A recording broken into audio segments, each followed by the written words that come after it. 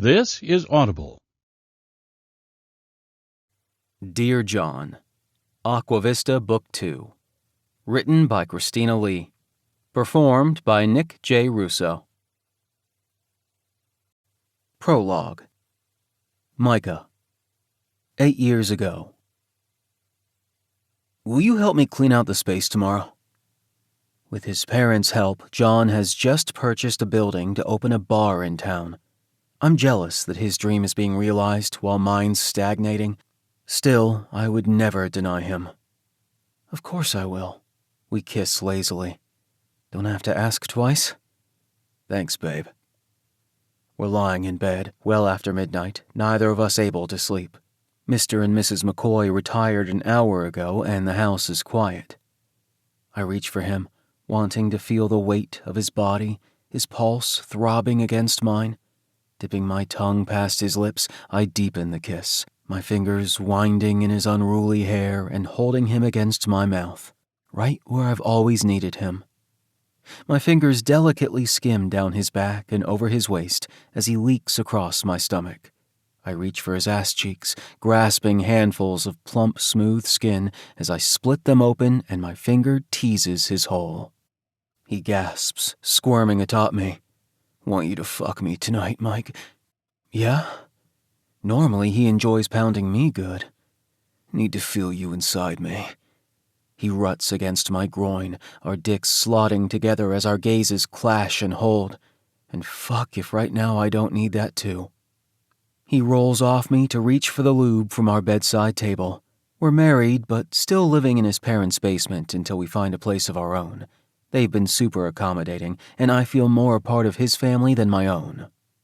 John's Uncle Chuck, a part-time realtor, is keeping an eye out for us, but this town is so small with generations of families and their roots, and houses can be hard to come by. I push away that familiar, stifling feeling of being under our family's thumbs. For me, it's only my grandfather, and I suppose we could have lived with him, but his house is secluded in the foothills, and I already feel like I'm suffocating in this place. When John lies back down, I slide behind him under the sheets, wrapping my arm around his chest, my cock prodding his crease. Feeling his warm, naked skin against me only makes my dick harder. You feel so damn good, I murmur against his neck. He hands me the lube so I can slick my fingers and coat my cock. The room is dark and quiet, and we've had each other so many times that I can do this part in my sleep. Gasping, John angles his neck to find my lips as he pushes his ass against my hand. I chuckle. I'm getting there. Finding his hole, I thrust one, then 2 fingers inside as I suck at the muscle between his shoulder and neck, a spot that makes him squirm. Oh, hell, right there, he says, fucking himself on my fingers, and I curve one of them to find his prostate, which makes him groan and shudder. God, you're sexy like this. As I remove my fingers, he whines his objection, but soon enough, I'm helping him shift his knee toward his chest. I grip his thigh as I press my shaft against his hole, poking inside before pulling out, allowing him time to adjust. His hand covers mine, and as he tangles our fingers together, my heart stumbles over the gesture. We hold hands all the time, but somehow now, in this moment, it makes us feel more connected. As my cock slips back inside him, this time more deeply, I inhale sharply from the sensation of being able to take him bare, with nothing but love between us. Always do. My pulse is throbbing against his back as I pause, overwhelmed by finally being fully seated inside his heat. Fuck, that's... John arches his back. I can feel the sweat against his nape, his fingers trembling as he clutches my hand. Our bodies are as bonded as our hearts, and in these precious moments, all my worries melt away. Unclasping our hands, I reach for his cock and swipe at the pre-cum to slick the way. He moans and rocks against me as small licks of tingling heat at my groin fuel my thrusts. It's impossible at this angle to take him like I want and pound him into the mattress, but that urge is warring with the need to draw this out and feel everything with him, every breath and shiver and gasp, the need to sear this into my memory like a snapshot in time, a time when I felt the happiest. But it proves difficult with John so goddamn tight and warm, like nothing I've ever felt before, even though he's the only guy I've been with. Still, it's as if he's made for me, and I can't help wondering if all my heartache, all my father's abuse and bullshit decisions have led me to this moment, where it's only Jay and me, as flawlessly and perfectly in tune as we are helplessly in love. It's the reason I jumped at the chance to marry him, even if it was spur of the moment on our trip to Vegas over a year ago now. But the moment was perfect, and we wanted it to only be us.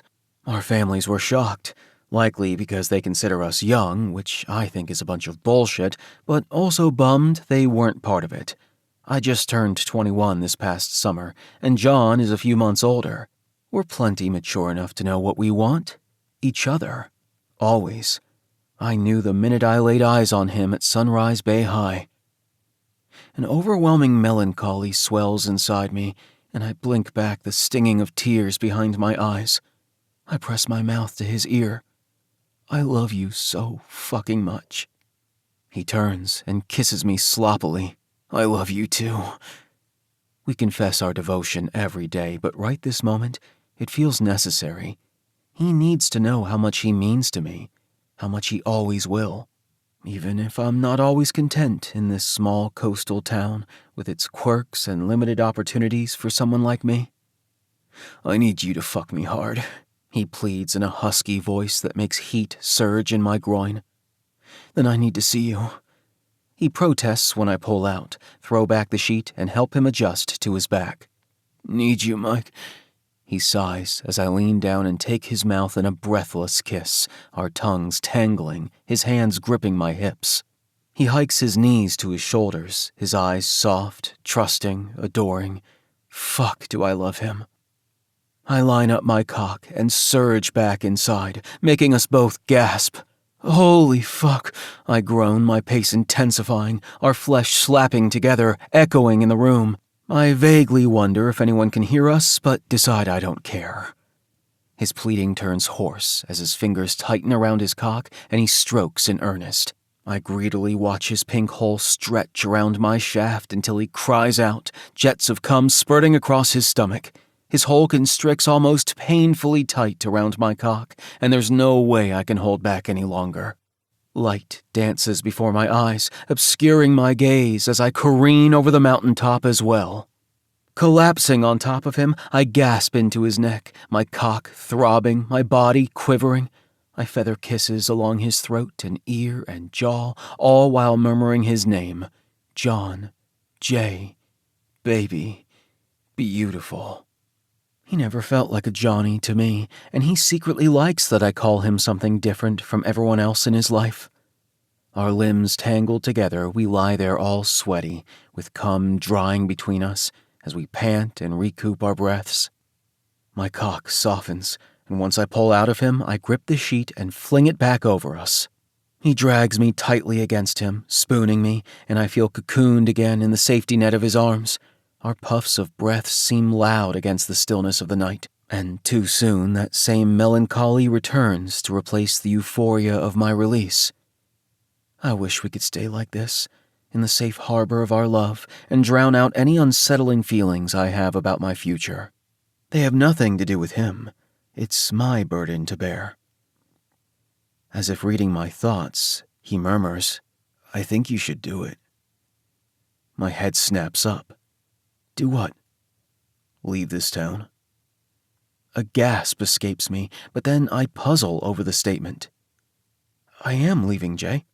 I signed up for that weekend theater workshop in Palo Alto, remember? I discovered my love for theater in high school drama club, but there are 0 options to study anything further in Aqua Vista. So I found more local classes over the past 3 years, in and around the area, to whet my appetite. Movies kept me sane during my tumultuous childhood with my father. It was easy to turn up the volume and tune out his angry, drunk ranting, and my interest only grew by being involved in productions. John grips my chin, forcing me to look at him. I'm talking about L.A. Depending on traffic, L.A. can take me 7 or 8 hours by car. I can't do that in a weekend. Not easily, at least. Then find an apartment and sign up for a class. Find an agent. Go to auditions. My gut churns, but my heart soars, making me feel dizzy and disconcerted. What the hell are you saying? It's time. You're slowly dying in this town. No, I'm not. I repeat the lie, but I don't think my voice conveys it. Not to him. Are you implying we should have never gotten married? Marrying you was the absolute highlight of my life. He pecks my lips. I'm opening a bar, living my dream. Yours is in a city like LA. It's one of the reasons I kept my name, even if it was a pipe dream. I can't just... My breathing escalates. Not unless you come with me. No way I can run a bar in such an expensive town. Not the way I want, and you know that. Besides, the ink on the sail's already dried. What would my parents say if I suddenly changed my mind? My shoulders slump, even as the embers of a fire start burning inside me. He tightens his hold on me as if I'm his anchor, but the words he utters next don't match. It's time for you to live your dream. See if it's everything you imagined. My stomach bottoms out. What about you? I'll be right here whenever you come back. If you come back. Of course I'll come back. I slam my mouth shut, unable to hold back my momentary enthusiasm. He chuckles. See? You want it bad, and that's okay. I am not going to be the one to hold you back. You haven't.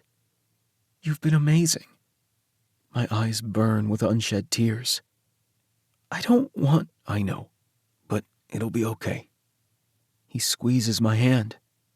I grew up in Aqua Vista. My family lives here, and my parents just helped me buy a bar. You love theater, and the only other time I saw that spark in your eye was on your grandfather's boat. My saliva turns to sawdust. Yeah, and we know how that turned out. After social services placed me with my grandpa in Aqua Vista, he taught me how to fish. I loved sitting on the pier with my rod or going out on his boat in the early morning hours. But I ruined all that, along with his trust in me. The truth is, I think he's glad I left to be with John after graduation. Same way my dad was glad to be rid of me. The only one who's wanted me, truly wanted me, is John. So how can I leave this place without him? I grip my stomach, feeling nauseous. You're my husband. What will your family think? Don't worry what anybody says about shit. If anything, his sister June would sympathize, but his brother Jack would give us shit. I love them both, his parents too, but I feel especially close to his mom. Every relationship is different, and it's nobody's business what's happening in ours. I swallow thickly. It'll be lonely without you. I know, baby. But you have to go. It's way worse watching you wither away. Suppose I never considered that made it painful for John, too. You sure you won't come with me? I wouldn't be any happier there than you are here. He sighs. You'll always wonder if you don't try, and I can't live with that. I don't think I can live with leaving you. You're not leaving. I'm asking you to go follow your dreams. Fear swells inside me. You sure you're not just trying to get rid of me? Never. He pulls me flush against him, and when I feel him tremble, I curse myself for hurting him by even considering the request. I'm setting you free. It takes me another 4 months to finally make the decision to leave Aqua Vista under the guise of taking a class for a semester to gauge how it goes. I even find a room to rent in East Hollywood, and John helps me pay the first month's rent. We say our tearful goodbyes this morning before John leaves to open his bar. I've helped him get the witching hour up and running, and I'm sure it'll be a success. Not only because John is a hard worker, but his charm and helpful disposition make him a magnet for people in this town. The McCoys have a place here, a history in this town, which is why I know John will never leave. But I do wish he'd begged me to stay. It's stupid, I know, but he seems so sure of our plan, that we'll somehow make it despite the distance, that we both need to follow our dreams or we won't be happy together. I pace the length of the basement, reluctance and worry taking up residence inside me. Despite us having a long goodbye and speaking ad nauseum about our plan, there's so much more I need to say. I pull a notepad and pen from a drawer in the kitchen. Thankful I won't have any more awkward send-offs with his parents either. I sit and embrace the stillness of the empty house before I begin to write. Dear John, I can't believe I'm writing this goodbye letter. I admit I'd hoped marrying you would magically squash that voice inside me and make all my problems go away. I love you so fucking much. You are my person. You will always be my person. From the moment we met, I was sure of you. So sure of you that I jumped at the chance to marry you, even on a whim. So sure of you that I desperately hope this is only a blip on the radar of our lives. That we'll still be together once I figure out what the fuck I'm doing and become a better version of myself. You will always be my center, my steady and safe dock when I become unmoored and spin away. I want to, have to, believe we'll always accept each other's imperfections and mistakes, that we'll still grow together and love each other unconditionally, patiently, helplessly. That you'll still love me on our hardest days and in our tougher years, because I know this is not going to be easy for either of us. Yours forever, Micah. Chapter 1. John. Present day. It's been a long night at the bar, and normally I'm not this tired, but I slept like shit. I've already closed for the evening. My barback Seth took out the garbage on his way out, and I'm finishing cleaning the floor when there's a knock at the door. God damn it. Better not be Walter or one of our rowdier customers who can't handle their liquor. Instead, it's Uncle Chuck, which immediately makes the hairs on my nape stand on end. Is everything okay? Our family has had its share of tragedies, and this late-night visit brings it all back. Yeah, of course, sorry. Didn't mean to alarm you. No, it's cool.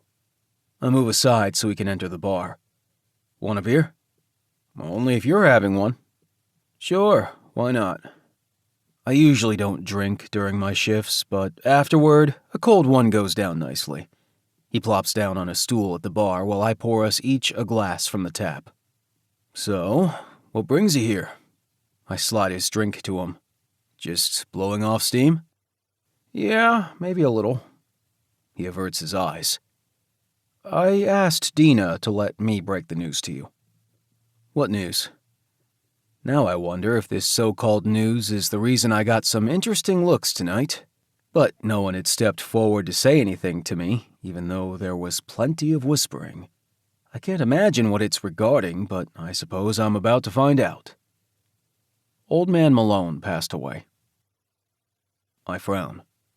Mr. Malone is Micah's grandfather. He must have been in his mid-70s, and Micah loved him, but they always butted heads. The old man was the alternative to foster care when his dad gave him one too many fat lips. Though Mr. Malone never abused Micah like his father did, I still never much liked the man. He was stubborn and cold and didn't provide Micah with the emotional support he deserved. But he did give him a safe place to live while he finished high school over in Sunrise Bay. The school kids from Aqua Vista attended because we were lacking in numbers around here. Aqua Vista would be considered more of a village, while Sunrise Bay was a bigger town with more resources. It worked out well. And it wasn't a far drive. In fact, it was closer to the fishing docks where Grandpa Malone worked, and for a time, Micah, too. I tried to reach out to him after Micah left for Hollywood, but he never returned my calls. He became a bit of a recluse, eventually developing health problems and employing Rosie, a live-in LPN who also doubled as his housekeeper. The rumors that Malone was a grumpy, scary ghost were rampant, to the point where the kids around here would ride their bikes into the foothills, challenging each other to get close to his so-called haunted house. Does Micah know? My gut churns, imagining his reaction. Close or not, it's hard to hear a family member has passed. Unless it's his asshole father. That man will get everything he deserves in prison for vehicular homicide. I hope. Uncle Chuck nods. Called him after Rosie broke the news. Why did she tell you and not him? Or me, for that matter? He was her first call. I was only on the list because of the potential sale of the property. Uncle Chuck not only runs a beekeeping business, but is a part-time real estate agent in Aqua Vista. Not many properties to move around here, but he gets the job done. Malone had it all worked out, with a deed transferring the house to Micah upon his death. He wanted his grandson to decide what to do with the property. He assumed he would sell it and use the money however he sees fit. I understand the assumption, since Micah has been gone for years. Still, I'm glad to hear he had Micah's best interests at heart. Thing is, not sure the property will get much interest, let alone sell. Why not? The large Tudor-style house certainly had good bones, but maybe the old man let it go over the years. Overgrown gardens, peeling paint, or whatever. It's a wreck. Malone was a pack rat, and there are stacks of strange things in every corner of that place. Come to think of it, Micah did tell me once that there was a room upstairs with a collection of seemingly useless stuff. Must have gotten worse in the last few years. Understatement, Uncle Chuck says, his lips thinning in a severe line. Well, damn. What was Micah's reaction? Haven't heard yet, but I left a message making it clear he needs to get back here to deal with his grandfather's estate and affairs, given he's also the beneficiary of the living trust. Which is why you wanted to warn me, I mutter, and he nods. I swallow thickly, thinking about the last time I saw Micah in person. It was after the accident that took my parents and brother-in-law about 6 years ago. By that time, we had agreed to a legal separation so he could continue pursuing his dream. He kept himself busy between acting classes and auditions, along with a server job at an upscale restaurant in the evenings. The city is expensive, and it's the only way he can afford to live there. In fact, unless something's changed, he still rents a room from some guy who's a financial analyst. Dennis, I think. The first year apart was tough. I even closed the bar for 2 weeks to stay with him, testing out the idea of living there, but it only made me miss running my own business and hate the city more. And he knew it too. After I returned, I was even busier with my bar and he with his career, so the distance between us only grew. He followed me home after the service for my family and held me all night. It was a comfort having him there, but also painful. He stayed a few more days until I urged him to go back to his life in L.A. We argued, a fight I picked because I couldn't handle the thought of him leaving me too. Not after getting used to him being here again. He looked disheartened as he packed his car to head back to the city, and it likely led to him leaving me a final mournful message that it was best if he officially filed for divorce. It gutted me, despite both of us having a good reason for it. But I was never served the papers. Maybe he got busy, or maybe he's only stalling, just like me. If either of us were truly serious, it would have happened already. It still will. One day he'll meet someone he wants a future with in L.A. Hell, I'm surprised he hasn't already. Jack told me to move on. June, too. And I have, as far as getting my needs met. I'm fine giving my body, but never my heart. At least not yet. Micah owns the whole of it, and unless that changes, I'll just be here, living my life as I see fit. My parents would be bummed if they knew our separation had stretched this long. Mom especially had a soft spot for Micah, and it was mutual. One of his greatest fears about leaving was that he'd be disappointing her, too. But she didn't interfere. In fact, she understood my logic and supported us both. God, I loved her for that. But Micah's never far from my thoughts. I seek out his small roles in movies. He's usually an extra, and his commercial and modeling campaigns. I stalk him on social media because I want him to do well, even if seeing him through a screen makes me ache all over. No way I'd ever want to hold him back. Besides, look what happened to my brother Jack when he tried doing the long-distance thing. A clean break became necessary. The fact that we got married on a whim was only incidental, but still, I would never take it back. Thanks for the heads up, I say, as Uncle Chuck guzzles the rest of his beer and stands. Once he leaves, I finish setting the chairs on top of the tables so I can sweep the floor, my thoughts on a spin cycle about Micah coming home. Home. No, it's never felt that way to him. How could it? He was a mess when he arrived in this town, and when working in the fishing industry with his grandfather didn't pan out, he found something else to ground him in the form of Miss Hart in the drama department. I like to think I was part of building his foundation, but evidently not enough to anchor him to this town, which, true, offered few opportunities, if any. No, he's better off where he can bloom. I scroll through my phone to his number, my fingers hovering over the keys until I finally type, "Sorry to hear about your grandfather." In the end, I don't send the text. I figure I'll tell him in person soon enough. Chapter 2. Micah. I'll be there in a few hours, I tell Rosie. I pulled into a rest stop for a snack and bathroom break, and now I'm getting back on the road. My stomach throbs as I think about returning to the town where I spent my formative years. Suppose I should be grateful because it could have been so much worse.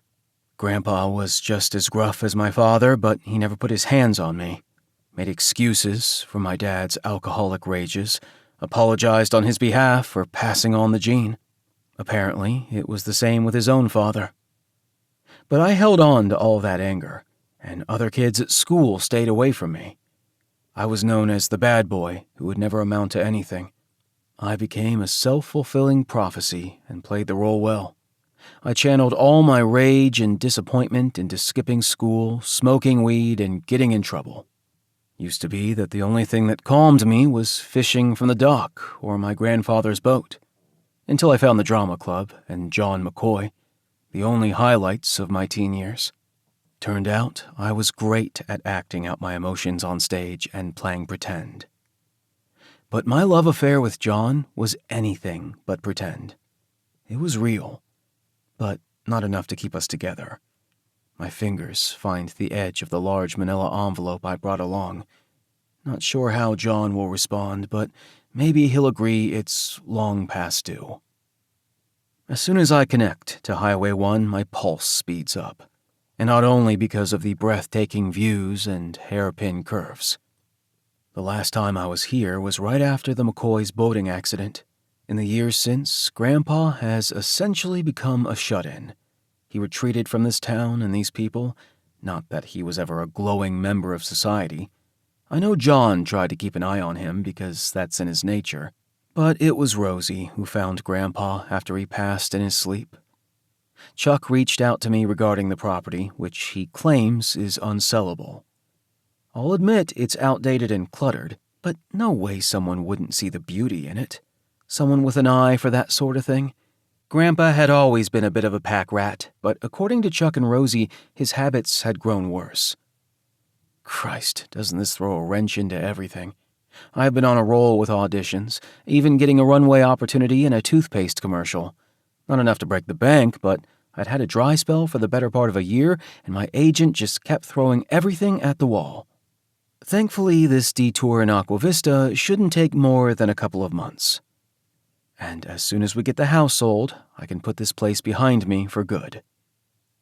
The only exit into town takes me straight past the Jack-of-all-trades service station, owned by Jack McCoy, John's older brother. That alone will make my presence known before I'm ready, given that I'm still driving the same beater as last time. And if that doesn't do it, driving through Main Street toward the foothills of the mountains where my grandfather's house is located will. Most of it looks the same.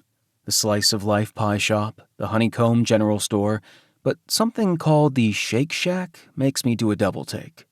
The large front window is lined with unique shakers of the salt and pepper variety. I swear I even spot mermaids and tree stumps. A collector's haven, if there even is such a thing for seasoning containers.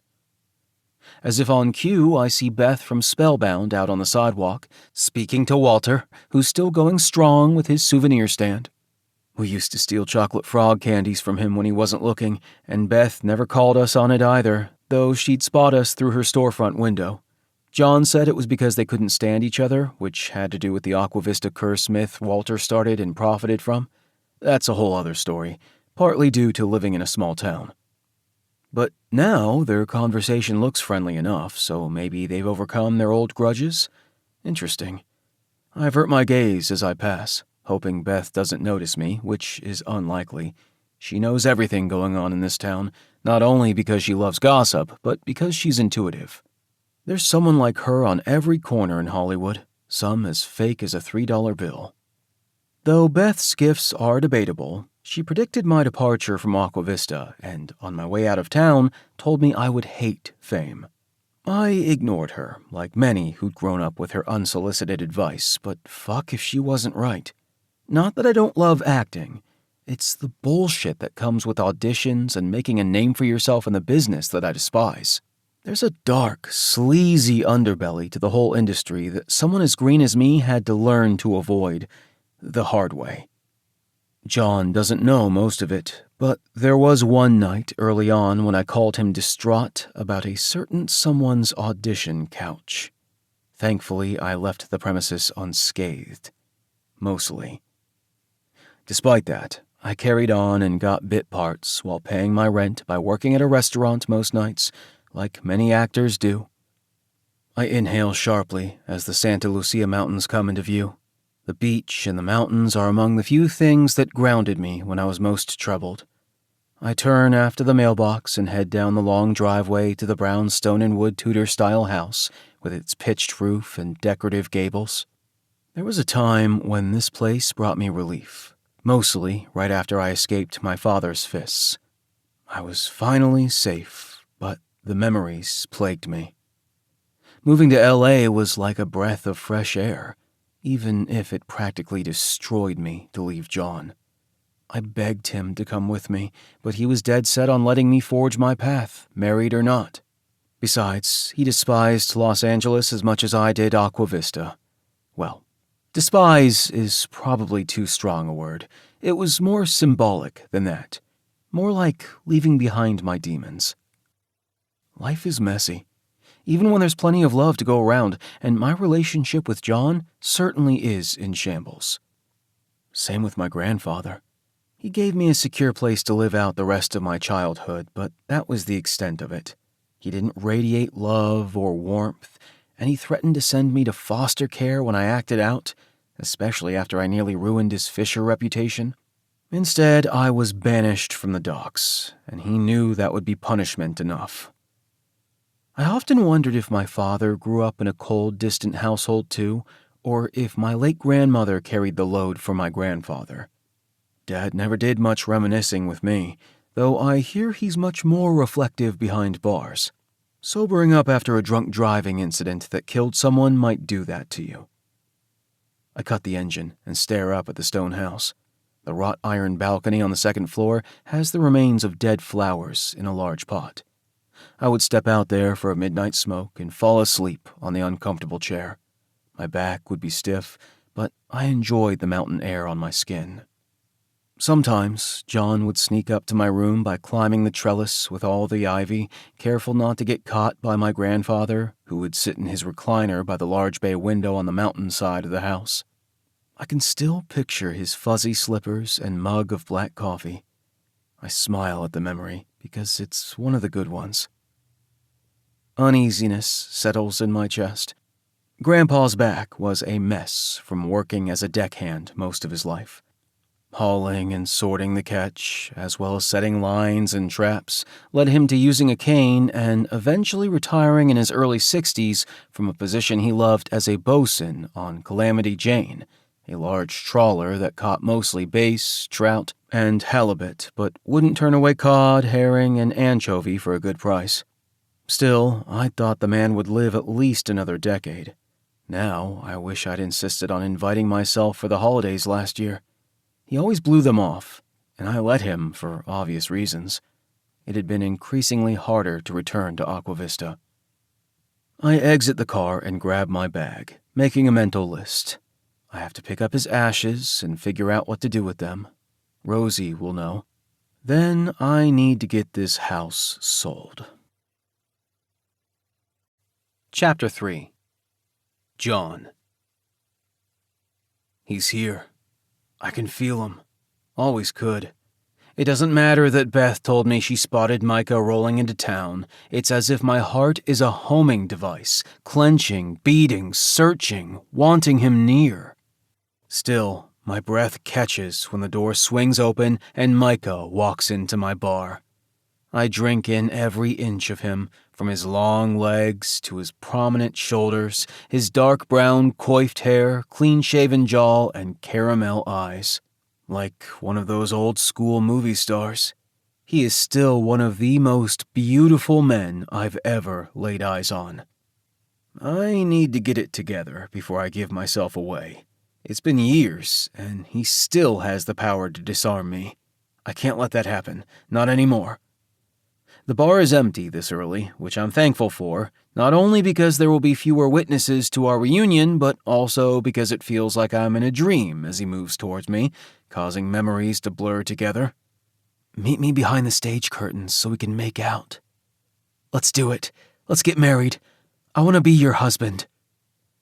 I nod nonchalantly as he approaches. Sorry to hear about your grandfather. Thanks.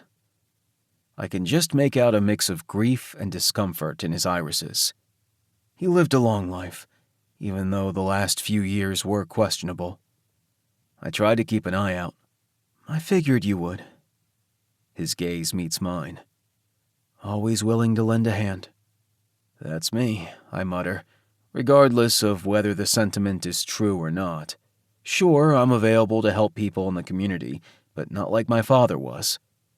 Let me know if you need help getting anything squared away at the house. Christ. He rubs a hand over his face. He got worse with age. The place is stacked to the gills with junk. What kind of junk? Anything you could imagine someone would collect. Planter pots, ridiculous figurines I didn't even realize he was interested in. Every newspaper and magazine known to man, stacks and stacks of them. Why do you suppose he held on to all that? I want to say sentimental value, but I doubt it. He liked to avoid stuff, necessary discussions in particular, so maybe this was his way of coping with facing certain things, like his health, and it became an obsession. I want to point out that the apple didn't fall far from the tree, especially when it comes to our relationship. I know this is not the time for a marriage discussion, but maybe we need to have one before he leaves town again. You knew him well, so your logic makes sense. Rosie knew him better. He frowns. Said she'd sometimes throw things away when he was napping in an attempt to keep the place tidy. Bet he blew a gasket if he ever caught her. We share a secret smile as another memory filters through. I don't care who you screw around with, but that boy can use the front door perfectly well. If I catch him on that trellis again, he's going to help me with the landscaping. Grandpa Malone might have been hands-off for the most part, but his chastising voice unnerved both of us. I'm just glad my grandpa had someone. He swallows roughly. At the end, he barely returned my calls and only spoke through Rosie. He slid onto a bar stool, looking exhausted. I can see the regret on his face, likely that he didn't do more or try harder. Probably figured he had more time. Don't we all? I wrap my knuckles on the bar top. What can I get you? Got any ciders? Really? I smirk. Your tastes have apparently changed. He hitches a shoulder. Refreshing. Spring is coming. Tastes good going down. On it. I turn to pour him a glass and hear him clear his throat. You look good, Jay. I like the scruff. My fingers automatically find my chin. I guess I have let my hair and beard grow a bit more in the last couple of years. Thanks. I can say the same to you. Our fingers brush when I hand him the glass, and it's like an electric shock to my system. Micah averts his eyes and mutters, "How's business been?" "Pretty good. You know how it is, ebbs and flows." He nods and takes a hearty sip. "How about you?" He places his glass down, swirling his thumb around the edge as if carefully crafting his response. "You know, the same old grind, but got a few small parts here and there." "I know. I've been following your career. Well, as best as I can." "Yeah?" His cheeks color, making him seem young and innocent. I nod. "That one zombie movie was cool. It was hard to pick you out at first, but then I found you." "Thanks. That was a lot of fun to film with all the makeup and fake blood." The thing is, I always thought Micah could shine on screen all on his own. He's that charismatic, or I'm that biased. But he hasn't gotten his big break yet. Many never do, but he keeps plugging away. As more customers wander in and I get busy, Micah falls uncharacteristically silent, as if he doesn't know what to say or how to act around me. And that's rarely been the case between us. He was never much for small talk with the locals, especially the ones constantly in his business, so his awkward glances around the bar track. The townfolk's scrutiny lessened as he matured into an adult, but many in this town still gave him a wide berth. To them, he seemed unpredictable, and his grandfather a bit eccentric. Thankfully, my parents never bought into that bullshit, embracing Micah as soon as I started bringing him around. Mom always called him a restless soul, and she was right. I still see the edginess in him, even sitting stiffly on a bar stool. "Is that you, Micah Malone?" Micah's shoulders stiffen briefly before he turns to greet the man who runs the fruit stand in town. "Sure is, Mr. Costa." "I'm sorry to hear about your grandfather. Haven't seen him around in years, but Rosie stopped by often. She told me his health had taken a turn for the worse." I can see his jaw clench as he tries to rein in his sharp tongue. Mr. Costa hasn't always been kind to Micah or his grandfather, especially when Micah got caught pocketing an apple or banana on the way to school. I have no idea why Micah did it. The only thing I could ascertain was that it was a habit, left over from fending for himself while living with his father. "Thanks." Once Micah's glass is drained, he stands. "Heading back. Gotta clean out some shit and then decide what to do with the place."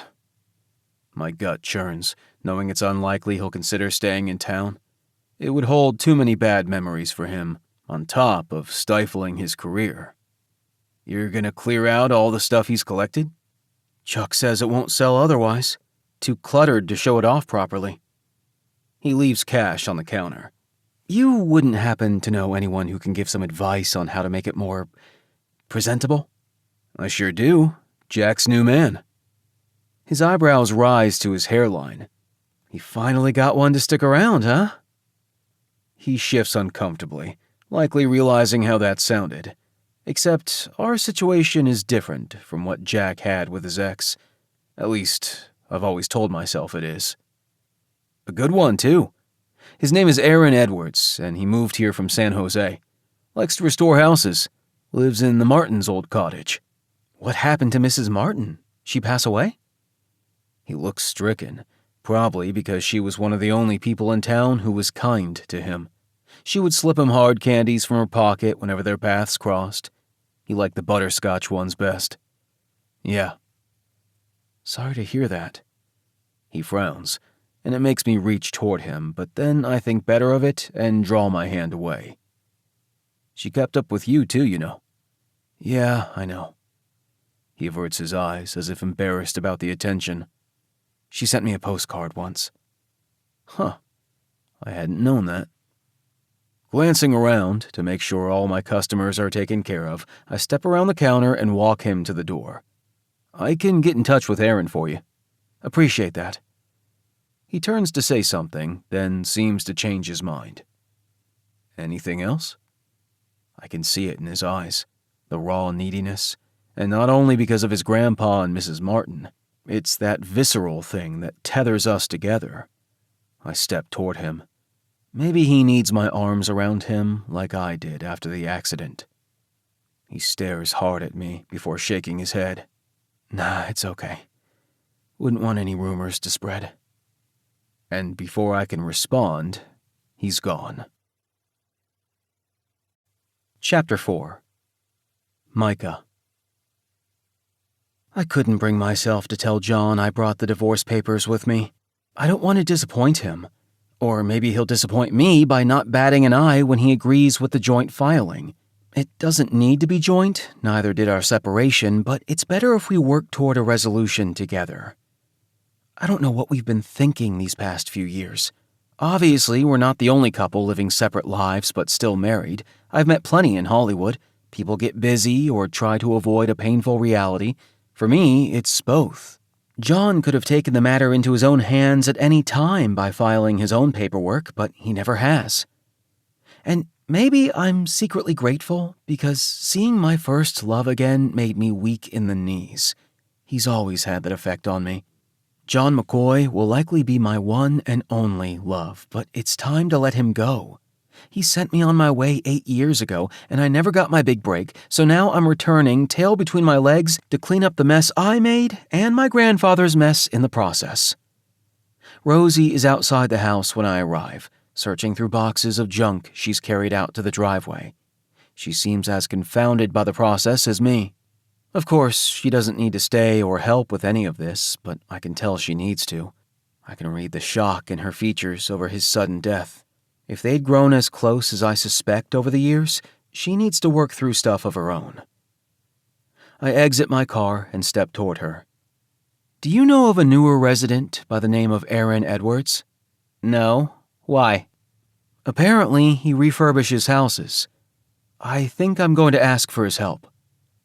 I glance at the other boxes she's brought out. Once the clutter is cleared. That may take another century, she replies with a sad smile. I swallow the lump in my throat. What was he like toward the end? Same as always. Grouchy but generous. He liked to eat well and would tell me to take the extra food home. That tracked. Griggs Malone might have been unapproachable, but he would give you the shirt off his back if you were in need. He took me in without batting an eye. But there, at least, I also suspected underlying guilt about how his own flesh and blood had treated me.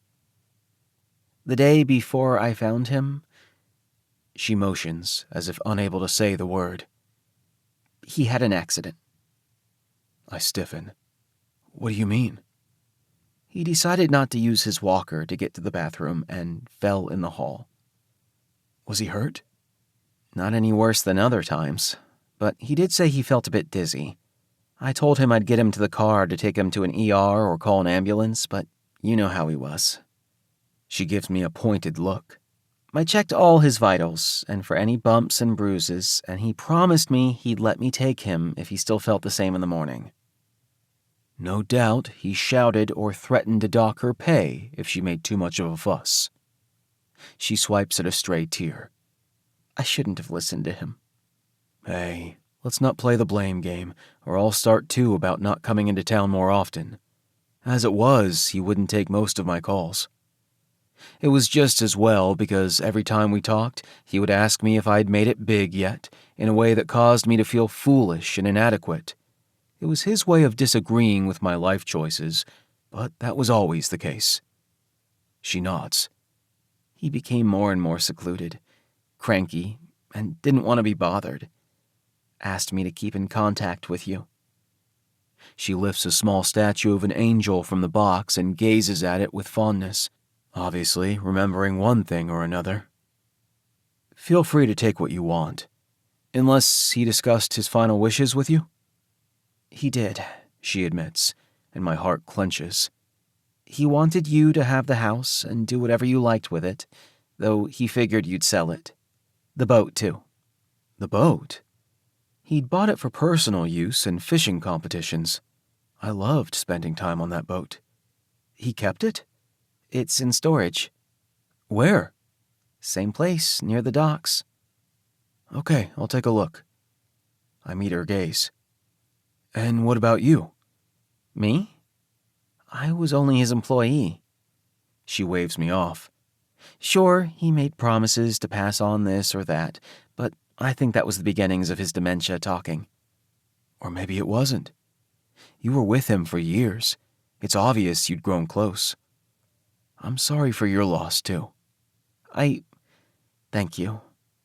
I'll miss the old grouch, but I'll find employment again. I can be a reference, since you worked for my grandfather for so long, I tell her, and she nods appreciatively. Did he mention what he wanted to do with his ashes? He had explicit instructions, she replies, setting down the statue. No ceremony, only someone in charge of spreading them in the ocean, using his boat. Makes sense. My grandfather loved the water. Missed it. I feel a lump in my throat the whole time we work on clearing out the stacks of magazines and newspapers. A couple of front pages catch my eye. Historical times in our country, then more local headlines, like the year of the tsunami and the frogs falling from the trees. I smile at that memory because it's ridiculous. None of my LA friends would believe that story. I use the term friends loosely. There's my current roommate and his fiancée, and I've formed connections in the restaurant and movie business.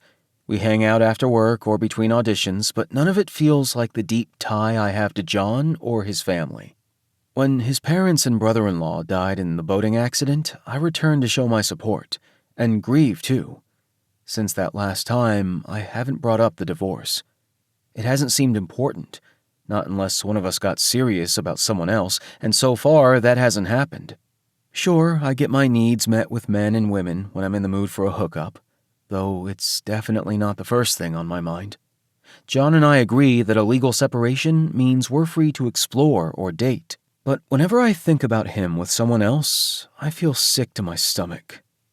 It's fucked up, but not fair of me, and I can't help thinking I'm holding him back. That's the other reason I brought along the divorce papers. I want to set him free like he did me so many years ago. Chapter 5. John. Doing okay, Johnny? June plops down on a bar stool. She just got off work at the Tie-Dye Diner, and between that and her shifts at Honeycomb with our Aunt Dina, I don't know how she always looks so bubbly and refreshed. She's always been that way, though, centering our family, even during the worst tragedy. She lost her husband, the love of her life, and though she grieved for months, she also had Cain to raise. So she got out of bed and went to work, and hasn't stopped since. Why wouldn't I be? I reply, keeping my lips in a neat, straight line. She scoffs because she knows I'm full of shit. You know perfectly well why not. The man you've loved your whole life is home for the first time in years. Yeah, he is. My heart knocks against my chest. Came into the bar, we talked, and then he went on his way. She arches an eyebrow. You're acting cool as a cucumber, but I know you're dying inside. Right? Jack says right on cue as he walks in with Aaron. Don't try to hide it. What am I missing? Aaron asks as he slides in beside Jack and June. Jack kisses his cheek. I tried telling you last night, but you were nearly asleep. Aaron's voice is all low and seductive when he says, well, when you... We don't need to hear it, I interrupt, taking a step back. It's enough that you two can't keep your hands off each other. June smirks. Agree. Gross. Whatever. Jack rolls his eyes. Anyway, Johnny's ex is back in town. Aaron's eyes widen. Like for good? No, because his grandfather passed away. Grandpa Malone raised him, I add. Well, that's not totally accurate, but he saw him through adolescence. Aaron glances toward the parking lot as if Grandpa Malone might suddenly appear. Have I met this man? Jack exchanges a look with June. Likely not. He was a bit of a recluse. Aaron frowns. That's a shame. He was probably an interesting guy. I clear my throat. Anyway, what can I get you? The usual? Sounds good. I turn my back to grab him a bottle of his favorite beer, and it gives me some time to breathe. Was Old Man Malone an interesting person? Certainly, if you ever got him to open up. Micah comes from a long line of fishermen, and if my suspicions are right, Micah has already scouted out a watering hole in L.A. Or maybe not. Maybe he gave it all up, even his favorite hobby, to pursue his dream. I hand Jack and Aaron their drinks. So, you're still married to this guy? Aaron asks. His name is Micah, and yep, but it's only a technicality. Why separated and not divorced? Aaron clamps a hand over his mouth. Sorry, too curious for my own good. When Jack seems amused by his boyfriend's nosiness, I scoff. And yet, I tell Jack, you hate being the one under scrutiny. You're right, he does, Aaron agrees. But you two are different, so I thought maybe you'd indulge me? I don't mind, I smile blandly. Micah was going to file after the accident, but I was never served, and he never brought it up again. His brows rise to his hairline. You have no desire to initiate the divorce yourself? I've considered it over the years, but I don't know. Maybe time got away from me. Maybe it's not as big of a deal as people make it out to be. Besides, it's not like I glance away uncomfortably. Never mind. That's the most anyone's gotten Johnny to talk about Micah in forever. Jack clinks Aaron's glass. I applaud you. June snickers, then shoots me a knowing look. I know how hard it is to let go of the love of your life.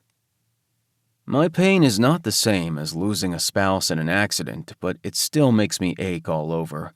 My stomach throbs, even considering any sort of finality with Micah, but maybe it's time to fully let him go.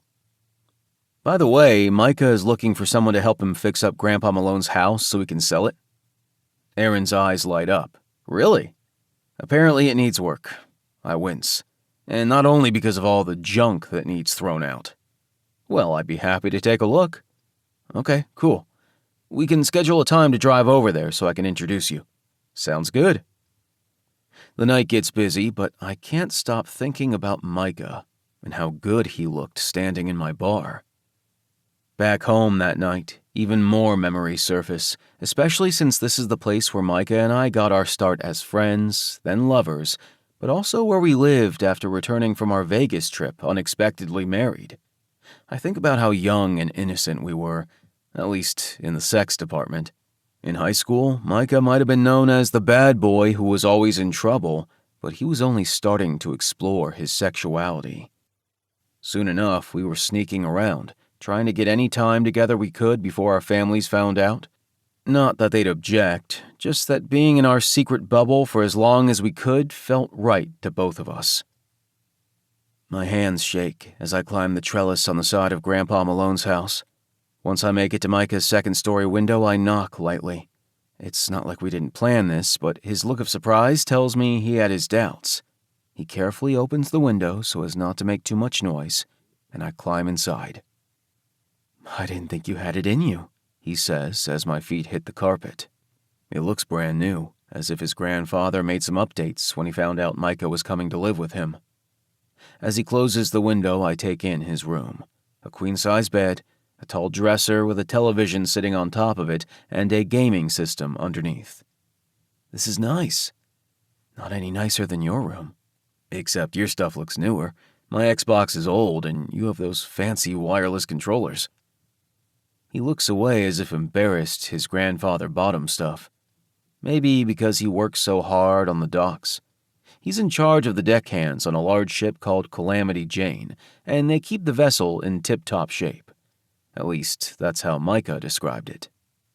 I don't care about any of this stuff, except maybe the TV so I can watch whatever I want after he's asleep. I smirk.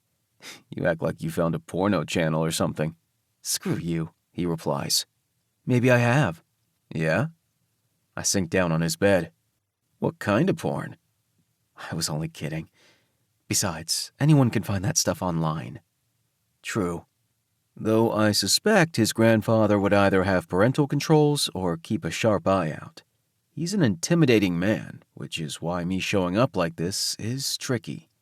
I can't believe I let Micah talk me into it. It grows quiet and tense then, as if neither of us wants to make the first move. We kissed for the first time last week, and when he invited me over to his bedroom by way of trellis, I figured he wants a repeat performance as bad as I do. At least, I hope. But this is about more than kissing. I look forward to spending time with Micah. He's interesting and a good listener. Plus, he's not bad to look at, or stare at in history class, mostly because he sits in the row in front of me. I also like that he calls me John instead of Johnny, which lately sounds immature, especially when my siblings tease me. So, what do you want to do? Micah asks, breaking the tension. Video games? Since you're eyeing the controllers. Sure, but first, Do you wanna... Yes, Micah blurts out. My stomach feels all funny as I give him a shy smile. I've enjoyed kissing and messing around with guys and girls before, but it's never felt like this. Or maybe I just like Micah. Really like him. I can't stop thinking about him, and can't wait to get to school to see him. I've never admitted any of that to him, and I don't think he would ever confess anything like that to me. But I can tell he feels the same, because when he reaches out and cups my jaw, his fingers shake a little, like he doesn't want to scare me or hurt me. This time, he scrutinizes my face from my eyes down to my mouth, and when he brushes a thumb over my lips, I nearly melt from the inside. Unable to hold back, I lean in, tapping my lips to his. As I draw away, his fingers tighten on the back of my neck, and then we're kissing.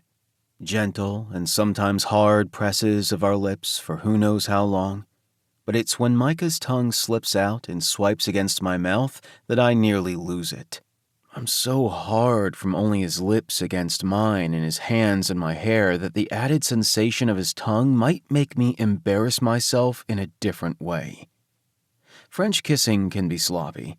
At least, that's been my experience. But as I part my lips and his tongue slides inside my mouth, it feels so soft and perfect that I shudder. He moans as my hands find his face, and I smash our mouths together from pure want and maybe a little desperation. Our tongues stroke and battle as we both hang on to each other for dear life. Micah pushes me back on his bed, and as soon as our bodies align, I gasp into his mouth. It feels so good. Micah's as hard as me, but neither of our hands make a move downward as we focus on kissing and burrowing fingers in hair. I'm so hard I might combust, but somehow I hold myself together as our mouths meet again and again. I feel like I'm floating and then drowning in him, and I never want to come up for air. His grandfather's voice calling him from downstairs is like a shock to my system. Micah, come help with the dishes! Micah immediately rolls off and swipes his mouth with his arm. His lips are plump, his pupils wide, and his hair a wreck. I should go, I mutter as I stand and adjust myself. Do you think he knows? He shakes his head, then yells through the door, Coming! As I slide open the window, he asks, Same time tomorrow? I glance back and meet his dreamy smile. Sounds good to me. I blink out of the memory, then cut the light. My wish from back then eventually came true. I got to marry my best friend, even knowing that someday he might be gone. His dream was too big for Aqua Vista to contain it. I sigh, wishing my mom and dad were here to give me advice. My siblings are great, but there's nothing like Mom's hugs. Fuck, I miss them. We all do. I shut my eyes and tell myself I'll figure out this stuff with Micah eventually. You know that saying, if you love something, set it free? Even though Micah has returned, it still feels like it isn't meant to be. Chapter 6. Micah. I'm standing in the front yard, surrounded by stacks of magazines, notebooks scrawled with lists and reminders, and boxes filled with other junk I need to sift through. I stiffen when I hear a car pull up the long gravel driveway. I've already been visited by Chuck, who noted how well we were coming along. He was only being kind, of course. We've barely made a dent.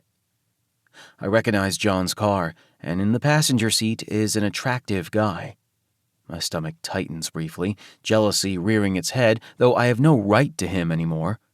What the hell is wrong with me? I've brought the divorce papers with me, for Christ's sake.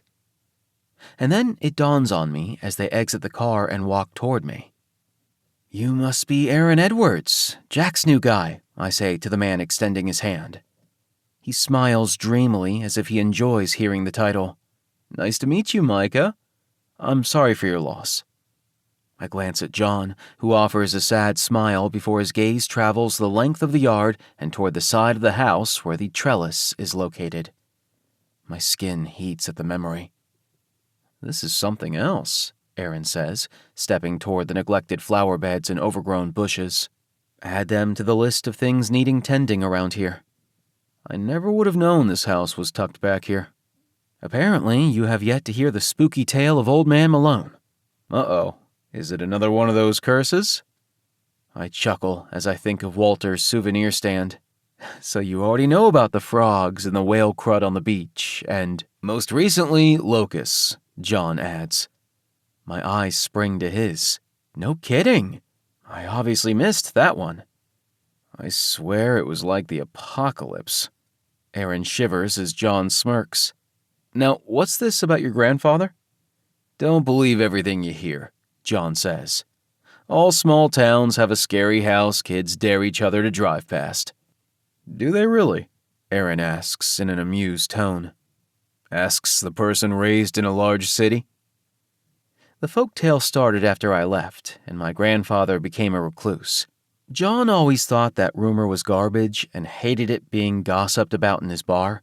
If I know him like I used to, he sets the townsfolk straight, likely with a smile on his charming face. Anyway, I motioned to the brick and wood foundation. The outside of the house is in decent condition. "That's what Uncle Chuck said," John points out. "What else did he say?" Aaron hitches a shoulder. "Outside of what you already know about all the clutter, he mentioned outdated fixtures." "I agree. Once the clutter is cleared out, we'll be able to see what else needs upgrading." I gesture for them to follow me to the front entrance. "How long have you been restoring houses?" "Not long, to be honest. I used to flip houses before I started a commercial real estate business with my best friend from college." He looks off in the distance. "It wasn't until recently that I've gotten back to my roots." "Aaron tried to buy the service station from Jack," John blurts, and Aaron's cheeks heat as if the mere mention of it is embarrassing. I can only imagine what the story is behind their introduction. "Hey, in the end I got my wish. Well, Jack's wish, too." "Really?" I stop abruptly on the landing. "Jack McCoy is selling the family business?" That might be more shocking than him having a new boyfriend. "Yep, to Frank and Aaron's business partner, Rocco." "Rocco, huh?" I say absently, wondering how Jack's best friend, Frank, got involved in all this, other than being the mechanic at the service station. Guess I have missed a lot. I feel a small pang because, for all the want of getting out of this small town that was suffocating me, I still miss certain aspects, not to mention the man patiently waiting on the bottom step for me to lead them inside. I twist the door handle. "So, what's Jack going to do once the sale goes through?" "Photography," Aaron responds with such surety that it jogs my memory. That's right. Jack participates in the annual art fairs. Now I remember. That man has talent. He certainly does, and don't let him tell you otherwise. He and John share a smirk, and I feel that same longing again about not being in on the private jokes anymore, at least where John is concerned. I hold the door open for them as they explain that Jack bought the space in town where the butcher shop used to be. I listen absently, feeling a bout of nerves about the state of this house. "Please ignore the clutter." Aaron's eyes light up as he scans the elaborate crown molding in the foyer. "No worries." Aaron's oblivious love for architecture is infectious, and I try to see Grandpa's house through his eyes. His career sounds interesting too, and I'm still shocked he got Jack to sell. I'm sure his attractiveness and pleasing personality had nothing to do with it. The stale scent of mildew and old newspapers assaults my nose upon entry into the great room. My grandfather was a bit of a pack rat, and this is already after discarding a bunch of stuff. Wow. Aaron seems speechless as he looks around wide-eyed, but if he truly has a knack for this, he'll no doubt see beyond the boxes and stacks. John is silent, and I wonder what he's thinking. Of course, he's been to this house dozens of times over the years, and knows my grandfather wasn't one for tidiness. He stares at the shelf of overcrowded knickknacks that, from a distance, seem like worthless junk. He's gotten worse, I see. Apparently so. Rosie tried to throw stuff out when he wasn't looking, but somehow he would always know. I laugh humorlessly. Grandpa did always seem attuned to the goings-on in his house, especially after I started bringing John around. He only had one talk with me about it. He's more than a friend, isn't he? I fidget nervously. Maybe, but if you're gonna... I don't give two shits who you're attracted to, but don't bring any more trouble to my doorstep, and I'm not talking about you liking boys. He never mentioned my relationship with John again. That was when I began straightening up. Grandpa was right. He didn't deserve the trouble, not after taking me in. Aaron breaks me out of my thoughts. He's wandered past the shabby dining table toward the kitchen. Outside of the clutter, I can see the charm, but also where it needs work. He slips beyond the narrow opening of the galley-style kitchen. Maybe even knocking down this wall to open up the space? I'm not sure all that is necessary, plus the cost. Oh, I'm more than willing to invest my own money if it pays off in the sale. It's what we do, Rocco and I, and more times than not, it's worth it. See? I told you he'd be interested, John remarks. Aaron smirks. I haven't made a final decision yet. It's a lot of work. My face falls just as Aaron's lips split into a grin. Kidding! No way I'd pass up the opportunity to work on a house that still bears some of its Renaissance markings. He trails his fingers across one of the casement windows, which has multiple diamond-shaped panes and was Grandpa's favorite. And help you sell it, of course. I breathe out in relief. When can you get started? Once everything is cleared out, I can restore the hardwood floors and repaint the molding and window sashes. Good plan. I have Rosie helping, so between the two of us, I can help too, Aaron says, then turns to John. As a matter of fact, I'm going to stay and have Jack pick me up. You sure? John asks, blinking as if coming out of a spell. Aaron nods. It'll give me more time to look around and get together a plan. Okay, cool. Well, I've got a bar to open, so I'll catch you later. John waves, and I watch him walk out the door. Is it true you've been in movies?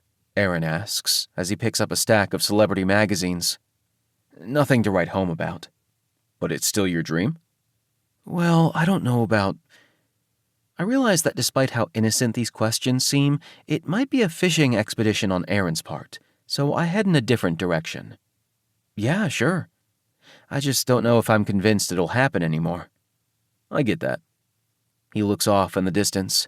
I suppose it depends on what your definition of success is. What do you mean?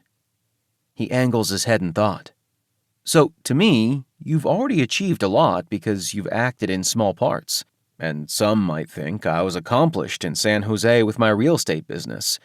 But maybe those things don't exactly match our own definitions of success, so we have to rework them.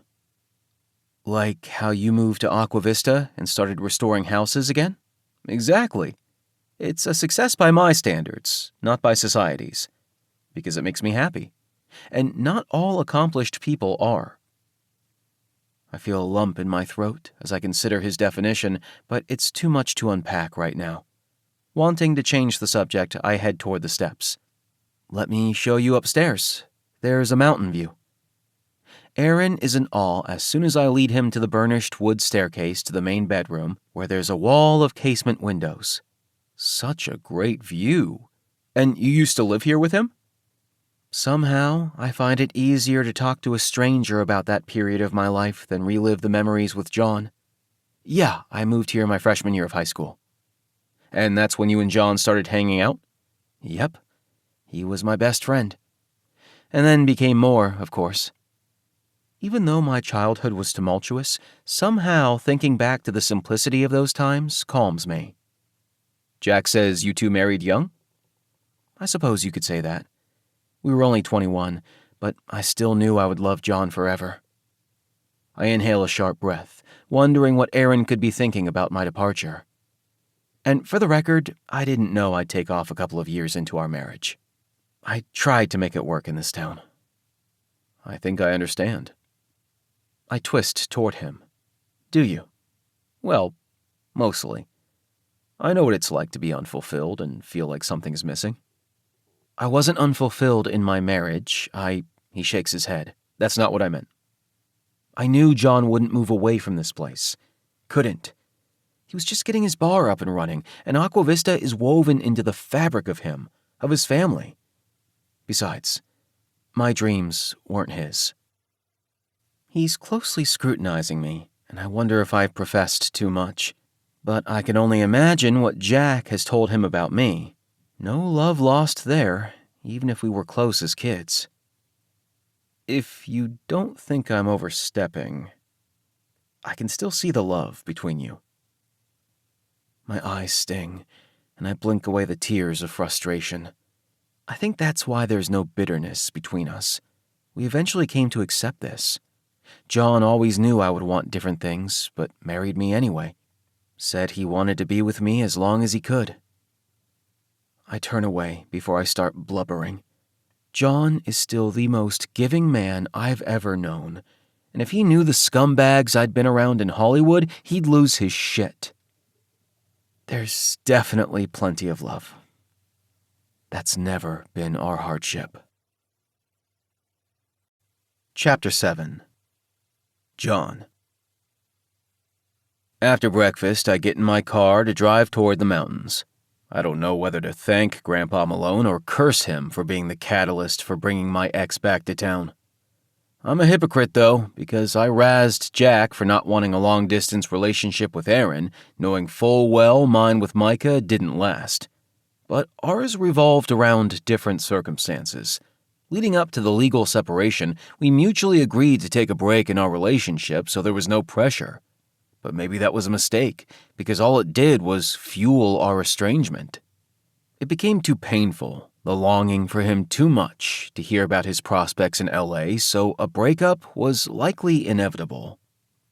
As I exit the car, I spot Rosie outside, surrounded by boxes and garbage bags.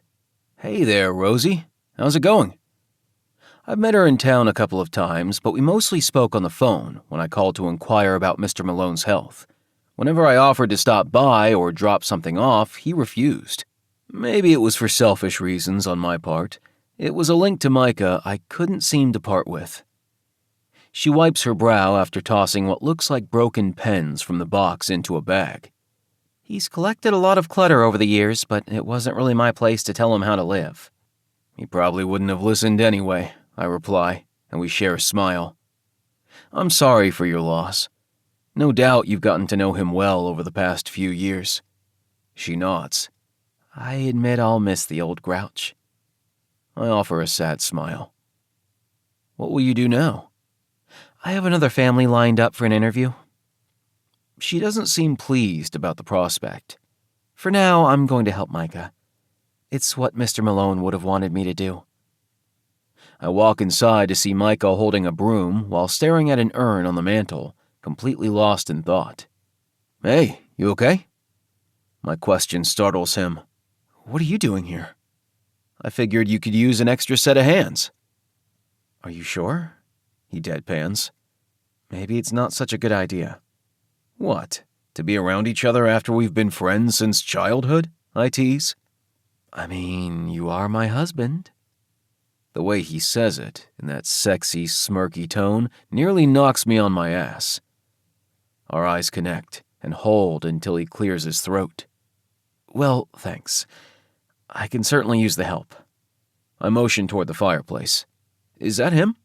Yeah, just picked up the ashes. I was remembering the first time I came to this town.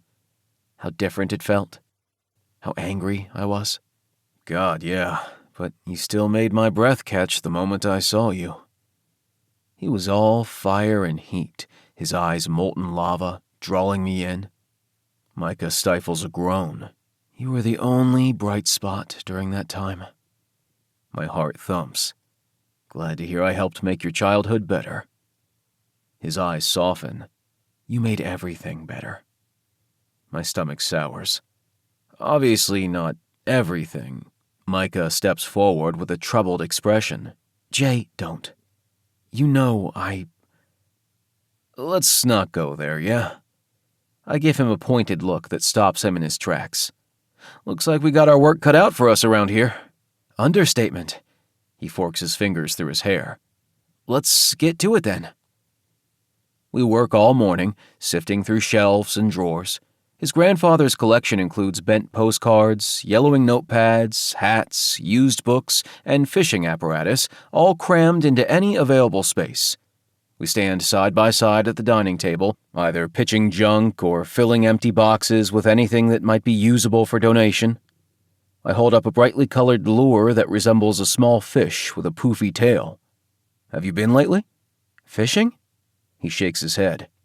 He left me his boat. He still owns it? It seems like forever since he worked on the docks. He nods. According to Rosie, he wants his ashes spread on the water. Is it still in decent shape? It better be. No way I'm fixing up his house and boat. I laugh, but I also can't help thinking that old man Malone put one over on him even after death. Micah pitches a handful of broken trinkets that maybe Grandpa Malone told himself he'd fix one day. Everyone seems to have a junk drawer in their house, but this is on a different scale. So, how's the fam? Is Kane still surfing? I nod. He gave us a good scare last summer when his surfboard washed ashore and we all went searching for him. He pauses with a damaged light socket in his hand. Holy shit, that had to be scary. It was. And June... Fuck, I hated that haunted look in her eyes. Probably felt way too familiar. He frowns. So what happened? He had wiped out and washed up farther down the beach than he'd anticipated. He was weak and a little beat up, but perfectly fine. Thank God, he says, lobbing a few packets of screws into the box. June still working at the diner? Bobbing my head in affirmation, I say, she enjoys it there. Between that and helping Aunt Dina at Honeycomb, she keeps herself busy. It's like I never left, he teases. In some cases, sure, but plenty has also changed. Well, not everything. He throws me a flirty look. You're still hot as hell. I groan. God, Micah, don't do that. What? I'm only stating a fact. Okay, fine. Here's another. You're still the best fuck I've ever had. Yeah, same, he says, and I love seeing the flush across his cheeks. Hey, no one ever said there can't be husbands with bennies. I laugh because it's not like we haven't taken advantage of that very thing, but it's been years. I sober when his attention strays to the urn again, and I have to remind myself he's lost a family member, and that's why he's in town. By the way, what were you going to ask me yesterday at the bar? He averts his eyes. I don't know. I step closer. Yeah, you do. Try me. It wouldn't be fair of me to ask you. When my parents died, you showed up here and knew what I needed. Maybe you need the same? When our eyes meet, I see desperation and sadness in his. So instead of second-guessing myself, I wrap my arms around him and pull him into a tight embrace. This is Micah, the love of my life, and no matter how much time passes, I'll never not feel this way about him. Micah sags against me with his nose at my throat while I kiss the top of his head and take in his scent. Coconut lime, like he just walked off the beach instead of using a scented body wash. Fuck, I missed you, he says, and it makes me shiver. Apparently not enough, I tease. You know that's not true. Yeah, I know.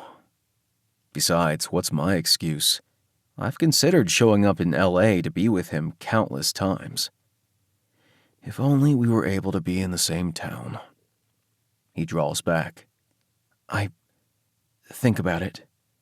Relentlessly. sometimes, just packing it all up. Does that mean you're still sure of me? He blinks a couple of times. Fuck, I almost forgot about my letter. Still have it, I sigh. But that was a long time ago. It's still true. To this day, you're the only one I'm sure of. My love for you hasn't weakened, Jay. I pull him back into my arms because maybe I need the comfort too.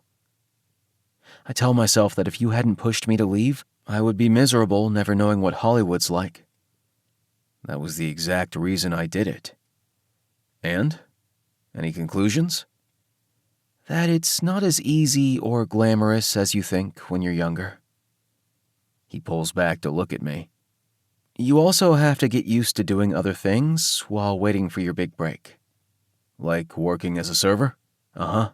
It's a different lifestyle out there. Crowded, busy, noisy. I shudder for effect, and he cracks a smile. And then he sobers as we stare at each other, our bodies close, our lips only a breath away. Jay, I know I shouldn't, but I want it to. Our lips meet in a tender brush, like a quiet hello.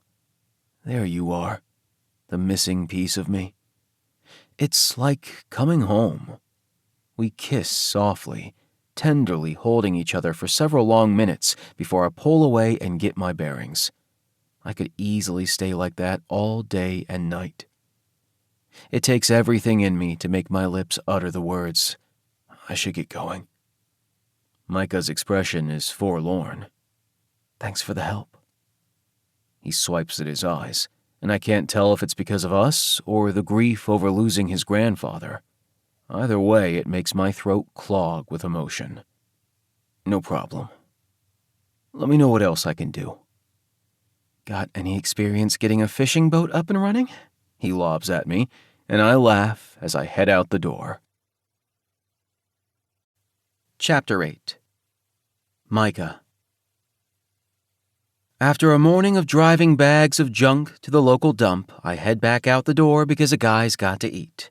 If I'm going to stick around here for the time being, I need to arm myself with better supplies than the Pop-Tarts and cans of soup I found in the pantry.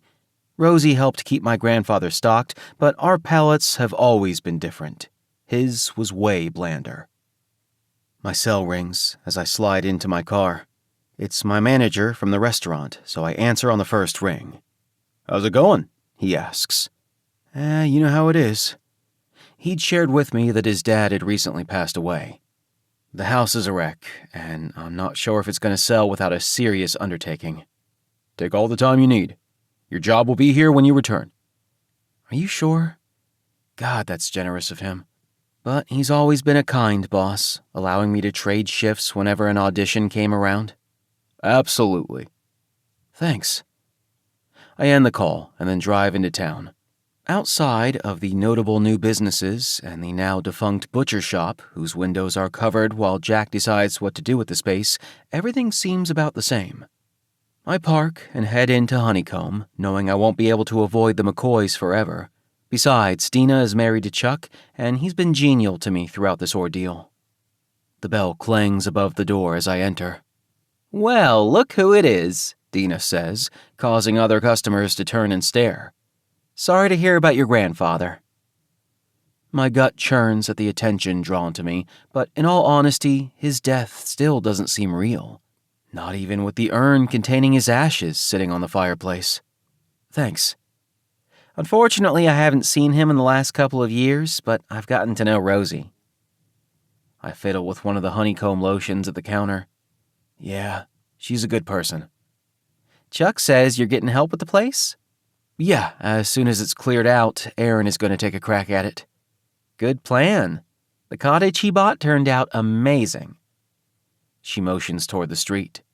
No doubt he and Jack will turn the butcher shop into something amazing too. I heard. I'm tempted to drive over to Mrs. Martin's old residence to see the renovation, but it's not like I'm checking Aaron's references or have many other options, besides doing the work myself, which would only keep me in town longer. So, what brings you in today? Need to restock. I grab a basket and fill it with odds and ends I won't be able to find on my grocery trip, like shampoo and soap, made with honey, of course. I can feel the other customers' scrutiny, but I ignore it. No doubt I'm considered double trouble now that I left not only Aqua Vista, but my husband, too. Micah Malone, I remember you. I stiffen at the voice, only to find a longtime resident with her cat on a leash. I'm surprised he hasn't figured out how to slip out of the collar yet and head for the nearest tree. I offer her a tight smile. Morning, Miss Susan. You finally came home, she replies in a scolding tone, as if I'm some prodigal son. And maybe I am, going off to do foolish things with my money and time. My grandfather passed away. She nods. He was a stubborn man, but he lived a good long life in this town. He did. I think. Mostly. How the hell does she know anyway? This is the sort of bullshit small-town talk I despise. She smirks. You still causing trouble? Or did you make your grandpa proud? Fuck, why does that question hit me so hard? Not only the bluntness of it, but the realness, too. Did I? Sure hope so. I'm living in Los Angeles and working hard. She studies me, as if she doesn't believe me. What kind of work? I want to lie to prove to these people that I made something of myself. I've gotten some small roles in movies and commercials, and I work at a popular restaurant in my spare time. Good for you. You finally got the attention you were craving. My mouth opens and shuts in astonishment. If I were still that same angry kid, I would have some expletives to offer her. But before I can offer out a rebuttal, Dina's voice rings out. Leave the man alone. We all have our pasts, and he was only a teenager at the time. Miss Susan blinks, then tugs on her cat's leash. Indeed. When the door shuts behind her, my eyes meet Dina's, and we both burst out laughing. Thanks for that. No problem. Now get over here and give me a hug. The request surprises me. I'm sure John's family has had enough of me. I fall into her warm embrace as she whispers in my ear, Whatever happened in your relationship with John is your business. We still love and support you, honey. You're a good person. I nearly sob against her throat. It's been so long since I had a parental figure tell me anything good or supportive. It makes me ache for John's parents again. After she rings up my purchases, I walk out of the store lighter than I felt going in. Maybe it won't be so bad coming back here again. Just as I have that thought, I run into Beth holding a broom as she sweeps the sidewalk in front of Spellbound. It's nice to see you again, Micah, she says with a smile. And I'm sorry for your loss. Thank you. I blink, then blurt, No, I told you so? Of course not. She grips her chest, her reaction surprising me. What do you take me for? Someone who speaks her mind, whether you want to hear it or not, I tease. With age comes wisdom, and I've learned over the years that not everyone wants my advice. That said, I'm sorry I interfered. She certainly appears changed, more humble and conciliatory. Might be a story there I'm missing. You obviously were right, even if it was hard to hear. I might have been right about the distance, but not about your heart. Or at least, it's not a thought I've shared with you, given the circumstances. Not sure what you mean. Should I even ask? I've not felt right about her predictions in the past, but I can't seem to help myself. I'm talking about your hearts being connected, even with distance. After all, the sun is still shore of the ocean twice a day, even if the horizon keeps them apart. Something about that niggles in my brain, like I recognize it from somewhere. Or maybe it's because she used the word sure, same as I did in my letter to John. Twice a day, like at dusk and dawn. Just as I'm about to ask her to elaborate, she waves to an approaching customer. There you are!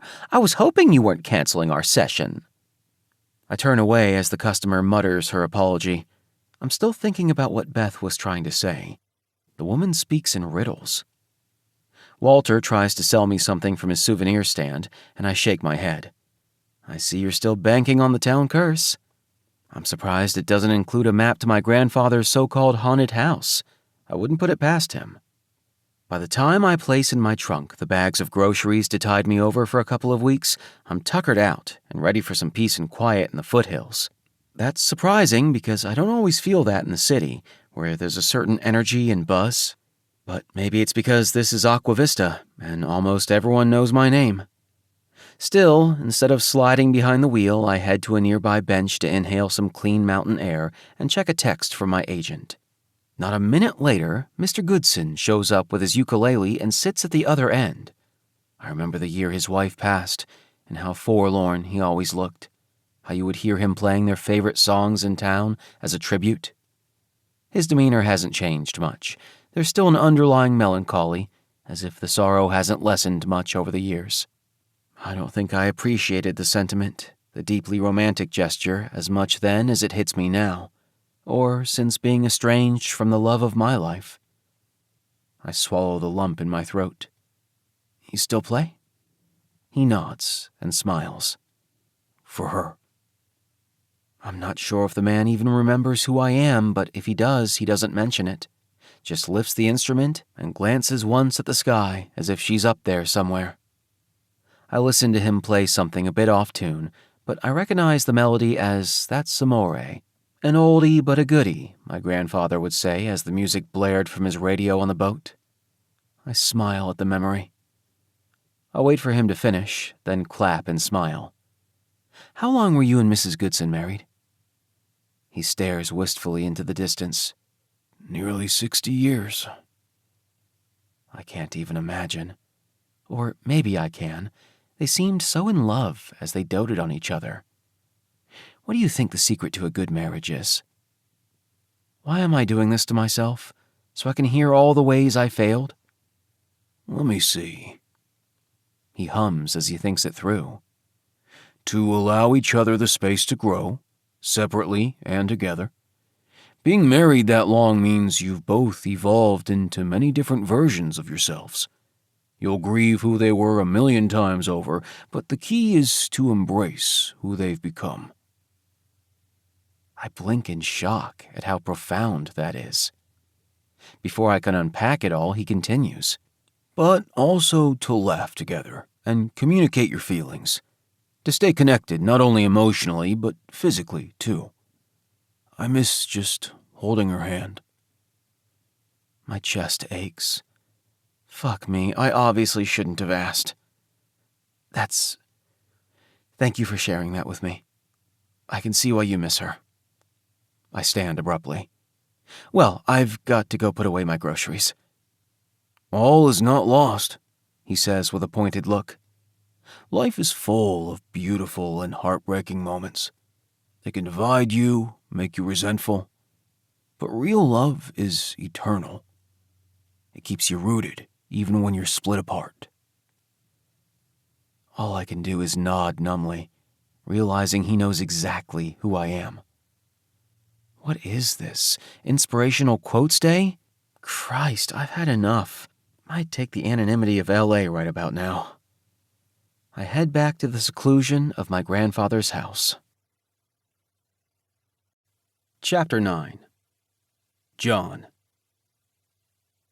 I hear you've been helping Micah clean out his grandfather's house, June says as I slide a glass of white wine toward her. And Aaron is helping him remodel, Jack chimes in, opting for one of his favorite red blends. It's only the three of us, having an informal sibling gathering at my bar, which is different from what we do monthly in my backyard when my aunt and uncle show up with a side dish or two while I grill out like we used to do with Mom and Dad. Sometimes others make an entrance, like Jack's best friend Frank, but mostly it's just us, trying to stay connected since the accident that took 3 of our family members. June's gaze fills with concern. Everything all right with the 2 of you? I've always been an easygoing, glass-half-full guy, but after Micah left town and my parents died, I had a hard time staying upbeat, let alone showing up at my bar every day. Sometimes I regret telling Micah to return to LA. Regret acting like I was strong while completely crumbling inside, pretending I didn't desperately need him, my husband. I told myself I didn't want him to resent me for missing out on audition opportunities and that we needed to stick with the plan. So after he left, I threw myself into work and got through the pain. Why wouldn't I be? I avert my gaze, trying not to think about that damned kiss last week. Good thing we have a solid basis of friendship and can hang out without griping at each other for past mistakes. Though keeping our hands to ourselves is a different story. We've always had that problem. She frowns. You may not gripe in plain view, but that man left town and, outside of the funeral, hasn't returned in years. I told him to leave, and he struggled with the decision, as did I. But it was the right one for him and us. Had he not left, I would still be wondering if he was fulfilled and happy enough here. And is he in L.A.? I shrug. You'd have to ask him. After this long, it's become moot. And what about you, Johnny? Fulfilled and happy? I ask, and she nods. Enough. Enough that you won't initiate a divorce and move on? I see Jack grimace in my side view. What if the right man is waiting right around the corner? I won't say there will never be anyone for me other than Micah. Instead, I look around me and tease, where is he? Or she, for that matter. Jack high-fives me and June scoffs at us. Does this mean you're ready to move on? I ask June, who hasn't dated anyone since her husband died. No, but those were circumstances I couldn't help. I couldn't help them either. I grip my teeth. Life is not black and white. Sometimes it's the wrong time or circumstances or person. Or maybe it's the right person, but your lives never line up. Not sure I believe that, Jack pipes in. How can you say that when you and Aaron almost didn't make it work? Because I see you growing complacent. He swirls the red wine in his glass. I took a leap of faith and was willing to move to San Jose. I'm sorry, what? June asks shrilly.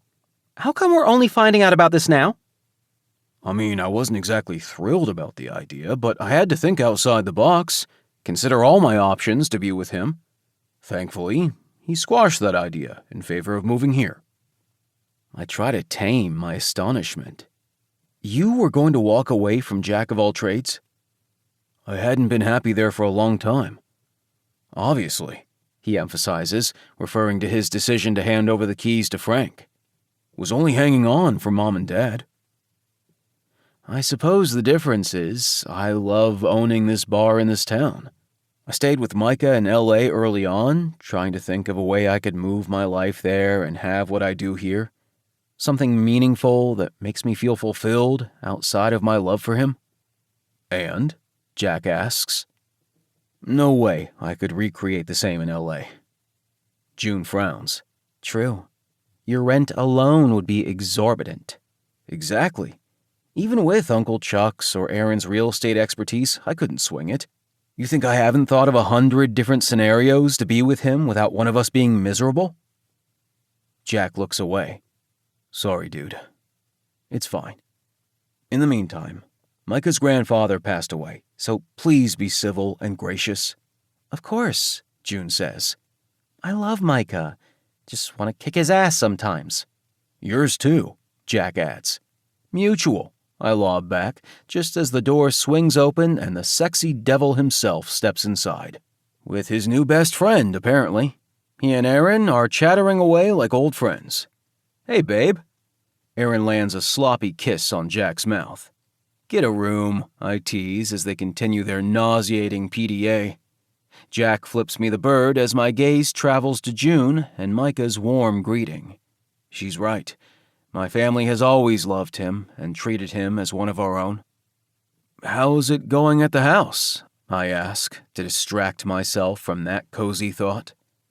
There's a lot to be done, but I'm excited, Aaron replies, plopping down in a seat next to my brother while Micah finds one on the other side of June. And I'm going to help wherever I can, Micah adds. The sooner we get it done, the better. Better for whom? Jack asks pointedly, and an awkward silence descends. Just as Micah opens his mouth to respond, a group of rowdy men from Parks and Recreation enter the bar. I immediately recognize Isabel's new friend Gordon, and he gives us a toothy wave. He and Aaron's mom started dating shortly after she moved here with her son. She seems to love it as much as Aaron does. "What's the occasion?" Aaron shouts to him. "Boss's birthday, the big 6-0. I give them the thumbs up, and before I know it, the bar is busier than usual, either because people are nosy about Micah or because it's a pleasantly cooler spring day.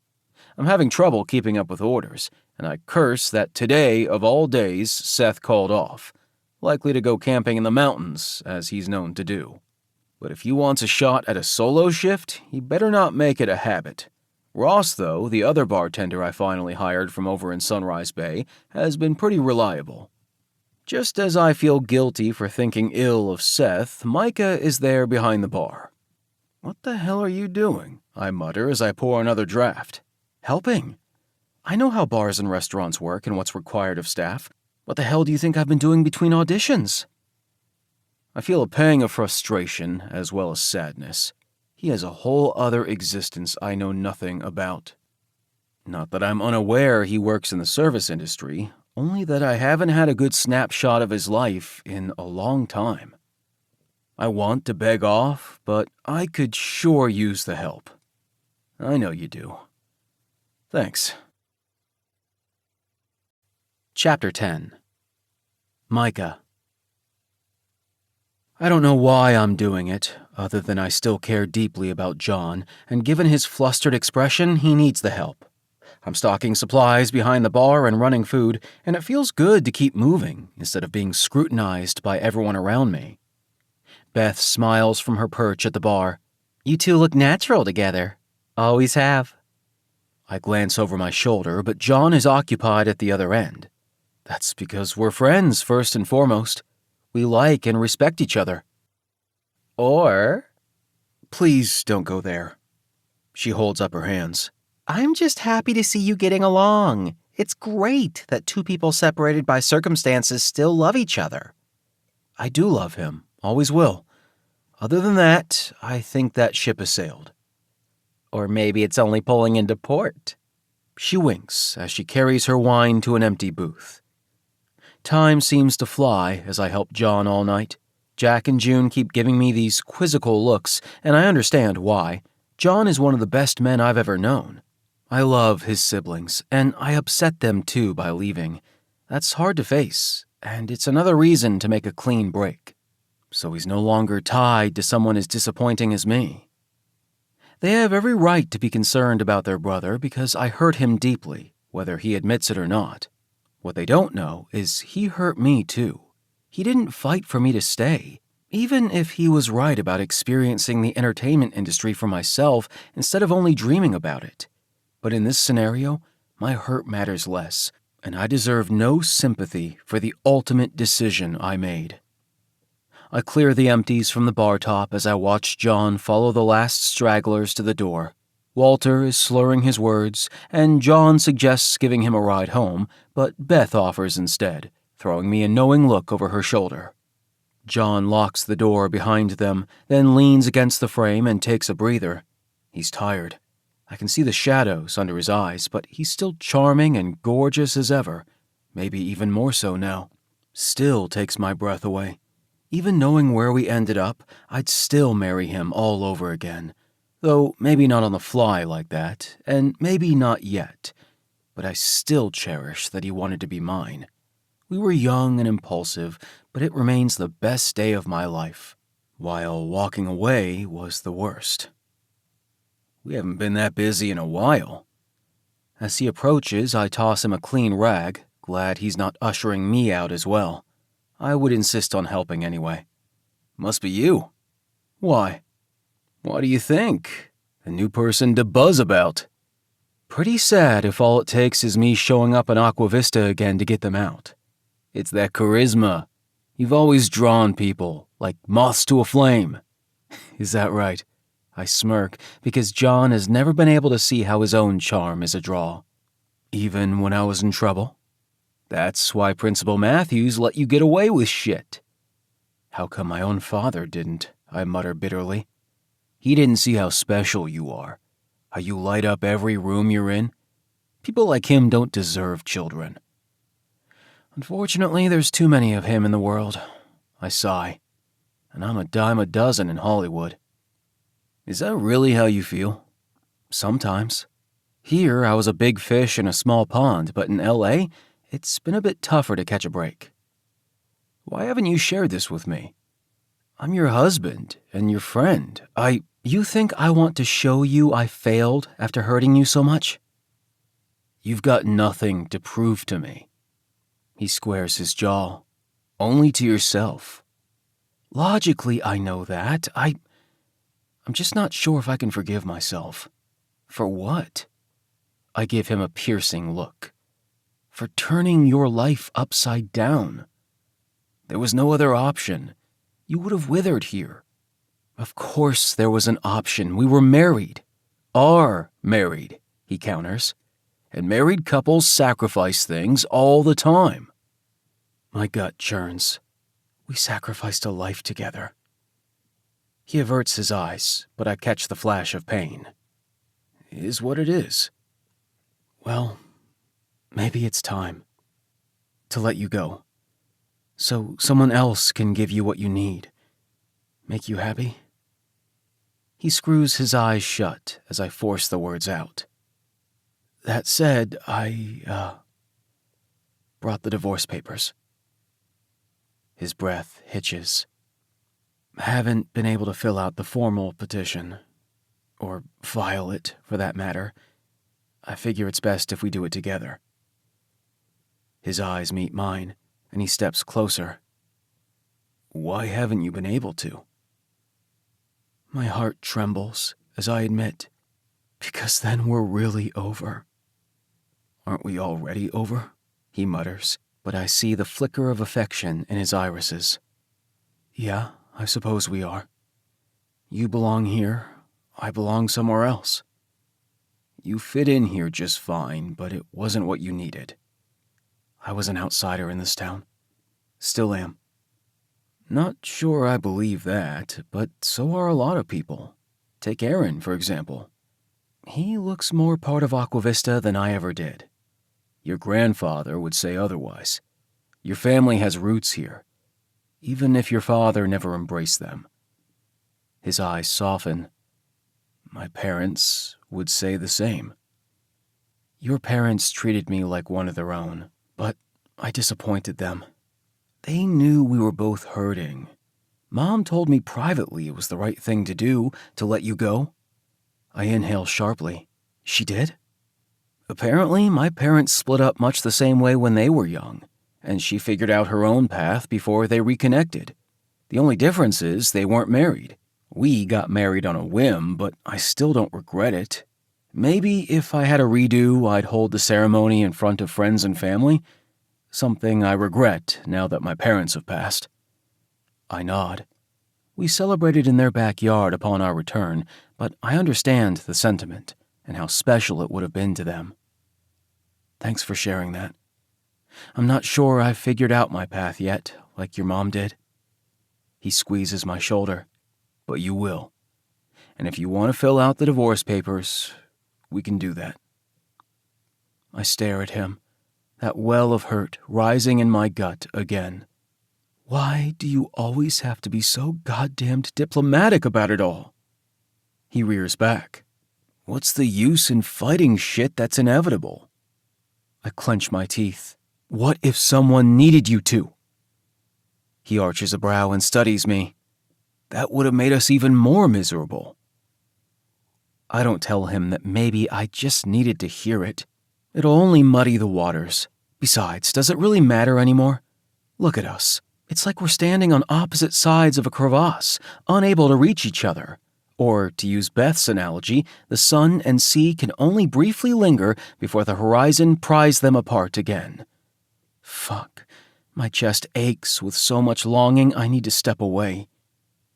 John must need the reprieve as well because we get busy clearing the tables and cleaning behind the bar, and before I know it, I'm saying goodbye and forcing myself to go my separate way again. Before I can open the door leading to the parking lot, I'm startled by his arm winding around my chest.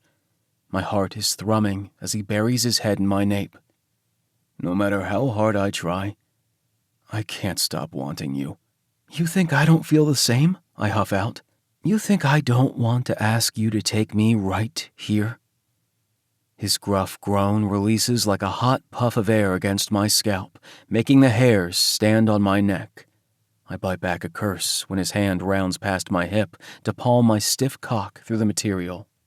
I can feel his heart pounding, his heavy breaths echoing in the empty bar. His dick is thick and solid against my ass. I make quick work of unfastening the button on my jeans, and he unzips and tugs them past my hips. Fuck, I murmur. I've been aching for him for days. Let's be honest, years. He flips me to face him, then takes my mouth in a heated kiss, and fucking hell, it all comes back. How his mouth on mine always feels like coming home. I reach for him, but he's already pulling away and sinking to the floor in front of me. The sight of him on his knees is enough to make pre-cum gush out of my tip. But he's right there to lick up the liquid, his expert lips encircling the head as his tongue digs into my slit, just as I've always liked. I gasp and grip his hair, my nails digging into his scalp. Jay, god damn. I've been hard all night, thinking about how well this cock fits in my mouth. Like it was made only for me. He licks up and down my length, teasing until my shaft finally sinks past his lips again. I shudder, my balls tightening, the familiar sensation already present at the base of my spine. Your mouth feels so perfect. I'm not gonna last. Just as I begin thrusting, he pulls off. Don't want you to come until I'm inside you again. His eyes meet mine, and I see the mix of desire and affection. As much as I'd love you to take me bare, it's probably not wise this time around, I tell him, and he swallows thickly as he nods. And I don't have anything on me. Hang on. He goes behind the bar to his bag and returns with a condom and lube. Chapter 11. John. I have no business being intimate with Micah, and especially not in my bar, the place I threw myself into once he left. Yet the way he jumped in and helped like we were a team made me remember that once upon a time, we were. But at this rate, I'm not even sure I'll make it inside him. Just seeing him standing in my bar, with his exposed cock all flushed and stiff as I help him out of his jeans and briefs, makes the anticipation almost too much to bear. I walk him over to the nearest chair and urge him to sit as I resume kneeling in front of him. I lick his cock, then kiss my way down to his balls just the way he likes. Years may have gone by, but I know his body inside and out. I know what makes him come faster, and sucking on his nutsack is one of the things that drives him wild. "Want to see you too," he rasps as I drawl away to reach for the lube. "Don't have to ask twice." He watches intently as I kick out of my sneakers and remove my jeans and underwear. My cock juts out, and the way he looks at me makes me want to bend him over a table, but all in due time. "Always remember that pretty cock." "Yeah?" I pull him up to kiss him again because I can't get enough of his plump lips. Never could. My hand reaches behind him to palm his ass. "I dream about that pretty hole." He trembles. "Fuck, Jay."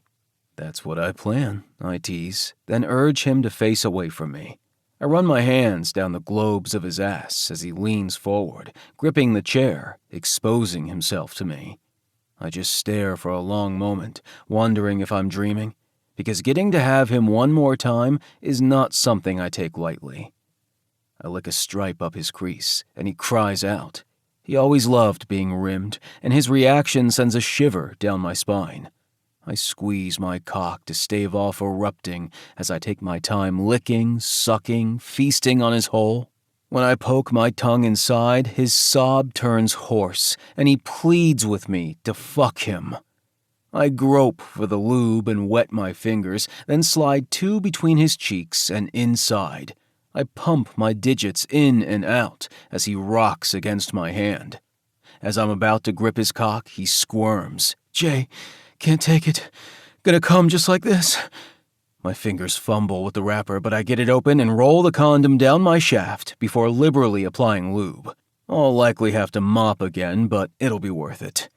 When my cock is finally lined up to his hole, he sinks his forehead against the back of the chair and breathes out, "Hurry." I kiss his shoulder as I prod my cock past the ring of muscle already loosened from my tongue and fingers. "Fuck yes," Micah hisses, and though it doesn't quite feel the same because of the condom, it's still Micah and me fitting together perfectly. Almost too perfectly, and I clench my teeth, trying to keep my orgasm at bay. His ass is warm and tight, and I love hearing him lose his mind with me standing over him. I watch as my cock splits his cheeks apart, and goddamn, if anyone walked in now and saw us, with Micah bent over the chair and me fucking into his perfect pink hole, they might actually be jealous. I wrap my arm around his chest and pull him flush against me, because I need to feel him, remember how he used to be mine, how right now he still feels like he belongs to me, like we belong to each other, as if no time has passed. I kiss his ear, then lick the sweat along his nape.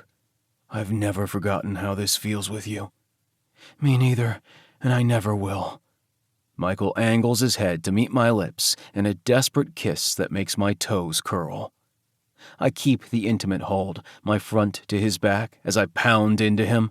When Micah bows his back, I know he's about to break apart. I reach for his cock and stroke upward, watching in wonder as he cries out, his cum filling my palm and dripping onto the floor. That visual is all I need. I spurt inside the condom as everything around me distorts into a supernova. I'm hot, sweaty, and heaving as Micah slumps forward, limp and breathless against the chair. As reality comes knocking, I soberly step back and reach for our clothes, then help Micah stand and clean up.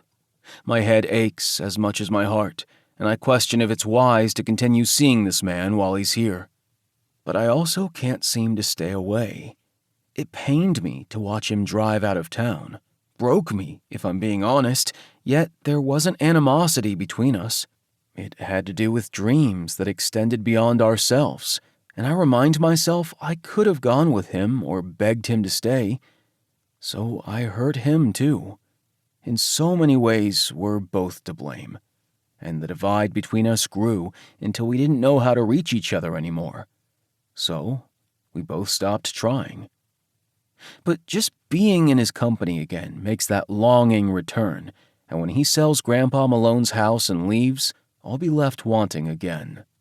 Wanting not only what we had, but who we've become. Still, I can't help asking, "Micah, what are we doing?" He buttons his jeans as he meets my eyes. "Loving each other like we always have. Probably always will. That was never the problem between us." True. I use a bar rag to wipe the floor with my foot. But it also makes it harder when you leave. Again. Before I can turn away, he reaches for me, pulling my body solidly against his. "No one replaces you for me. It's mostly been my own hand." Mostly. Besides, you've probably had plenty of men to keep you company. Actually, it's usually been women. Yeah? His breath wafts across my throat. I nod. Just how it's been. Now, help me lock up. Micah is pensive as he does so, as if mulling over my confession. It's not like men haven't been attractive to me. It's only that women feel different enough, which has suited me fine.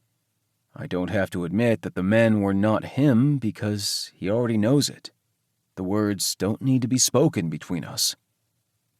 I don't ask about his sex life because I'm not sure how much I want to know. I think of him being seduced by casting directors and kissing other actors on auditions, maybe hooking up after a shift at the restaurant. No doubt, we've both gotten our physical needs met, but it's still too painful to admit openly. Chapter 12. Micah.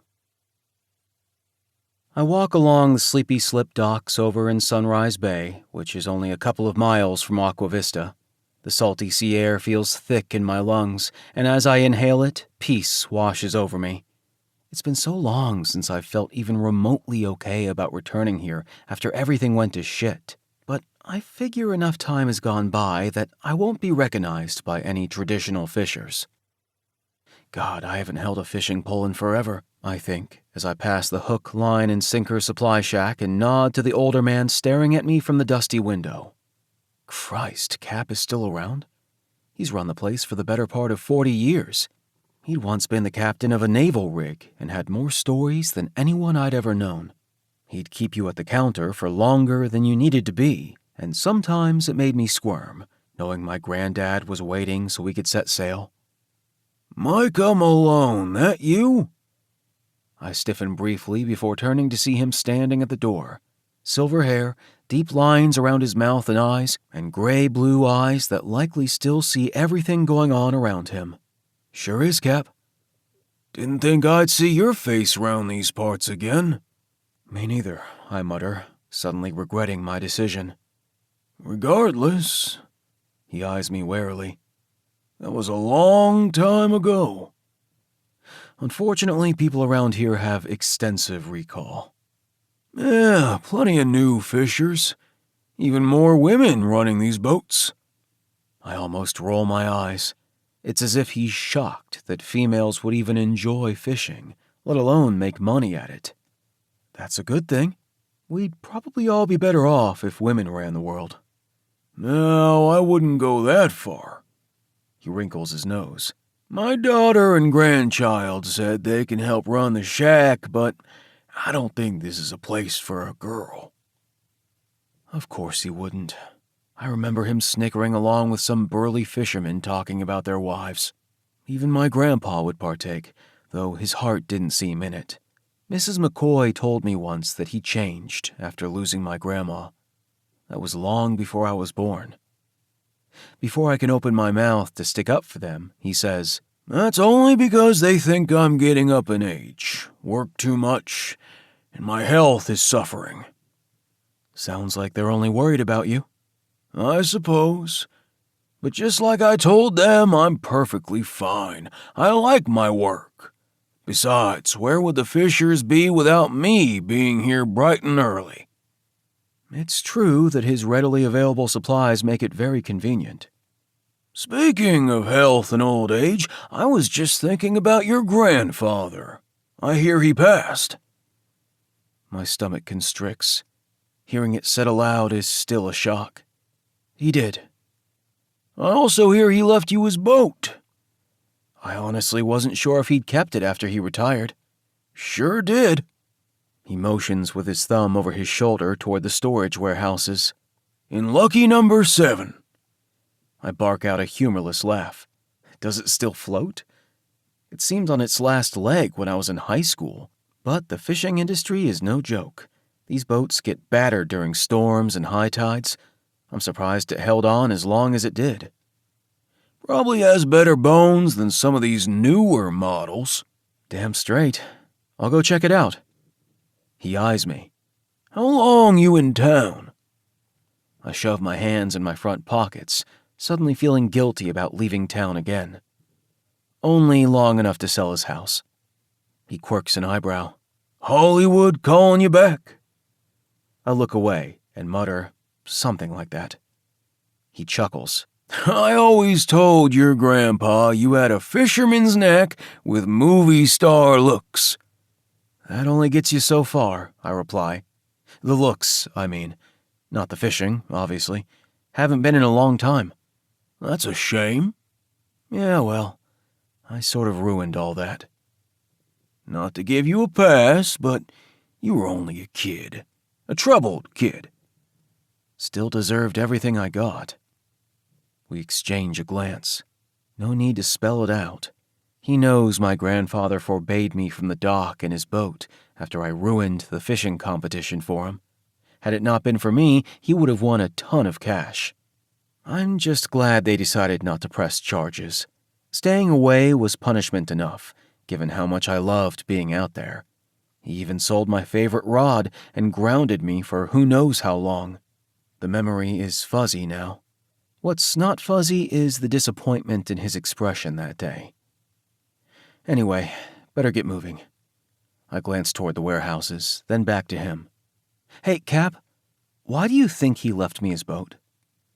He told me once, after all that went down, that he thinks you'll miss the water, he says, and I feel a wistfulness in my gut. He was right.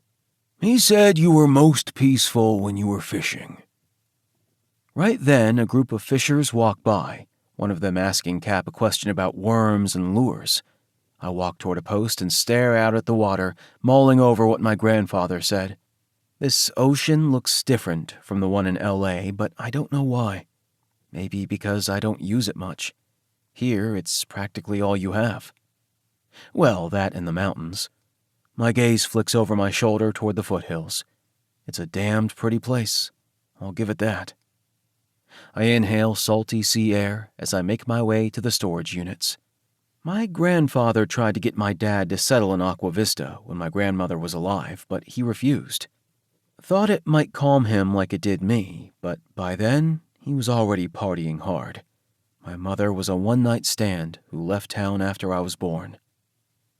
I walk up to a man wearing the Sleepy Slip Storage Facility logo on his shirt and old dusty jeans. He's chewing on a toothpick and eyes me up and down. I'm looking for the boat that belongs to Griggs Malone. Who's asking? I'm his grandson. He passed away and left me the boat. He stares at me before recognition gleams in his eyes. Probably got some algae on the hull. Rust, too. I nod as I follow him into the warehouse, though I highly doubt my grandfather would have let the salt water rust his boat. He was meticulous about cleaning it. But what do I know? No way he could keep up with it as he aged. He leads me to a dry stack in the 7th slot, and there she is, a 26-foot bay boat with a casting deck on the bow and stern. I smile at the name, Vitamin C. He truly believed that. Doesn't look so bad after all, the man says. Name is Bert, by the way. Micah. I reach out to shake his hand. Do you think it can be put in the water? Definitely. Just needs some tending to. I wonder when she was last waxed. Do you think she might sell? That's what you want to do with her? Maybe, I reply, even as my stomach feels uneasy over the idea. But I'll get back to you on that. Want to check her out first. Let me pull the paperwork, see how much time is left on the storage lease, and then we can put her in the water for you. Thanks. I pull out my cell as I wait and text John. Busy morning? Yes and no.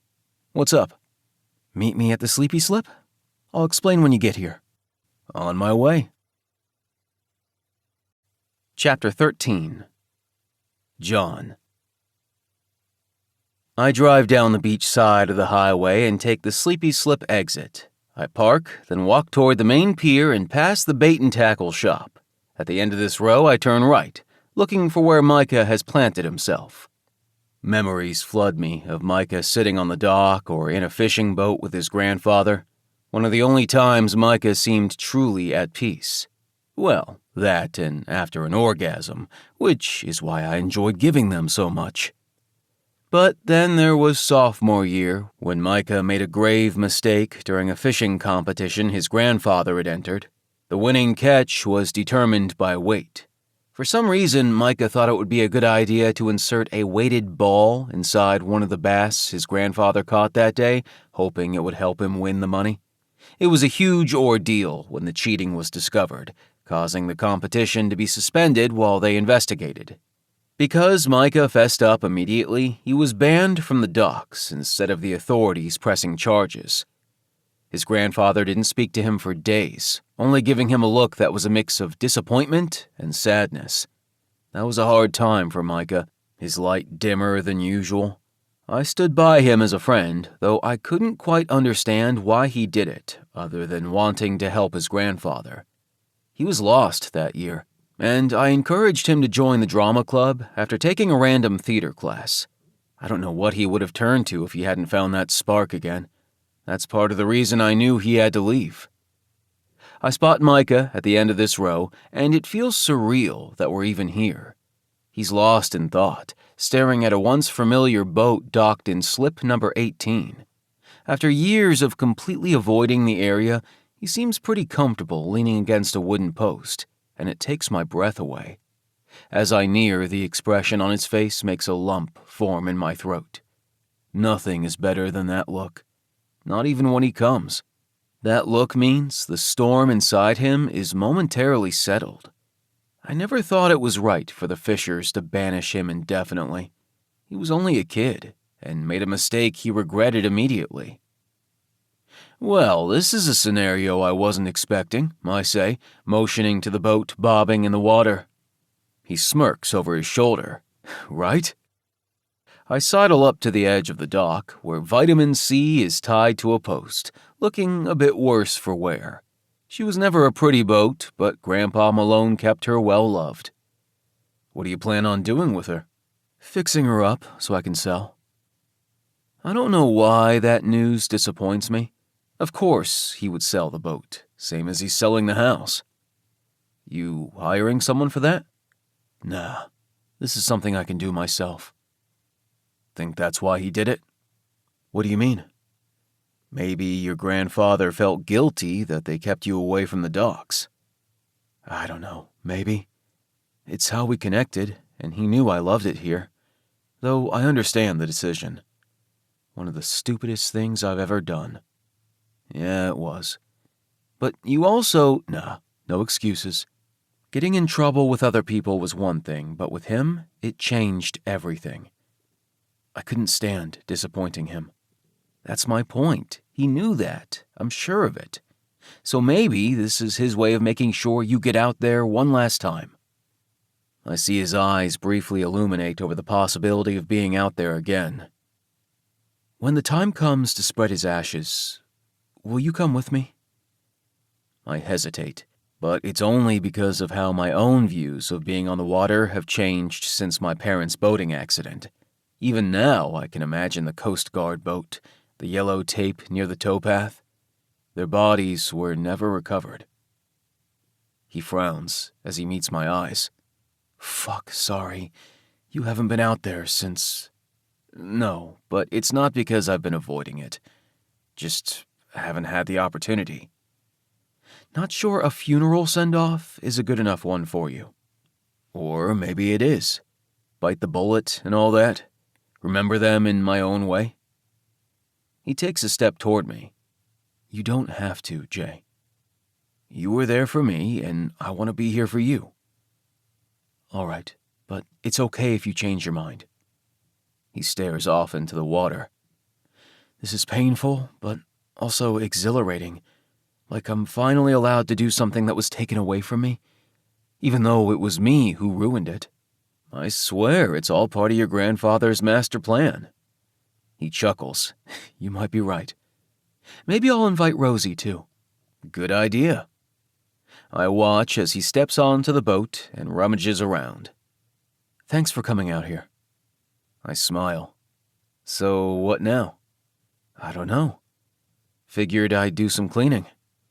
"Well, since you helped out at the bar, I suppose I owe you." Before he can object, I step onto the boat. It's a chance to move forward, one I haven't considered before now. Jack avoided the beach these past few years before Aaron came along and became a reassuring force. June couldn't dodge it, given that Kane is an avid surfer, so maybe Micah being given this opportunity presents one for me, too. A couple of hours fly by as I help him wash the hull, giving it a bit of a shine despite its age. Micah heads to the bait shop's vending machine to get us sodas, and then we sit and sip our drinks as we catch our breath. "Thanks for the help. She'll need another round and then some polish, but I think I'm done for now. Thought I might take her out for a test run." My stomach jolts. "You sure about that? Don't go far without letting someone know where you are." His eyes meet mine. It's a natural reaction after what happened to my family, but I can't seem to help myself. "I'll be okay. I'll only head to the break wall and back. You can even watch me." "All right." I stand and steady myself on the handrail. As I'm about to step a foot up to safety on the dock, I change my mind. I'll go with you. His eyebrows knit together as he scrutinizes me. Are you sure? We'll bite the bullet at the same time. It'll be like old times. Not that I ever loved fishing, but I did it to be with him. Those quiet, still times had become some of my favorites with Micah. Instead of second-guessing me, he retrieves the key from his pocket and starts the engine. It sputters on his first 2 tries before sparking to life. I suck in a deep breath and brace myself. He's busy untying the rope at the bow, so I help with the starboard and stern. Before I know it, I'm pushing off the dock. Micah is at the wheel, and we're pulling into the channel toward the breakwall. The water is smooth in this area, which means the ride is too. When he looks back at me with the most gorgeous smile, I'm glad I decided to stay. I forced the image of the storm and my brother-in-law's boat capsizing that day out of my mind, focusing instead on the wind in my hair and the sun on my face. The ride is short, but it's enough to calm my nerves about the next time. Besides, seeing Micah in his element is well worth it. Chapter 14. Micah. The following morning, I'm up before Aaron arrives and digging around in the spare bedroom dresser. Not sure what I'm searching for exactly, but since it has to be cleaned out, I figure I'm doing double duty. There are old photographs of my father as a kid, and I can't help wondering at what point he turned into the monster I knew all too well. Sure, drinking himself to blackout contributed to that, but not every alcoholic is cruel the way he was. My great-grandfather had the same addiction, and now I lament never asking more questions about him. It's likely the reason Grandpa took pity on me. I rummage around in the closet next, making a path through musty shoes, coats, and stacks of books, only to find a fishing pole hidden in the very back. And not any fishing pole. My fishing pole. The one Grandpa claimed he got rid of after the cheating scandal. I marvel at the bamboo handle, curve my fingers around the grip as if seeing it for the first time again. There were sturdier poles made of graphite or carbon fiber, but I wanted this one as soon as I laid eyes on it. Why did he keep it? It's true his bark was always worse than his bite. Underneath, he cared, but didn't always know how to show it. Fuck, I can't breathe as emotions bombard me. Gratefulness and joy that he saved a memento from my childhood, and because I treated it with care, it's still in good condition. I have the immediate urge to head to the docks with my pole in hand, but first I test it out, hold it steady, and practice flicking my wrist. Turns out, it's just like riding a bike. The need grows in my gut, so I grab a couple of lures, some fishing line, and head out to the pier. Of course, I'm not alone. Other early dawn fishers are there, and some grumble a good morning as I find a spot to sit. I could have stopped at the shack to buy live bait, but for now the lures will do fine. Besides, I'm only here to test the waters, so to speak. As soon as I cast my line, my nervous system calms. Why haven't I thought to scope out fishing piers in L.A.? It's not like I've had to avoid them because I was banned. Still, feeling ashamed is a completely different animal. Suppose I've been too busy trying to make it in Hollywood. Suddenly, the entire idea feels misplaced and almost foreign to me. Have I really spent years auditioning for bit parts only to get a little taste of theater? It's the only thing that's pacified me, like fishing once did. And John always knew what I needed. The morning unfolds lazily as I get lost in the peaceful act of casting my line and waiting for a bite. Some fishers like to chat and gossip, but many are like me and appreciate the silence. I would say the anonymity too, except a couple of old-timers approach me to express their condolences, so I can only imagine word is spread that Griggs Malone's disgraced grandson is back in town. I suspect others don't recognize me or have long forgotten what happened, unless Cap reminded them. I wouldn't put it past him. Aaron is sanding a baseboard when I return home. It's strange to have him here, but I also know the more he's present, the sooner I can sell this place and leave. I try to sneak past him with my gear. "Oh, hey, do you fish?" "Sort of." I rest my pole against the wall. My grandfather started as a deckhand on a trawler, but he also owned a boat. Today was actually my first time fishing at the pier since I was a kid. The pier? Sleepy Slip, near Sunrise Bay. First northern exit on the highway. I don't know that area. He looks off in the distance. Wait, is that where the McCoys went to high school? Yep, Bay High. I set down the tackle box, figuring it's as good a place as any. And obviously me, too. He smiles. That where Johnny gets the fresh catch for his fish fries? I straighten. He still runs those events? He hitches a shoulder. Noticed a sign in his bar, something about the spring festival? My stomach warms. It's a yearly celebration with plenty of food and entertainment. Guess I forgot about some of the things that happen around this town. John loves those events. He's a pretty social guy. How about you? Only when I have to be, I mutter. His eyes brighten. Ah, so opposites attract, like me and Jack? I study him. Guess that tracks.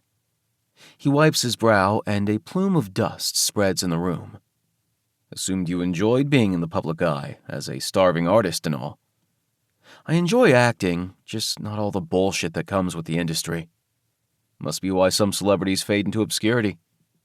He eyes me thoughtfully. And the service industry? Working at the restaurant brings a steady paycheck, one that affords me the opportunity to go on auditions. Ah, gotta make a living while you chase success. My stomach tilts. There's that word again. Success. It would be nice to finally make a living doing something I love.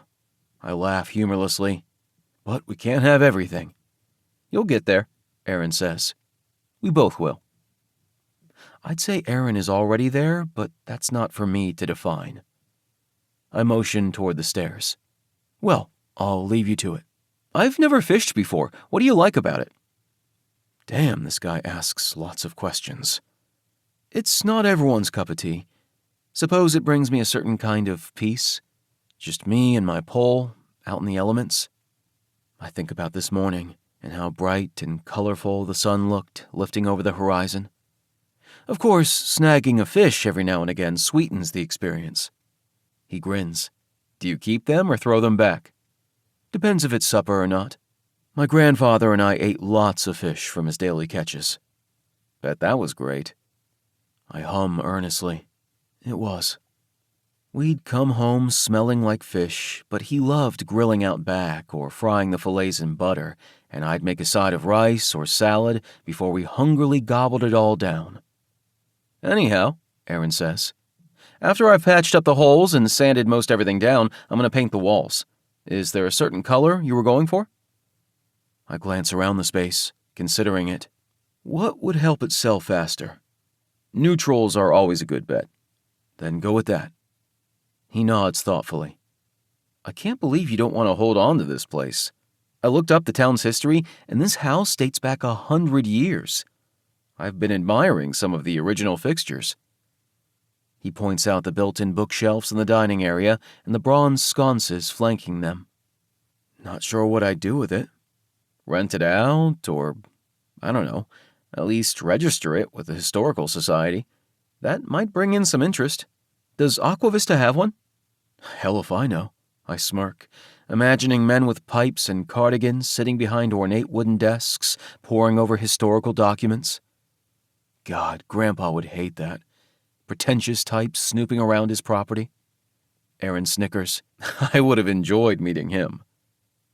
I don't tell Aaron that Grandpa would have found him too fussy, though it's likely Aaron would have won him over in the end. Believe it or not, my great-grandmother was part of a hippie commune around here. Free love and all that. Beth's grandmother, too.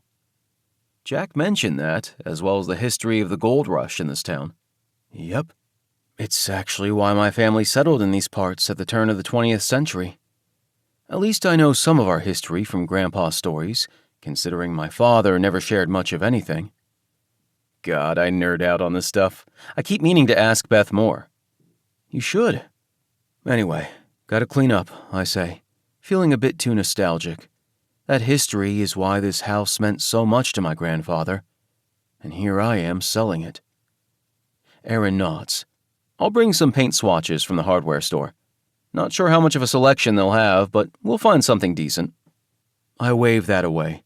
Anything you think looks good is fine by me. That's pretty trusting of you. When he grins toothily, I can see his appeal. He's a good-looking guy with a sweet personality. As I'm finishing my shower, my cell rings with a call from my agent, Ken. How's it going, Micah? I put him on speaker as I slip into a pair of sweats. Okay, and you? Fine, especially since I've got some good news. I hold my breath as he blurts, You scored an audition for Cold Blade. It's a crime drama series that's been around for more than a decade. Are you serious? My head spins as I pace my room. The timing couldn't be worse. You've got a couple of weeks to figure it out. If I were you, I'd get my ass back to LA for the audition. Can you email me the script? I'm already calculating the driving distance against my schedule for the boat in Ashes, but it should all work out. Will do. And Micah, I think this might be your big break. My stomach bottoms out. Not only because I feel so far away, but because I'm not sure what that means anymore. Hollywood doesn't feel as shiny or promising. Not like it did when I first arrived, but maybe this is everything I've been working toward. A steadier paycheck and a higher profile that could lead to other opportunities. Chapter 15. John. Micah holds the urn over the side of the boat. Thanks, Grandpa, for providing me a safe place to live, for being an example of hard work and discipline.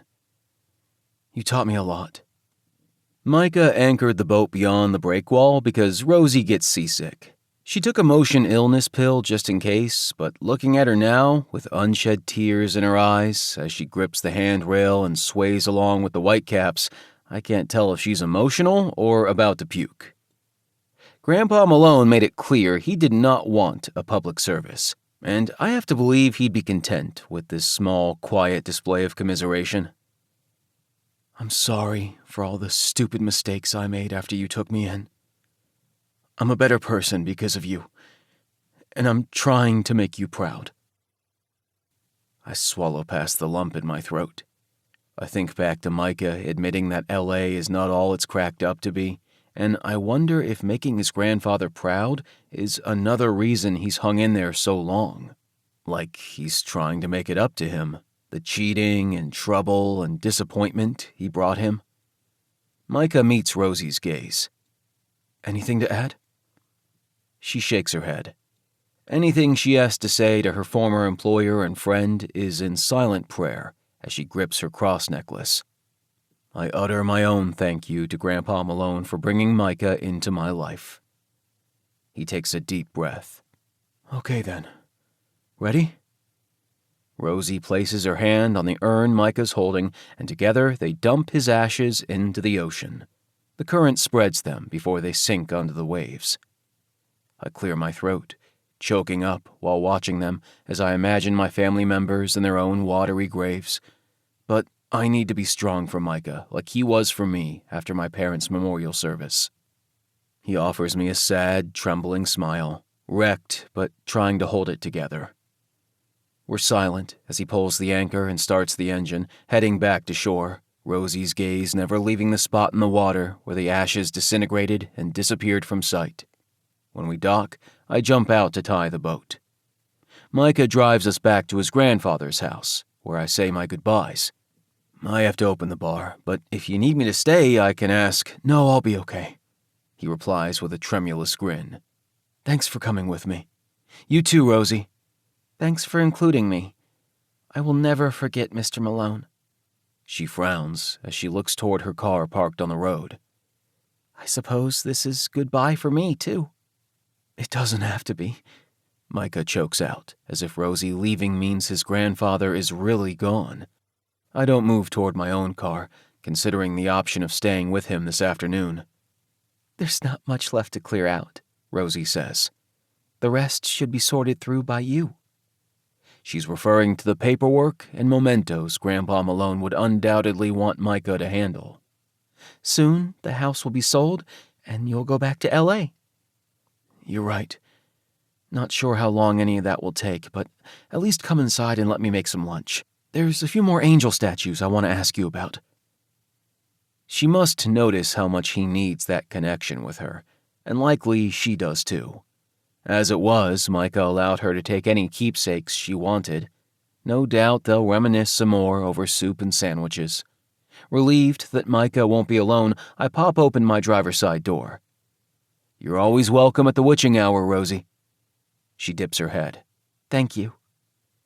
As I get in my car and pull out of the drive, I see Micah watching me, looking shell-shocked, and maybe also guilty about leaving Aqua Vista again. Seth helps me open the bar, but it ends up being a slow night, giving me too much time to think.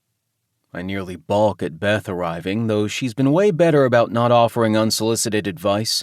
In recent weeks, she's been making nightly appearances for a glass of wine, and I can't help wondering if she's lonely. Evening, Johnny. Everything all right? She slides onto a stool. You seem lost in thought. I open my mouth, then think better of it. Nodding, I pour her wine, then take a beer to a customer sitting across the bar. She sips her drink and chats with Seth. Soon enough, I'm pulled into the conversation involving the memorial service for Grandpa Malone today. I'm glad Micah carried out his wishes. I bet it was lovely. It was, I admit. When Seth walks away, I blurt, Do you think people around here still remember the fishing incident? With Micah and his granddad? She asks, and I nod. The old-timers definitely would. I sigh. It sucks that he still carries that regret. We all carry some around, don't we? Yeah, suppose so. Looking back, I have many regarding my parents and Micah that I've had to swallow down and live with.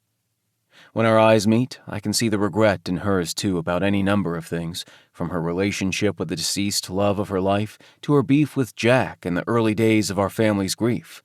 Neither of us has any room to place blame. She twirls the stem of her wineglass. The way I see it, letting people be wrong about you takes strength and resilience.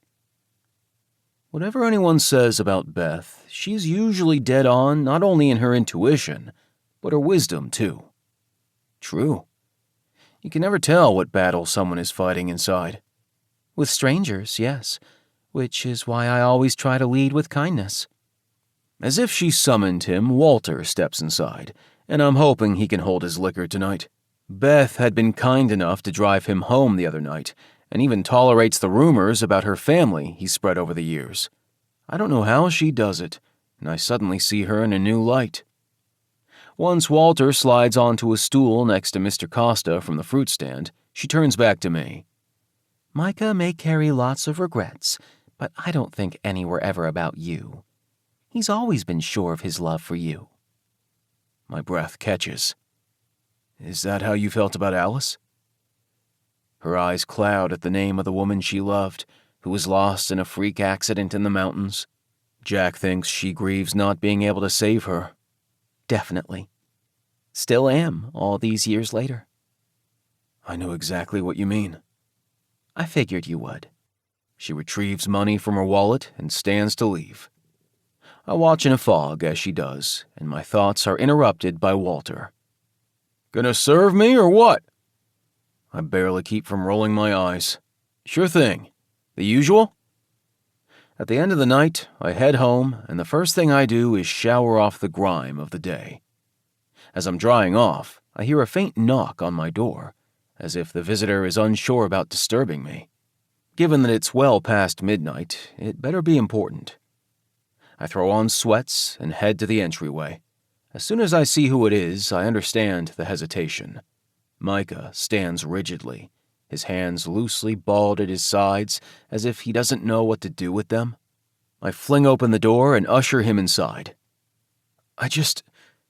His gaze is wary, his expression so helpless that I can't help but pull him into my arms and rub soothing circles on his back.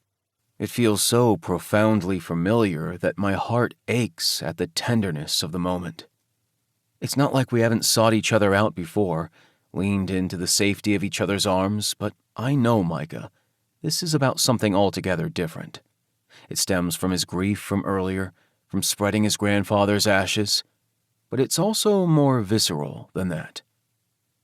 My mouth finds his ear. Tell me what you need. His eyes spring to mine and soften. I need to forget for a while. I consider asking if he wants to talk about his feelings, about the loss of his grandfather, but I'd rather he call the shots. He came to me, nobody else, and right now he needs whatever he thinks I can provide, and I'm more than happy to oblige. I gather his face in my hands and stare into his eyes, but I see no regret or indecision. I press my lips to his, kissing him slowly and gently, but it doesn't seem like enough as he moans and sways. His fingers fumble for the waistband of my sweats, and he tugs downward until my half-stiff shaft is exposed. He licks his lips, and as he stares at my cock, it hardens to full mast. Micah sinks to his knees, his mouth on me in an instant. He licks the head and sucks slightly on the crown before engulfing the length. Fuck, honey. I grip his head. How about we get somewhere more comfortable? Not that I want him to stop. I only want to be able to savor anything he offers. Good point. I lead him to my bedroom, where we get busy removing our clothes. We fall back on the bed, him on top, and when our cocks slot together, he ruts against me. My hands grip his cheeks. Damn, this ass of yours. He moans as his mouth covers mine, and soon enough our tongues are licking and tasting and battling, our lips swollen, our shafts stiff. He drags his mouth away to catch his breath and rests his forehead against mine. Is this what you needed? I murmur. He reaches between us, swipes a finger against my slit, then lifts it to suck off the pre-cum. Not quite. I growl, hauling his face to mine and pushing my tongue deep inside his mouth. We wrestle for position, and before I know what's happening, we flipped, with him on his back and me panting down at him. Micah scoots back against the pillow, urging me along with him. Gripping my thighs, he draws me toward his chest, and now I'm straddling his waist with my cock in reach of his mouth. Oh, hell, I bite out, as he leans forward and suckles the head briefly before swallowing me whole, bobbing and expertly using his tongue. His fingers curl around my nutsack, lighting me up like an electric socket as he eggs me on. Fuck my mouth.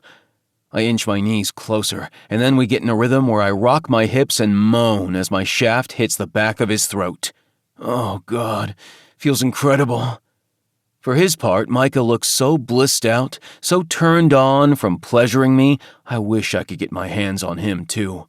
This close, I can smell his spicy, invigorating scent, and as I'm on the verge of exploding, I reach for his hair and burrow my fingers, holding on for dear life as he rocks my world. Fuck, I'm gonna come. He grips my thighs and doubles down as my vision blurs and my cum fills his mouth. I screw my eyes shut to ride out my orgasm, and soon enough, I feel too hypersensitive and have to slide my cock from his mouth. So hot, he murmurs, as I roll to the other side of the bed and lie there gasping for air, unable to form words. When his hand brushes mine in the space between us, the ache in my chest intensifies. Wanting to feel our connection, I entwine our fingers, and he doesn't pull away, only holds on tighter. When I've finally caught my breath enough to look at him, I can see he's still hard, his pretty cock curved and flushed. Let me take care of you. No, it's okay. Please, I want to. I lift our joined hands to kiss his knuckles. Tell me what you need. Without a word, he releases his grasp and rolls onto his stomach. Since he knows I'm spent and won't be able to get it up again anytime soon, I get the message loud and clear. My fingers graze his ass cheeks, making him shiver. I lift to my knees and grab handfuls of his plump globes, admiring his smooth skin. He burrows his head in my pillow and lifts his ass, pleading in his own way to make him feel good. So I do, parting his cheeks and running my finger down his crack, watching as his skin pebbles from anticipation. I blow on his hole, making him squirm and moan before burying my face in his crack. I lick and suck, snacking on his pink and tender hole like it's candy. When the skin has softened enough, I poke my tongue inside and fuck him with it. "Please, Jay, make me come just like this," he sobs as he rocks against me, forcing my tongue deeper. I grip his hip for leverage, then reach beneath him to grip his cock. I jerk him with uneven strokes as I continue licking and prodding his hole. "Oh, God, yeah, that's..." Micah throws his head back, his skin flushed, as he spurts his release onto my hand, the remnants coating the sheets. I release his sensitive shaft and kiss each of his cheeks, as well as the small of his back, before he collapses in a heap, completely spent. When I lie back down, his arm blindly reaches for me, and he tugs me into a toe-curling, tender kiss. His fingers feather against the scruff on my jaw as his tongue flicks lazily against mine. "Did that do the trick?" I murmur against his mouth, still tasting the remnants of my cum on his lips. He nods as his clear gaze meets mine, and for the first time since he showed up at my door tonight, he looks at peace. "Thank you. I didn't want to be alone tonight." He stiffens briefly before surrendering with a sigh. "You know me well." His fingers graze my arm without him making eye contact, as if he's embarrassed by the admission. "Glad you came over," I whisper against his ear, then nuzzle his neck. His limbs lose their tension, and I decide it's not the time for talking. He sought me out for comfort and release, nothing more. "Come here." As soon as I hold open my arms, he slides toward me, and I pull him into a tight embrace. His head on my chest, I languidly brush my fingers through his hair and hear him sigh contentedly in response. I continue stroking and soothing until he falls asleep in my arms. I watch him, his soft breaths, high cheekbones, and eyelashes that curl enticingly upward. Micah is still the most gorgeous man I've ever laid eyes on, and having him here, so close, so vulnerable, only makes me love him more. Patiently, unconditionally, no matter how far apart we are. Soon enough, I'm lulled into my own peaceful slumber. Chapter 16. Micah. The morning comes too soon, and I realize I'm still in John's bed. John's very cozy bed that I don't want to leave.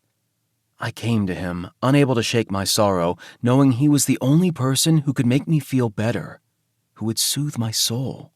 And now it's proving difficult to move and get on with my day. I force myself to sit up and stretch before rolling out of bed. He cracks open an eye and watches me fumble around for my clothes. "Thanks for that," I mutter, suddenly feeling like a one-night stand. He smirks. It's not like I didn't get something out of it, too. We share a smile, but I still feel guilty that I leaned on him. Again.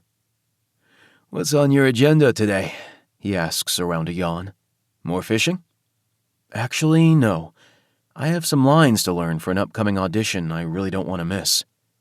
He sits up on his elbows. "Yeah? What's it for?" "Have you heard of the crime drama Cold Blade?" "Of course! Who hasn't?" His tone is sharp, his excitement evident. "You're auditioning for them?" I like that he still supports me, but I can also see that glint in his eyes. The idea of Hollywood has a way of making people think it's glamorous when it's usually not, maybe with the exception of award shows and all the gowns and tuxedos. It's for a side character. Not many lines, but if I get the part, it might turn into a recurring role for the most popular show I've ever worked on. Good for the resume. I wince and look away. I nearly regret telling him because if I don't get the part, then I'm a failure again. He smiles. "Then you should definitely get rehearsing. When's the audition?" "End of next week. I'll have to leave town for a couple of days." He winks. "We'll manage fine while you're gone." "Ha ha," I lob back, though it stings and I deserve it. He sits upright and stretches his arms. But seriously, Aaron will be fine without you. I locate a shoe under the bed, then fish around on the floor for the other one. Of course he will. So far, he's amazing. I only hope he doesn't need anything while I'm gone. If it'll make you feel better, I'll go check on him. That would be cool, unless... I bite my lip, afraid to say what I'm thinking. He tilts his head. Unless what? I wince, my stomach bottoming out. Unless you want to come with me? I hear his restrained gasp. To L.A.? It would only be for 24 hours. 48 tops.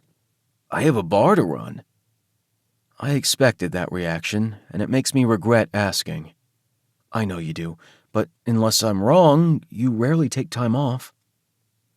He opens his mouth, then closes it, maybe thinking better of making another biting comment about me not being around long enough to know his schedule.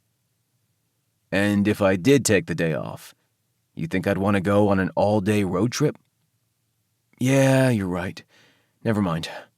I stand and slip into my shoes. His hand grips my wrist. Wait, I didn't mean it like that. It might be hard for me to see you thriving, but maybe it would also be good. I meet his gaze. How so? I don't know exactly, but a visit there is long overdue, he admits, which surprises me. I know he doesn't enjoy the city, and maybe part of me still wishes he did. Plenty between us is long overdue, he adds, likely referencing our separation. I nod. We could discuss our divorce while we're on the road. Seeming hesitant, he says, What is there to discuss? Maybe how to file? And if you feel like you're ready to go for it, then we can fill out the forms and drop them at the courthouse.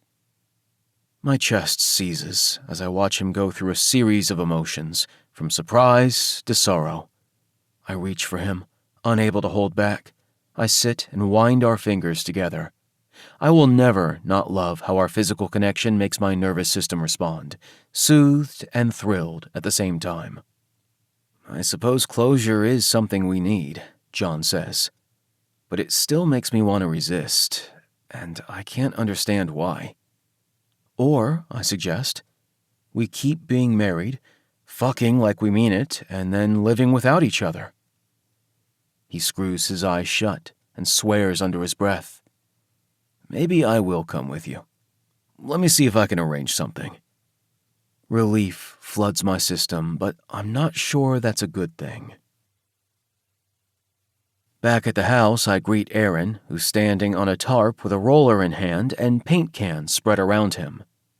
You look like you had a rough morning. Or night? I glance at my disheveled clothes, my cheeks heating. Sorry, none of my business. He quickly changes the subject. Rosie told me you spread Mr. Malone's ashes yesterday. Yeah, it was a nice send-off. My gaze darts around the rooms. Why was Rosie here? Was she looking for me? Our final lunch together was nice. We talked more in depth about Grandpa, and I realized how well she'd gotten to know him. I'm hoping to keep in touch with her after I leave. Not exactly. She said she changed her mind about keeping something you offered her. Oh yeah, the Angel collection. She really likes those figurines, and I'll have no use for them. Besides, it makes me feel good that she'll cherish something of Grandpa's. He collected angels? Aaron asks, his gaze swinging to the leftover boxes in the foyer. I get why it surprises him. Most of the hoarding involved paper products, fishing gear, useless tools, and broken trinkets. Honestly, I think he did it for her. Grandpa wasn't religious in any way, shape, or form, not like Rosie is. He must have known she liked them, so he kept amassing more, displaying them in different rooms so she could see them. Aaron smiles sadly. That was so nice of him. He had his moments. I swallow roughly. Well, before you head upstairs, what do you think of this color? I glance at the wall he's recently painted.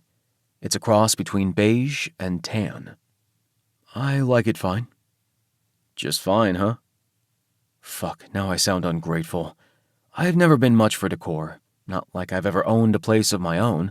Obviously, I'm perfectly fine renting a tiny room in LA. Sorry, have a lot on my mind. I'm totally grateful you know what you're doing and can help me with these decisions. Of course. When he smiles, I blow out a breath. Hey, have a drink with me later? I brought some bubbly and put it in the fridge. What's the occasion? A toast to your grandfather, whom I've never met, but feel like I have working in his house surrounded by his things. Huh. I hadn't thought about it that way. He waves a hand. I get overly sentimental about these things. It's just, he obviously enjoyed the architecture style and time period, given some of the things he collected. His insight catches me by surprise. What do you mean? He dips his head as if embarrassed. I know it's silly, but I noticed that a lot of the magazines and newspapers he held on to had articles depicting the Renaissance period or Gothic revival. I blink, considering all the stuff we tossed that seemed like pure junk, but I suppose there was a method to the madness. Holy shit. You're right. It also explains why he was so hooked on historical documentaries and shows. If only I'd connected the dots. Aaron has only been here for a short time, but it's as if he knows my grandfather better than I do. I suddenly feel guilty for not appreciating his interests or asking more questions to get to know him better. Architectural nerd here, he calls after me as I excuse myself to head upstairs. Just ignore me. I'm actually glad he pointed it out, and I'll have to thank him again after I gather myself and my emotions. I'll be back down in a bit for that toast. Chapter 17. John. I sweep fallen twigs from the deck to prep for my family's arrival. It's our usual monthly get-together that we try hard not to miss. The tradition started with my parents, and thanks to Aunt Dina's urging, we still carry it on without fail. I'm still distracted by Micah's invitation to accompany him to LA and continue to feel conflicted about my answer. I have a feeling that once Grandpa Malone's house is sold, that's it for Micah and the town of Aqua Vista. It's possible I'll never see him again. Christ, will I ever get over this man? Maybe not in this lifetime. As I season the meat, I feel a yearning for a heart-to-heart with my mom. She would know what to do in this situation. Instead, maybe I'll ask my siblings for advice before Micah arrives. I invited him this morning by text because he's been part of this tradition, and I'd like him here for nostalgia's sake. And for my sake. Besides, he's alone and might appreciate the company. I fire up the grill and think about LA. Struggling with the decision is about more than just leaving my business in other people's hands. It's not like I never disappear for a few hours for a hookup or to get supplies, but it's true that I'm so damned tied to my bar that a road trip feels strange, let alone with Micah. I'll admit I felt like a fish out of water the time I visited him in the city, so maybe it's a good idea to experience that again, maybe gain a new perspective. It might help settle things once and for all. Besides, if this is his big break and he gets his dream role, then the distance will feel even greater. And I'll be happy for him because it's what he wants, and probably what he needs. Maybe after those divorce papers are signed and we go our separate ways, I'll even make a concerted effort to date again. Soon enough, my family starts arriving. First Jack with Aaron, then June with Kane, followed by Aunt Dina and Uncle Chuck. "What's on the grill tonight?" Jack asks. "Baby back ribs. Good to know, in case I don't recognize them after they burn." I point the spatula at him. "Better watch out, or I'll char your portion." He holds his hands up and laughs before retreating to the kitchen for a wine opener. I glance toward the driveway, wondering what's taking Micah so long. When June joins Jack to store her side dish in the refrigerator, I step inside. "Hey, before I forget to mention it, I might take off a couple of days at the end of next week. Ross will hold down the fort, but do you think you could check on the bar for me while I'm gone?" They both stare at me like I've grown two heads. "You're never gone," June says once she's recovered. "What's up?" "Micah has an important audition in LA and invited me to go with him." They share a look, and Jack says, And you decided that was a good idea? I don't know. Still thinking it through. He brought along the divorce papers and thought it might be a good time to file them. Did he really? June asks. Why so surprised? You said it needs to be done. Jack folds his arms. But do you know it? Of course I do. We'll always be friends and think fondly of each other. Speak of the devil, June says, glancing out the window. My heart clenches as I watch Micah greet my family. Aunt Dina offers a hug and Kane a high five. We head outside, and when our eyes meet, my stomach flutters like it always does, especially recollecting him in the throes of passion last night. He hesitates behind an open seat at the table. Hope it's okay John invited me. June smiles. It's all good. Glad to have you, Uncle Chuck says, as Micah plops down, relief in his features. Now I wonder if he was late because he was nervous about what my family would think. But none of them act surprised to see him. We've always been tied at the hip, legally separated or not. Just like old times, Micah blurts, then winces. Everyone grows quiet because it's actually not, in any way, shape, or form. Not without our 3 missing family members, preceded by Micah leaving well before the accident. Right on cue, Frank shows up. He only joins us occasionally, though the invite is always open. If it were like old times, Mr. McCoy would be yelling from behind the grill for someone to get a move on, and Mrs. McCoy would tell him to pipe down. Everyone laughs, and it's enough to break the tension. Yeah, and Dan would be playing ball with Kane in the middle of it all. Shit, yeah, well, I tried to keep up, Kane chuckles humorlessly. He would always make me try other sports. That's because he didn't want you to break your neck on the waves, Jack reminds him, and Aaron frowns. But it was okay on the football field? Kane replies with a snort. Somehow it seemed safer to him. And look what happened anyway, June bites out, then gasps. Sorry, I didn't mean that. It's okay. We should talk about them more, I say to try and smooth it over. It feels good to remember them as they were. June squeezes Kane's shoulder. Your dad loved you so much, and yeah, was always worried about you. Kane shakes his head. I wish... Yeah, I know. I wish too. She swipes a tear before clearing her throat. Someone get me a drink, Frank says, and Micah chuckles, settling in with his own glass of wine. Soon enough, dinner is ready, and I place the ribs on a large platter in the center of the table while June retrieves the side dishes from the kitchen. As we pass around the food, it feels comfortable having Micah here. Maybe a little bit like old times. I can see how pleased he is to be around my family again. He picks up where he left off by teasing Kane about girls and sparring with Jack about local politics. Does Aqua Vista have a historical society? Aaron asks, throwing Micah a look, and I have no doubt it's because of his grandfather's property. They do, Uncle Chuck replies after wiping his mouth. They have records dating back nearly 200 years. No way! Aaron's eyes light up. I'll have to check that out. Uh-oh, Jack teases. You have no idea, but you've just opened a can of worms. Aunt Dina grins as she studies Micah shoveling a fork full of food into his mouth. Did you miss my famous potato salad? He nods as he swallows. John's cooking, too. Seriously? This guy's cooking? Jack eggs Micah on, and I narrow my eyes at him. Considering I've been subsisting on restaurant takeout and frozen dinners, this is like a king's feast, Micah replies, loading a slab of ribs on his plate. I puff out my chest. Admit it, I fed you well. His cheeks darken, likely remembering the frequent use of my parents' kitchen as I cooked dinner for all of us. My mom would make some of our favorite meals, but I enjoyed being an amateur chef. It helps me make the decision to open a kitchen in my bar, with a limited menu of favorites. Which reminds me, Micah wipes the barbecue sauce from his fingers. You're still hosting fish fries? Yup, during the spring festival. He stares off thoughtfully. Where do you get your supplies nowadays?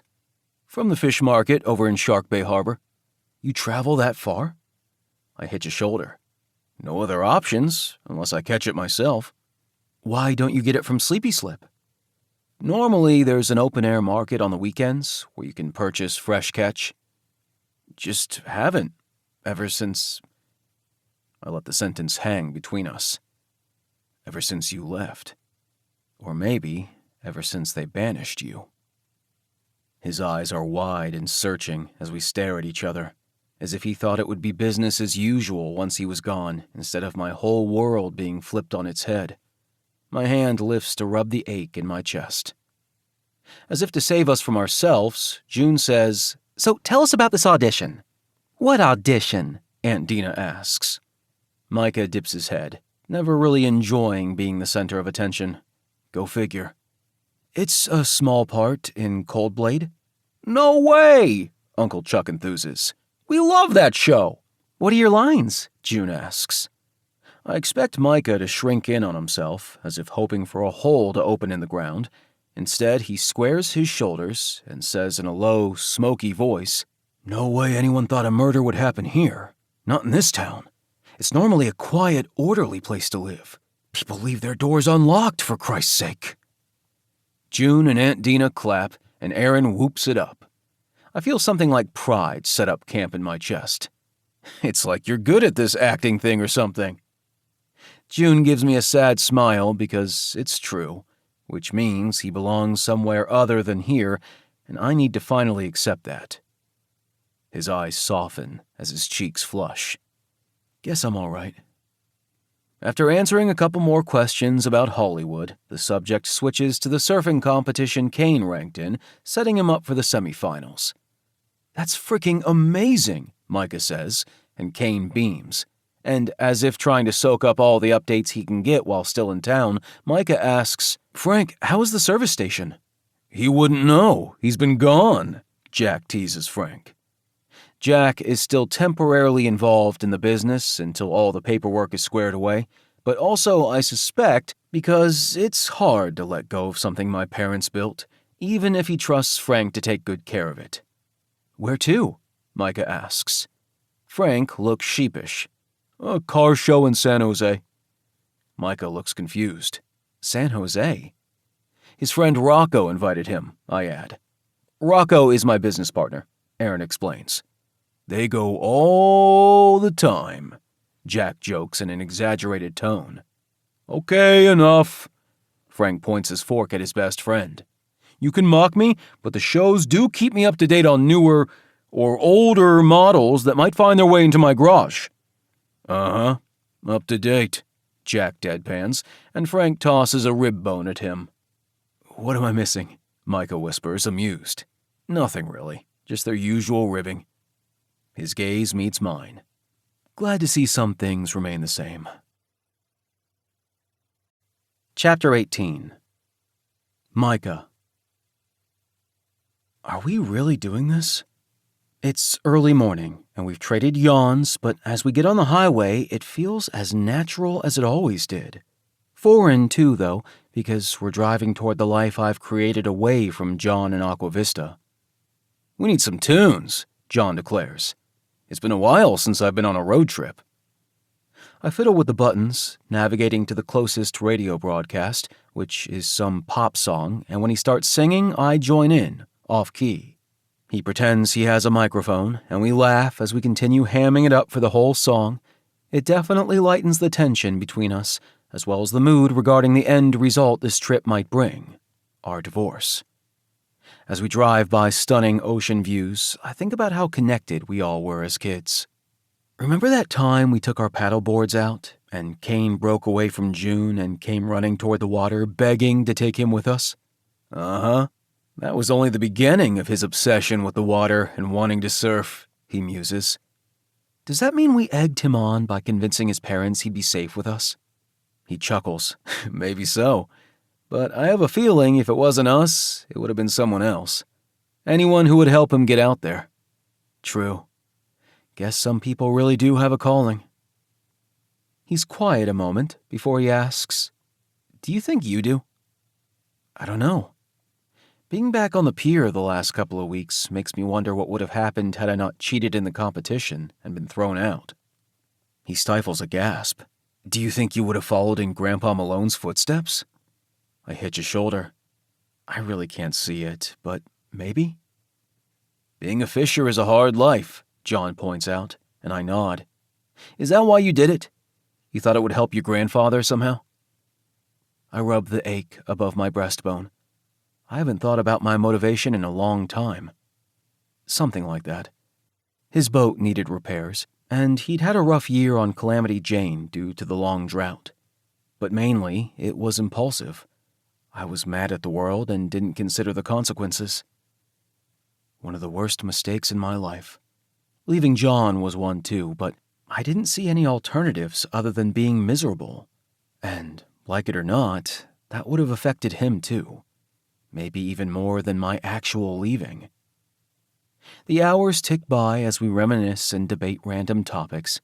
He tells me how he's included not only an annual fish fry, but also a summer rib fest on the back patio of his bar. He sounds happy. His business is thriving, and it makes me realize he's right where he's always belonged, in Aqua Vista with his family and their roots. I have roots there too, but they certainly don't run as deep, not with my upbringing. About 4 hours into the trip, I notice an exit sign with different amenities. Want to stop for a restroom break? Sounds good. Would be nice to stretch my legs. We pull into a fast food restaurant and park near the door. Nothing like junk food on a road trip. The calories don't count. We devour burgers, fries, and sodas before getting back on the road. By the time we pull into Los Angeles County limits, it's nearing dinner time and congested. It takes forever to find an empty spot on the street near my apartment building, and it's obvious we've both had enough of being stuck in a car. I see the stress lines on his forehead relax when I finally cut the engine. Well, at least you have more options around here than at your last place, he says, as he checks out the stores and restaurants within walking distance. I relocated to a much less sketchy place a few years ago, on La Brea, on the outskirts of West Hollywood. Looks like you're moving up in the world. I can only afford to rent a room, and I don't have my own garage space, so I know he's only being generous. Don't do that. John releases the grip on his bag. What? Make excuses for me?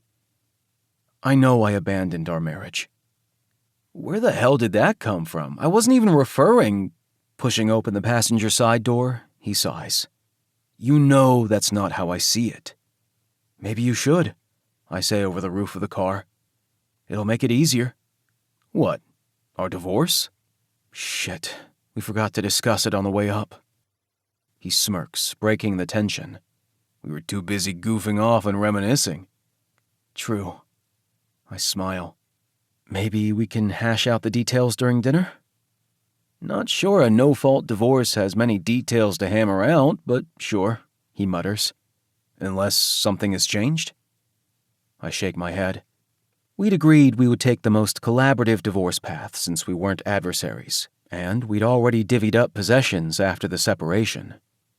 I text my roommate to let him know I'm here as we walk up to the front entrance.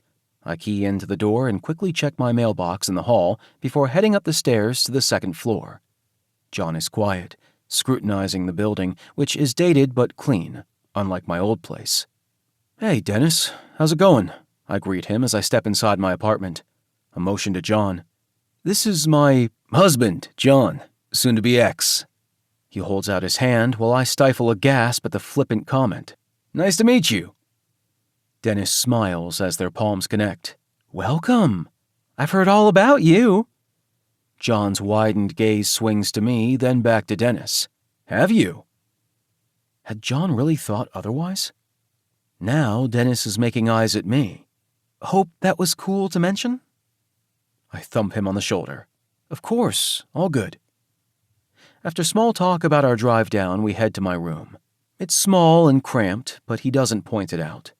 I feel silly, like a college kid who can't afford the rent, and the truth is, most days, I can't, subsisting on meals from the restaurant where I work and microwavable food. And sometimes I ask myself how I got here. Not only because it's expensive living in this town, but I'm hard-pressed to admit that I've never felt completely settled in LA. The lie I tell myself is that I will as soon as I get my big break. Do you share a bathroom, too? John asks. Yeah, sorry. No, it's okay. Just gotta take a leak. It's down the hall, I mutter. I tidy up while he's in there, embarrassed by my pile of clothes in the corner. To my credit, I left within 24 hours of hearing about my grandfather. As I toss my jeans in the hamper, I remember that I was way neater when John and I lived together, mostly because it was his parents' house. Grandpa never cared about my habits unless they imposed upon his collection of clutter. I wish I'd paid better attention to the things he held on to as opposed to tossing them. Come to think of it, he was pretty insistent on going through the mail and disposing of the trash himself. I always thought it was because he didn't want me to lose any important papers or see any of the bills piling up. When John returns, I take my turn in the bathroom. I stare at my reflection as I wash my hands, scarcely believing that John is actually here with me, like I always pictured. But dreams certainly do not reflect our reality. "Want to get some food?" I ask from the doorway. "Sounds good." He follows me out to the living room to slip into our shoes. My plan is to discuss the divorce during our meal, but John invites Dennis to tag along. "You sure you don't mind?" Dennis asks. "Of course not," I reply, honestly a bit relieved, and soon enough, we're out the door and walking the few blocks to WeHo. "This area is awesome," John says as he takes in the thriving neighborhood. "Right?" I playfully bump his shoulder. "It's the gay mecca of LA." "I can see that," he replies, as his gaze snags on some men in leather harnesses in front of a gay bar. "Plus, there's tons of restaurants to choose from." "Too many sometimes," Dennis points out. "How about this taco place?" John smiles, either because someone else made the decision or the fact that the place is unpretentious. "Sounds good to me."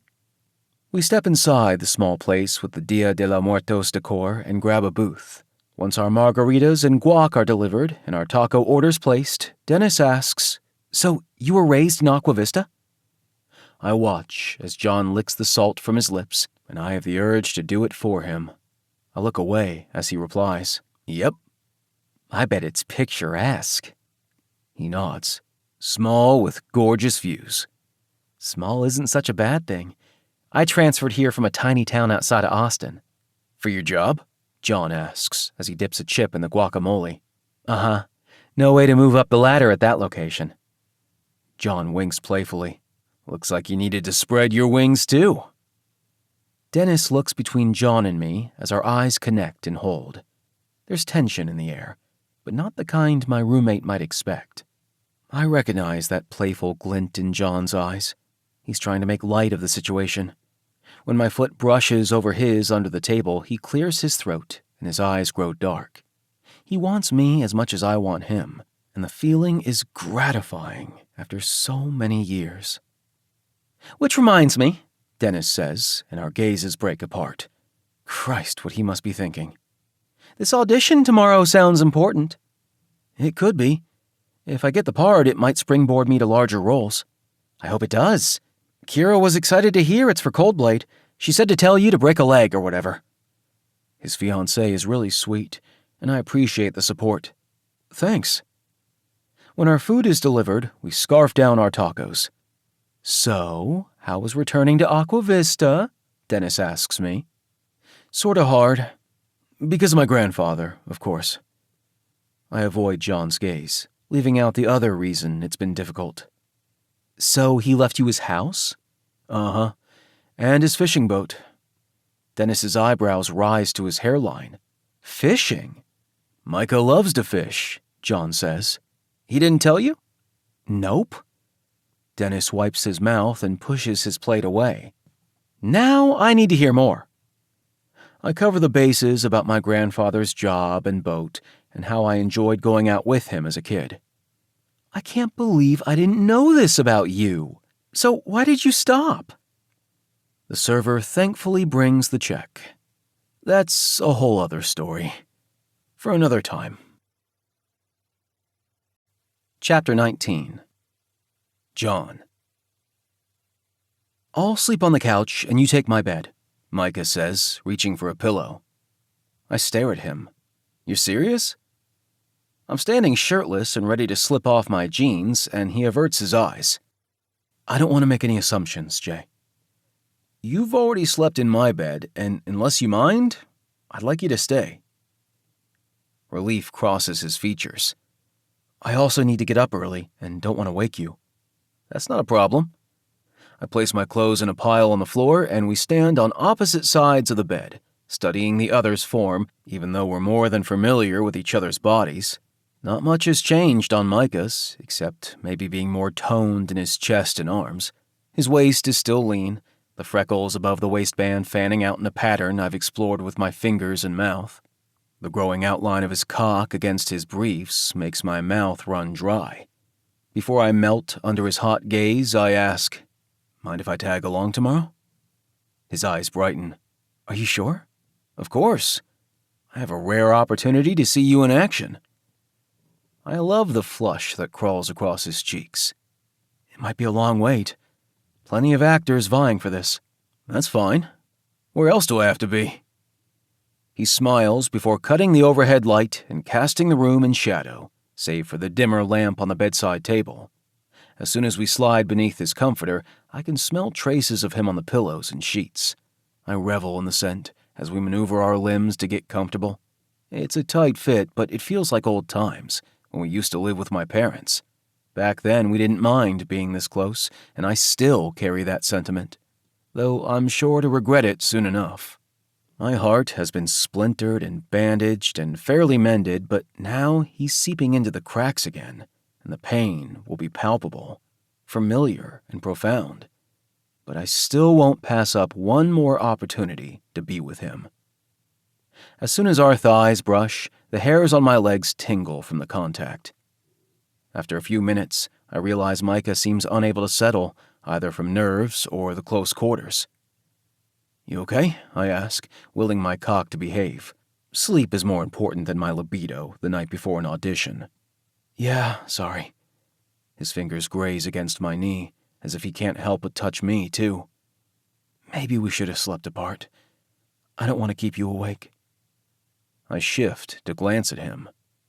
Or maybe there's a better way to help you relax. When our eyes meet, he bites back a groan, and without further discussion, we make quick work of discarding our briefs under the covers. As I'm about to make a suggestion, Micah rolls on top, and I gasp at the feel of his bare torso and stiff shaft against mine.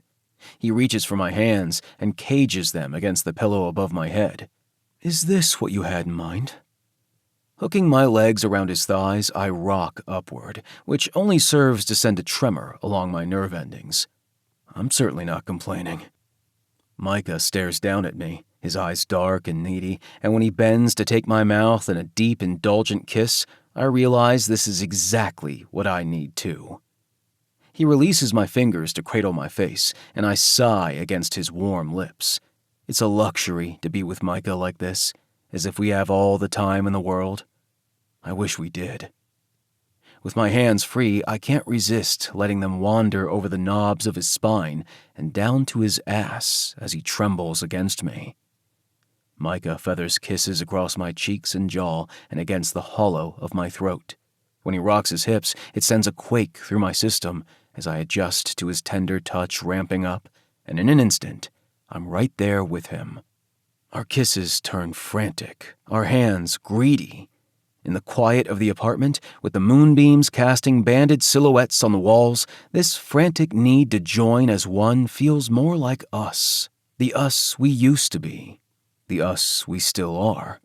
Pressed so close as we use our bodies to bring each other pleasure.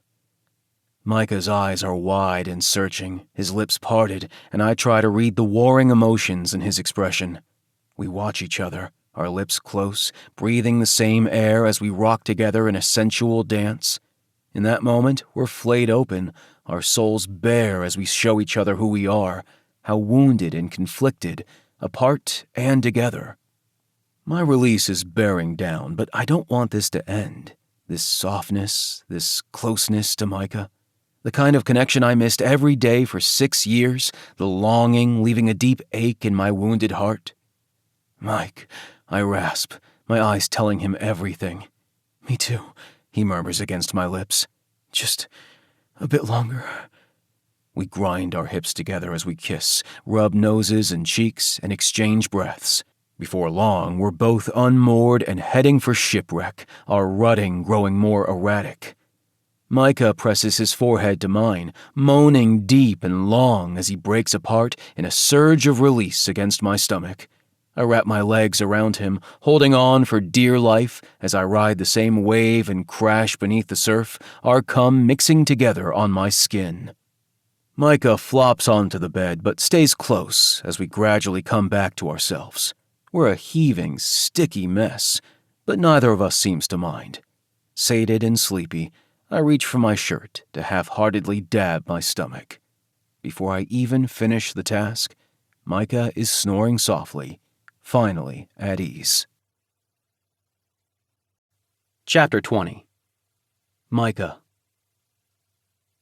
I wake up with John at my back, and though my arm is numb from being wedged beneath my torso, it feels amazing having him here, in my bed, in my city. His soft breaths fanning across my neck make me feel warm and shivery all at once, and I never want us to leave this room. In my dream life, I'd have a much larger bed, plus an apartment I actually own. But today is a big day, a weighty one, and I need to get moving, so I gingerly untangle our limbs. "Good morning," he murmurs. I kiss his cheek. "Gonna jump in the shower." He mumbles something unintelligible as I climb out of bed and leave the room. When I return, showered and changed, he's fallen back asleep, and I feel guilty waking him again. He might be peeved if I don't, though, even if he's changed his mind about coming to my audition. My mouth finds his ear. "I gotta leave in 30 minutes. You can sleep in or tag along." He lifts his head as if determined to hold true to his idea. "Get some coffee in me, and I'll take a quick shower." I pad to the kitchen to get the coffee started, only to realize Dennis already did on his way out the door to work. I pour us both a cup and leave his sitting on the dresser. When he enters the room and spots the mug, his eyes soften. It's what I used to do for him every morning at his parents' house because of his late nights working at the bar. In the car, I'm grateful for John's silence as I recite my lines in a low rumble, trying to get my nerves under control. His hand on my knee steadies me further. Despite doing this 100 times, this particular audition seems to weigh more, as if people are counting on me, and I don't want to let them down. It's likely just me and my skewed views of success. A job is a job, and I've been grateful for all of them. There's a very good chance I won't even get the role. But still, I keep the faith as we traverse traffic into downtown LA and have to park blocks away from the building. We walk up to the 4th floor and into the cramped room filled to the brim with other actors waiting to audition. I check in while John finds us an empty space along the wall. My leg jiggles nervously until John pulls me to a newly vacated seat. He urges me to sit, and I'm grateful so I can focus my thoughts and my breathing. John chats with the person beside him about the LA traffic, and it reminds me how personable he is. No doubt he can always hold his own. I recognize a few other actors in the room, having been in this same predicament too many times to count over the years. They seem just as anxious about this one and, like me, aren't too keen on small talk. Most get called in before me and either smile or frown as they walk out, likely in judgment of their performance.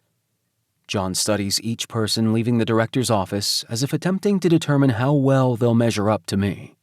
We switch places, him sitting while I pace next to him. The room slowly clears, and nearly 90 minutes later they call my name, and by then, I only want it over with. All I can muster is a sobering look in response to John's encouraging smile. I head toward the woman holding a clipboard and feel John following behind me. "What are you—" "I'm his husband," he tells her. "Is it okay if I wait outside the room to offer him support?" She smiles sweetly at him, no doubt charmed. I expect him to be told to wait outside, but she allows us both to pass. Once I get to the casting director's office, I turn to say something, but John shushes me. "Break a leg. I'll be right here." I walk inside and greet the 3 very important people in the room, which only sets me on edge. After making small talk and being asked questions about my history in the biz, the room grows quiet. "Whenever you're ready." I nod and straighten, my gaze flicking toward the door which hasn't shut completely. I want to mention it because the idea of anyone in the hall hearing me recite my lines is legit terrifying, but it would sound ridiculous. And then I remember how supportive John has been, and genuinely proud, and somehow that bolsters me. I realize how alone I've felt in this career, even if it couldn't be helped. Having John waiting for me behind that door warms my stomach. Taking a moment to get into character, I recite the lines. I notice them exchange glances, but keep their expressions neutral, which is always the case. They never want to sway an actor in one direction or another. When I'm finished, the casting director smiles. Good job. You'll hear from us soon. Thanks for your time. It's my go-to exit line, and it feels hollow on my lips. Upon leaving the room, I'm disappointed to see John having a conversation with a random stranger. I'm done. We can leave, I mutter, not wanting him to see my expression. As I move down the hallway, I hear him say his goodbyes to his new friend and then jog to catch up to me. Hey! He reaches for my arm to stop me. That was amazing! You heard my audition? I listened near the door. Hope that's okay? I nod and blow out a breath. I wasn't sure if you... Thanks. My face feels hot, though I can never really tell how I did. I follow him through the waiting room, down the stairs, and to the car. Well, if it were up to me, I'd give you the part. Appreciate the vote of confidence. I aim the key fob at my car. But it's doubtful I got it. Did you see the room full of talent? Is that how it always is? He asks as we get into the car. I hitch a shoulder. It's true that Hollywood can feel like a small world with the same people vying for parts. There's definitely tons of pressure and frustration. I tend to think worst-case scenario, so I'm not disappointed too often. He doesn't respond, only stares at me. What? Damn, Micah. He squeezes my thigh, sending a thread of warmth to my stomach. It must be nerve-wracking as hell. I would probably crack under the pressure. Nah, you'd probably thrive, given your resilience and charisma. I smirk.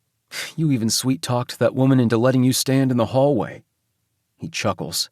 Maybe she saw how important it was to me. Our eyes meet and hold. Thanks again for being so supportive. As I pull away from the curb, he says, I feel like I understand your motivation a bit more. Not that I didn't before, it's just that I can see the drive to try and try again. No experience would feel the same. Maybe. Some people admit they're dependent on the industry, obsessed with the energy of it. And while I don't think that's me, I've had this determination to succeed, to be able to make a living, be independent, but I don't know if the call is as strong for me anymore. It's probably hard to get back up after being knocked down so many times. But you're one of the strongest people I know. You take chances and shoot for the stars. I shake my head. Oh, I don't know about that. You built a successful bar in Aqua Vista. Look at the life you made by sticking to your guns.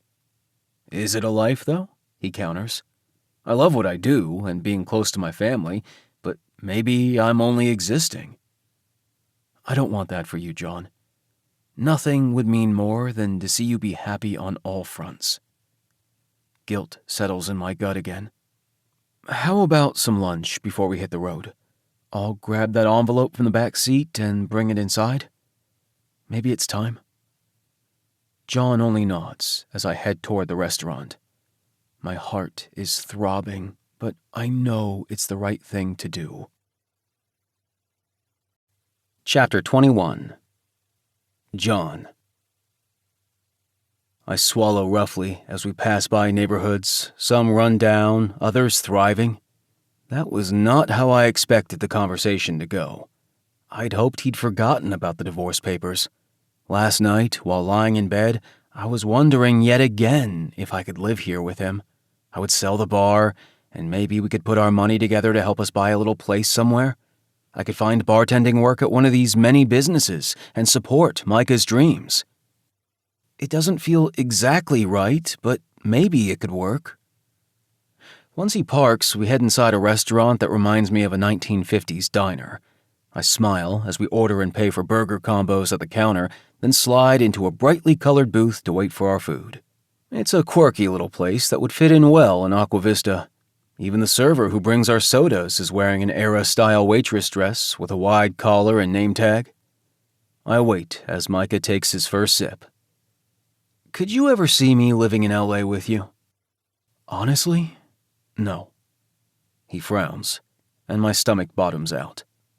No matter how much I would love to have you here with me, you wouldn't be happy. Just like you weren't in Aqua Vista, I suppose.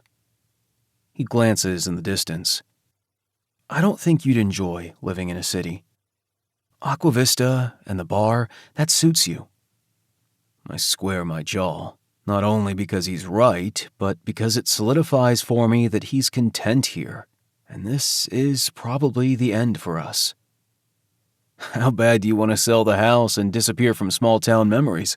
I laugh humorlessly. I never want to leave you, Jay. The anguish in his expression makes my gut churn. I'll admit, I'm appreciating more things this time around. My eyes spring to his. Like what? Hanging with you, of course. I wink. That's a given. He chuckles, which helps lighten the mood. Fishing has sort of inspired me again. It feels good to hold my rod. Did I tell you I found it way back in the closet? My lips part in surprise. So he didn't get rid of it after all? Grandpa Malone was so angry. He knew disposing of his pole would be punishment enough for Micah. That, and being unwelcome anywhere near the docks. You might have been right. He sips his soda thoughtfully. Maybe it was Grandpa's plan to get me back on the docks. And on his boat. I'm convinced, I reply, as our food is served. You know of any fishing docks in the area to scout out? He shakes his head. Guess I'll have to ask around. Maybe Dennis will know, or friends from work. That sits heavy in my gut. The idea that he might pick up where he left off as a fisher except here instead. But what did I expect? After we eat in comfortable silence, I suggest, did you want to stop by work before we leave town? My request is sort of selfish because I wouldn't mind seeing where he spends most of his nights. That would only confuse the situation. I'm lucky my boss gave me extended time off and that my job will be waiting for me when I return. I crumble the wrapper my burger came in. Maybe you won't have to return at all. He swallows his last bite. What do you mean? That you'll get the part. Duh, I wink. Oh, yeah, that. He averts his eyes. I told you, I don't set myself up for disappointment. I push my tray aside. I get that, but I'm proud of you. You've worked hard and really improved over the years. Your acting is great. Thanks. Too bad I haven't been able to break in anywhere. I tap his hand. Maybe this is the one. Micah hitches a shoulder as if unable to allow that idea to take hold, and it unsettles me. I'm proud of you too, you know. I swallow my fry. For what? Like I said, look at the business you created all on your own. It's become the Aqua Vista watering hole. More like water cooler, I smirk. I hear all the gossip. But you're built for that. Always have been. I'm not really made for Hollywood, even if I do love the acting part. Maybe that's what's blocking you, not fully believing in yourself. He arches a brow. You think? Worth a shot. Positive thinking, manifestation, and all that. He chuckles, like those ridiculous affirmation cards Beth carries in her shop. We share a smile. I lean toward him and murmur, I'll be okay. And so will you. I have to trust that. He nods as the server refills our sodas. Which reminds me, he lifts the manila envelope and pulls out a stack of papers. Wow, that's a lot to file. It is. He winces. A bit more complicated than our separation? Suppose it makes sense, I reply, studying the forms, since it's final. It works the same in that one of us files the initial petition for dissolution and pays the court fee. I'll split the cost with you. Appreciate that. He fans out 3 pages. But along with the petition and summons forms, there is also a property disclosure form. You mean Grandpa Malone's house and boat? Uh-huh. I didn't own them during our separation, but now that I do, I don't want any of it, I blurt out. It doesn't belong to me. Just like you didn't want anything to do with me inheriting my parents' house. I figured you'd say that, but we still have to fill out the forms. The server leaves us alone while we're sorting through the documents. We agree on everything in the dissolution, even the wording of irreconcilable differences. When all is said and done, there are a couple of areas we can't answer without looking into our own records. I can get that information to you once we're back in Aqua Vista. Sounds good. And when I return to LA, I'll officially file at the courthouse. I feel a cold punch to my chest. What happens after that? They send you a summons, a court date is set, and according to the website where I downloaded the forms, it'll take about 6 months. I watch, unable to speak, as he collects and stores the forms in the envelope. Well, that feels heavy, Micah mutters, filling in the silence where I can't. But it's what you want, I blurt, feeling raw and achy. It's not what either of us wants. His expression fills with sorrow and regret. But it's what we need. Yeah, I know. I try for humor. Unfortunately, I'll no longer be able to get out of hookups by admitting I'm married. His eyes widen. Do you really? Nah, I smirk. I let people know up front that I'm legally separated. Yeah, same. A flush dots his cheeks.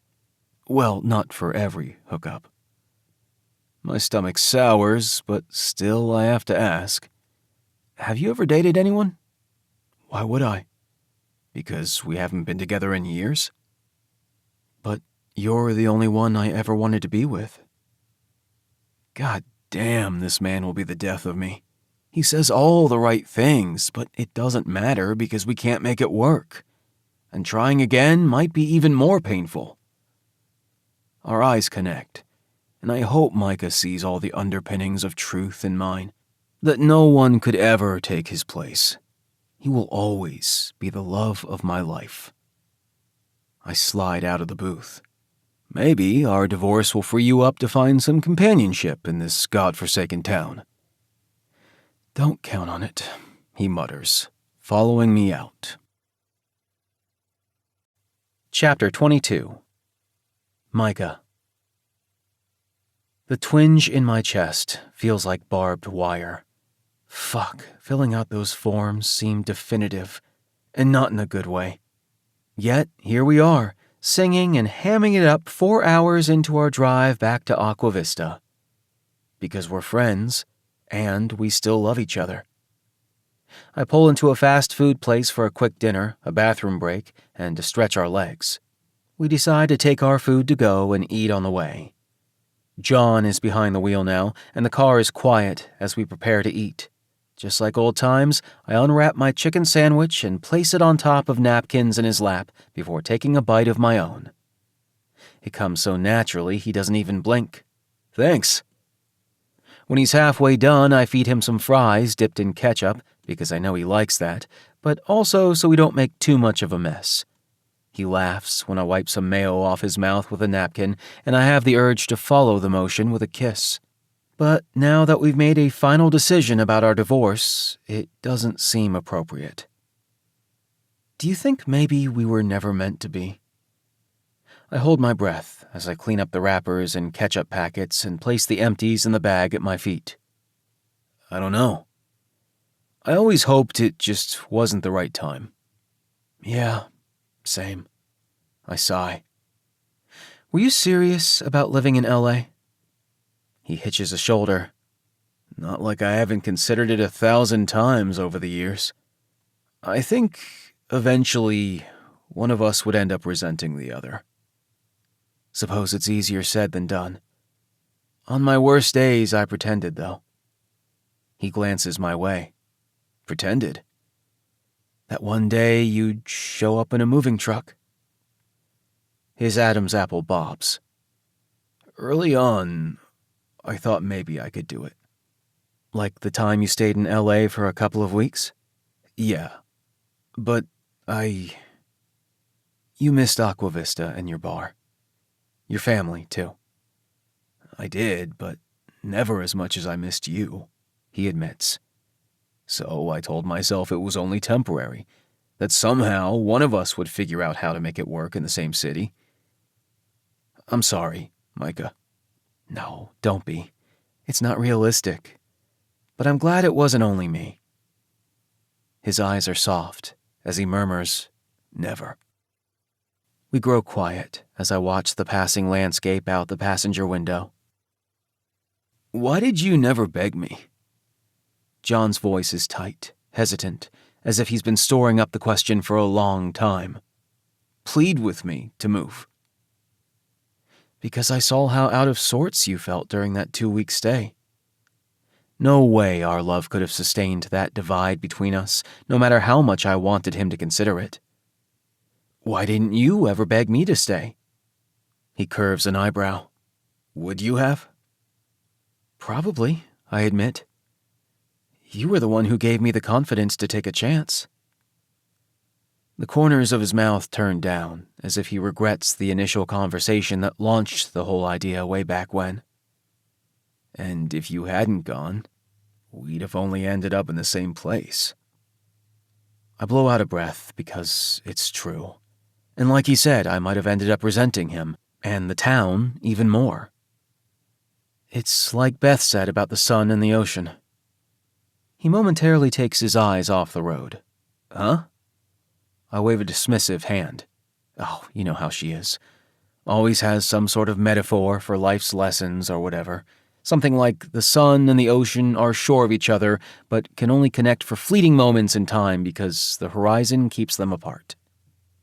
Whoa. I'll admit that one's deep. He trails off as if considering it. She predicted I'd leave town too, remember? He winces and looks away. Do you believe she truly has a gift? I ask. I don't know for sure, but hey, more power to anyone who thinks so. Yeah, suppose so. And her meditation sessions in the park seem to draw a crowd. Wait, that's a thing? Uh-huh. She uses instruments, or, sounds, to help you relax. I drift off because it reminds me of yoga on the beach near the Santa Monica Pier. John says she was right about Aaron and Jack. My eyes swing to him. What did she say? That Aaron would be back in Aqua Vista. Couldn't that have happened regardless? Definitely. So maybe she meant we'll remain in each other's lives in one form or another. I don't love the idea of being only friends, but it seems the most likely path. When John reaches for my hand over the console between us, my heart staggers. I wonder if that sensation will ever go away, or if anyone will ever make me feel like he does. We hold hands on and off the rest of the way to Aqua Vista, as if clinging desperately to our connection for as long as we can. We're both pretty tired once we make it back to town. How about a celebratory drink? John asks as we near his bar. Sure. 4? He shrugs. Finally filling out the papers? And your audition, of course. Fair enough. I untangle our fingers as he parks, and I instantly miss the warmth. Maybe we can see this as a fresh new start. Sounds good. He smiles, but it doesn't reach his eyes. It doesn't feel right in my gut, either. The guilt is still present, and the air is heavy with tension as we exit the car. We just need to learn to live with it. This new normal. Besides, once the house is sold, we'll likely only catch up with each other online or through texts. I inhale sharply through my nose. Fuck, I can't imagine not having John in my life. I thought something would magically be decided one way or another. I didn't think I'd still be living in the gray so many years later, wondering what in the hell we're doing. Technically, not anymore. Before we know it, the divorce will be official. Was this part of your plan too, Grandpa? To force us to finally accept our separation? I could see you doing it, You always did like to teach me a lesson. And boy, am I learning that life is messy and uncertain, with a few moments in between when it's not. It's undoubtedly not ambiguous now as I follow John inside, excited to just be with him one more hour in one more day. I'm sure of you. You're back, Ross says from behind the bar. Yep. How did it go? John glances around. Fine. You should leave more often. You ass. He pulls out a bar stool for me. How about a couple of beers? We sip and talk and soak up having our thighs and arms brush every now and again. If I could bottle this feeling and take it back to LA with me, I would. Chapter 23. John. A few days later, I stop by Grandpa Malone's house, and the smell of fresh paint assaults my nostrils as soon as I enter. Everything in the foyer and living room seems brighter and brand new. This place is looking better already, right? Aaron's finishing up painting a window sash in the dining area. It's amazing what a little declutter and an update will do for a room, along with someone who knows what they're doing. The compliment makes Aaron smile. Is Micah around? He motions toward the second floor. Upstairs. Been there all morning. I climb the steps to his room, the space still so familiar. We spent plenty of time here in high school when we were first getting to know one another and falling in love. When Micah was grounded or in trouble, which seemed like always, I would climb the trellis outside his window. He'd let me in, and we'd try hard to be quiet while we talked and touched and kissed until our mouths were swollen, but we could never get our fill. Grandpa Malone caught us a couple of times and eventually made the message clear that I was to use the front entrance. I knock on his bedroom door, noting the worn, warped wood. The house is old, but I can see how Aaron would find it appealing. Come in. I enter Micah's room and find him sitting on the floor, a shoebox in front of him. What are you up to? His eyes brighten upon seeing me. I found this in the closet. The lid is off, and inside is stuff from his childhood, trading cards, playbills, fishing lures, and even more memories begin to flood my brain. Tears streaming down Micah's cheeks after the cheating incident, locking himself in his room, skipping school and watching endless hours of movies to numb his mind. Me holding him, urging him to return to classes before he flunked out. Someday, I'll be in a movie. Micah loves action-adventure and sci-fi most of all. I don't doubt it.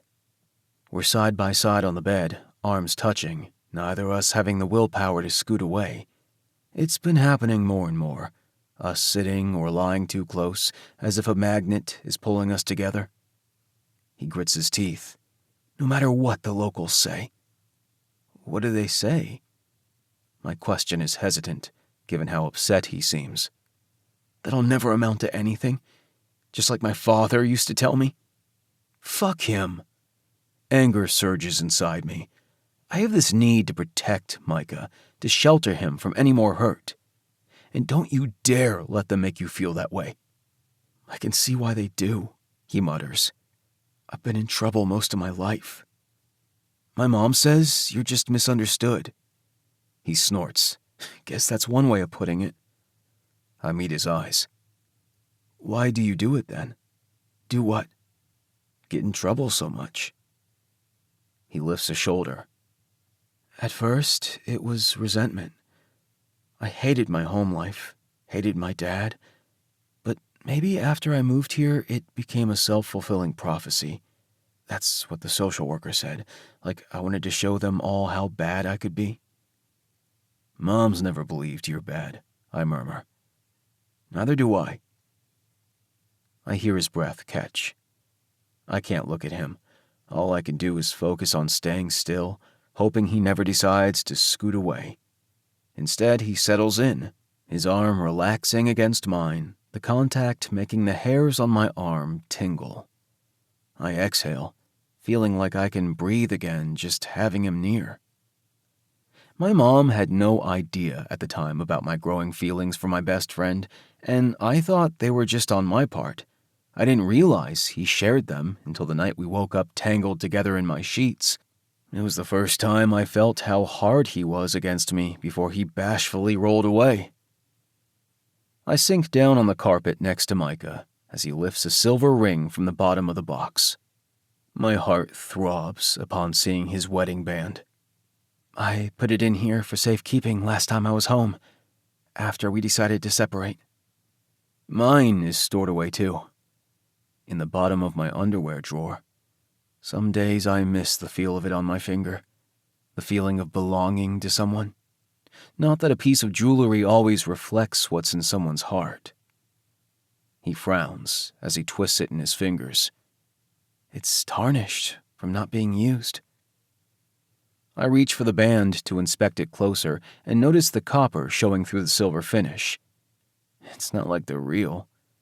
We couldn't afford much at the time. We'd stepped into a shop on the Strip in Vegas and randomly bought a couple of silver rings after attaining our marriage license. They were cheap and essentially amounted to costume jewelry. That's what I liked about them. I smile fondly at the memory. That our wedding was no frills, only you and me, an idea born out of love and some dumb rings. Yeah, me too. His expression is earnest as he sets the ring in the box again, making the ache in my chest grow. What are those playbills from? I ask, trying to ease the intensity of the moment. High school. He smirks as he lifts the program with A Christmas Carol displayed on the front. Remember when Miss Hart was doubtful I could stay out of trouble, let alone stick to a schedule, but she gave me the part anyway? Not only were you the perfect Ebenezer Scrooge, I tease, but I remember how excited you were to be included at all. I'll always be grateful for that opportunity. It was the beginning for him, of finding something meaningful again and getting his life together. Not that he knew what to do with himself after we graduated. I was busy with opening the bar, and he worked available shifts in my family's businesses. Micah was essentially lost without a plan until I suggested he attend theatrical workshops outside Aqua Vista. But it still didn't seem like enough. I always had an inkling we'd end up exactly where we are today. He thumbs through the program. I wonder what Miss Hart's up to nowadays. Think she's still running drama club? You can always drive over to Sunrise Bay, see if she's still around. Maybe I should. Or not. Why would she want to see a former student? Are you kidding? I elbow him playfully. You were one of her favorite people. She'd love to hear what you're up to. Or maybe she already knows. He frowns. Doubtful. I think she's followed your career. Last time I saw her was years ago, though, with a group of teachers celebrating the beginning of summer break at the bar. We chatted for a bit. His eyebrows rise to his hairline. So you told her I moved to L.A.? Uh-huh. Micah sulks, no doubt worried about what she thinks of him leaving. She seemed excited for you. He nods as he replaces the items in the shoebox and closes the lid. Anyway, is there a reason for the surprise visit? Thought I'd help with anything you need. I actually think I'm all set. He stands and wipes imaginary dust off his knees. I only have one more area to sort through, and Aaron's about to start priming Grandpa's room. I follow his lead by standing and straightening my clothes. If he needs help painting, I'm all in. I'll let him know, though he'll likely turn you down like he did me. I have a feeling Aaron is pretty meticulous. I smirk. You'd be right. Ask Jack how much he was allowed to help with other projects. Even the space Jack bought in town? He muses. No clue. I raise my hands. And I'm certainly not stepping in the middle of that discussion. He snickers. You'll have to send me a photo when it's all finished. My gut churns. Will do. So, I was thinking of taking the boat out for a couple of hours. Micah chews the inside of his cheek. Want to join me? My instinct is to decline, not only because I'm not a big fan of boats, but because the more time we spend together before he leaves, the worse it'll be when he finally does. But I can't seem to help myself. Besides, I trust Micah, and I know he won't go too far out. Only if you can get me back in time to open the bar. Sounds like a plan. We say our goodbyes to Aaron as we head out the door. Once on the dock, Micah stops in his tracks in front of the bait shop. Following his gaze, I spot a young adult, possibly in her 20s, behind the counter. Must be his granddaughter, he mutters, and opens the door. I see Cap agreed to get some help. She frowns and shifts uncomfortably. My grandpa had a stroke. His face falls. I'm sorry to hear that. How is he doing? Another woman exits the back room, and I can see the likeness, so I can only assume she's Cap's daughter. The doctor says it'll be a while before he's on his feet again. In the meantime, we're helping out around here. Please send him my regards. Poor Cap, I say, as we head down the dock to the boat. Sounds like you and he have been getting on? Micah nods. Since I first showed up here. He didn't give me any attitude about what happened back then, and I'm pretty sure he's told the old-timers to leave me be about it, too. Glad to hear it. We work quietly together, steering the boat out of the harbor and onto the water. It reminds me of the good old days, when it was only the two of us in the early morning hours, sometimes before school, but mostly on the weekends. That must be the reason I can't tear my eyes from him. Micah looks so damned peaceful out here. Confident, too. His composure is different from the one he displayed during the audition process, but it's unfair to compare the two. One has high stakes, the other is only a hobby. A hobby his grandfather made into a career. No doubt Micah recognizes the gravity of this place and the boat being linked to his grandfather. There's history here, and though he won't readily admit it, it might prove hard for him to leave it behind. We drop anchor and fish for the better part of 2 hours, just talking and enjoying each other's company. Not that I'm truly fishing, only indulging him, and he throws back every catch anyway. I watch as he closes the tackle box and stores our rods. Maybe you should have saved some cod for my fish fry. He straightens. You think? Uh-huh. Would be awesome. Next time out, I'll keep that in mind. As we head inland, I point toward the pier in Sunrise Bay that leads to the high school. Let's dock and go ashore. See what's what. I can see the glint in his eye. Are you serious? Why not? Once there, I help him tie the bowline around a cleat while he handles the spring line near the stern. With the boat secured, we step onto the dock and shake out our sea legs, then head toward the high school, identifying landmarks from our younger days, like the gymnasium and the flagpole where we'd meet each morning. Outside of the newer benches, I observe, it looks about the same. But smaller, Micah points out. Isn't that always the case? I muse. Well, except when it comes to Grandpa's house. A bewildered look crosses his features. Somehow, it seems bigger. I don't draw attention to the fact that he lives in a bedroom in someone else's apartment, but that's not at the heart of his comment. It's more that inheriting the house is overwhelming and sobering for a kid who essentially came from nothing. I want to beg him to embrace the history of the Malone family in Aqua Vista, but it would undoubtedly fall on deaf ears. Micah's got to feel he's part of his heritage to believe it, instead of an abused child pawned off on his grandfather. We hear a bell ring, and soon enough, kids file out of the building on their lunch break. As a group of students get settled at one of the many picnic benches, Micah steps closer. Excuse me, does Miss Hart still work here? Yep, one of the girls replies, then points toward the nearby parking lot. That's her car. And there she is, another student exclaims, and we see her shoulder-length black hair now mixed with gray. Micah sucks in a breath, as if his past has come full circle. Chapter 24. Micah.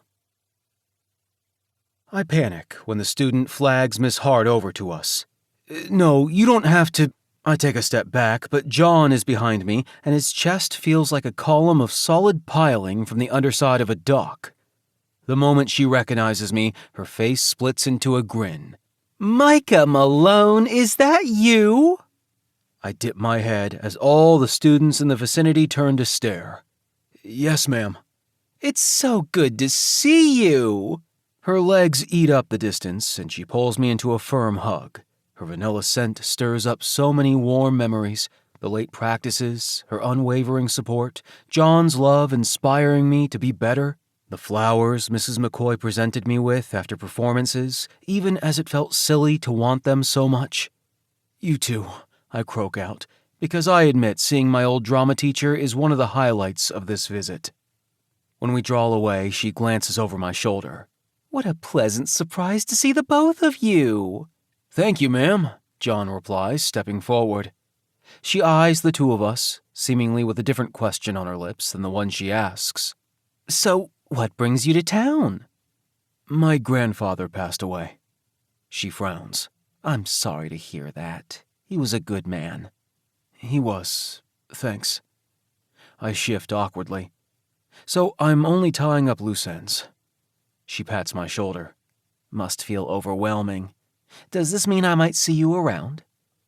I don't have an exact departure date. It depends on... Will your visit extend to the spring festival? She asks in a high-pitched tone. I'm momentarily confused as to why she's asking me, but then I remember the drama department is traditionally part of the entertainment. Are they still putting that on? Of course, John says with a smirk. It's one of Aqua Vista's highlights. I smile at the memory of starring in The Legend of Sleepy Hollow. Whereas other schools might have performed it around Halloween, the town's tradition is the spring. My grandfather would say, welcome to the quirkiness of Aqua Vista. I might still be haunted by the Headless Horseman. It was too realistic. Miss Hart grins. All our props are a bit worse for wear, but they still do the trick. I mock shiver. I have no doubt. It's really all about the acting. She winks. And you are probably the best Ichabod Crane we've ever had. My cheeks feel hot. I don't know about that. John nudges me, and I think about his words. Believe in yourself. But thanks. Those were some of the best years of my life. I'd been part of a small theater production in L.A., and though I enjoyed it, I never pursued another role because it didn't quite quench my soul like it had in high school. I thought for sure Hollywood would provide that for me, but I'd been wrong on that front, too. I might be around for the festival. It depends on how fast my grandfather's house sells. Not that I have to be around for the actual sale because of Chuck's involvement, but I'll cross that bridge when I get to it. If so, I'll be sure to catch the show. Feel like helping pre-production?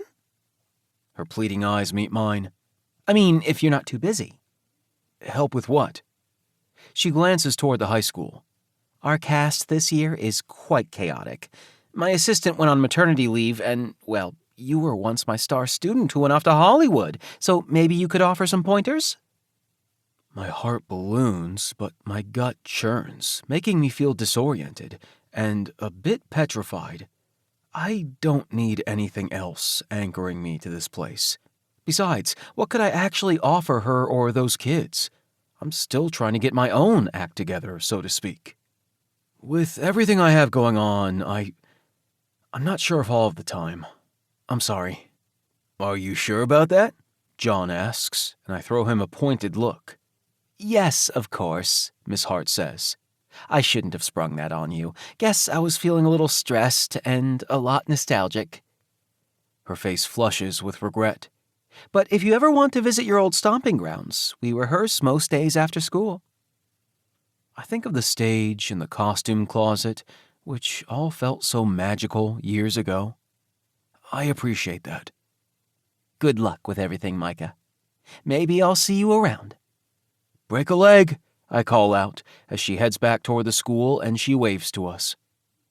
I can feel John's hot stare as we return to the dock. You sure you don't want to help out? Work with high school kids, some of whom are probably as horrible as I was? Payback and all that, John snickers. Plus, you said those were some of the best years.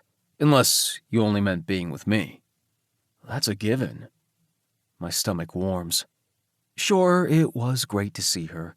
She inspired me, helped me find something meaningful after I wrecked everything else.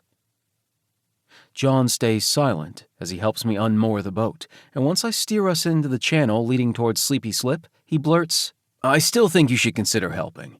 Your whole face lit up when Miss Hart mentioned it. I scoff. Did not. Sure did, he lobs back. I've only ever seen that expression when you're fishing.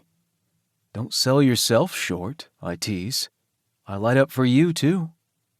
His cheeks tinge pink. Nice one. I meant my heart, you dork. Sure you did, he deadpans. By the time we're back in my grandfather's driveway, I focused on Miss Hart's offer a little too much. After we say our goodbyes and I head inside, I'm restless.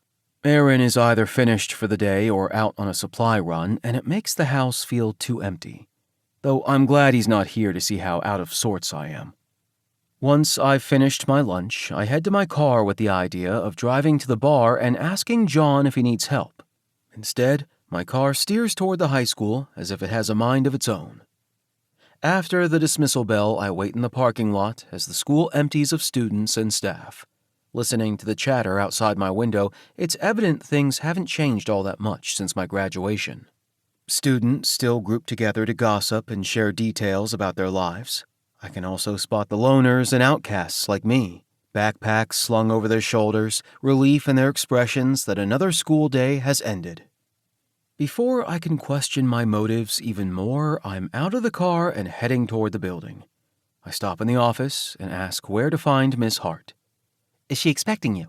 The school secretary asks. Yes. I log my name in the visitor book, and then she hands me a name tag to adhere to my chest.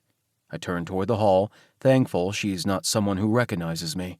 But the principal does, which doesn't surprise me since I spent so much time in that man's office. Micah Malone? I hold up my hands in case he thinks I'm up to some trouble. It's an old habit that's hard to break. Principal Matthews. Well, look at you, our very own Hollywood star. I scratch the back of my neck. Not exactly. Regardless, I'm proud of you. His smile seems genuine. So what brings you here? Miss Hart invited me to her practice for the spring festival. My stomach sours under his scrutiny, and I lob the first excuse that comes to mind. I happen to be in town because my grandfather passed away. I'm sorry to hear that. Thank you, sir. I'll make my way to the auditorium now. I breathe out as I traverse the long hallway, memories flooding me, kids side-eyeing me as I leave the principal's office yet again, meeting John's bright gaze as he waits for me outside the office door. He never lectured me, only offered his support and care, sometimes in the form of notes in my locker. Wish I'd saved those in my shoebox, too. We might have gotten a kick out of reading them. Pushing open the auditorium door, I suck in a breath upon seeing the space that used to represent independence, safety, creativity, and conviction, but now seems stuffy and cramped in comparison to my lofty ideals. The students are on stage, Miss Hart guiding them from down below, so I make my way to a row behind her. The seat creaks as I sit, causing Miss Hart to glance back at me. Her harried expression changes to one of surprise. She smiles, waves, then quiets the students. I'm impressed you've learned most of your lines, she tells them. So today we're going to run through stage blocking. By the time dress rehearsal comes around, we need to know backward and forward not only our lines, but our positions on stage. Most students look around warily, while a few seem confident. Let's take it from the top. I smirk as most of them seem flustered, and some downright confused about where to stand. A couple exit stage left, no doubt to re-enter on cue, which is all part of making a play run smoothly. Without key movements during recited lines, it would all seem like chaos. A guy with floppy brown hair and a tall stature clears his throat. We have murders in New York without the benefit of ghouls and goblins. As the lead, he recites his lines in a strong voice, even if I don't hear the heart in it. The other characters, however, stand awkwardly around him, seemingly unsure about what to do with their limbs. My feet take me closer to Miss Hart as I watch the messy scene play out. See what I mean? She mutters. I do. So you'll help? Not sure what I can do that you haven't tried already. Extra hands and ideas are always welcome, Mr. Hollywood actor. Obviously, live theater is different, but I don't have to tell you that. The baseline is the same. You still have to learn your lines and be on cue. As well as in character, I add. Though I'll admit, live theater has always made my heart pump harder because any mistakes are immediately visible to the audience. Miss Hart claps loudly. Attention, students!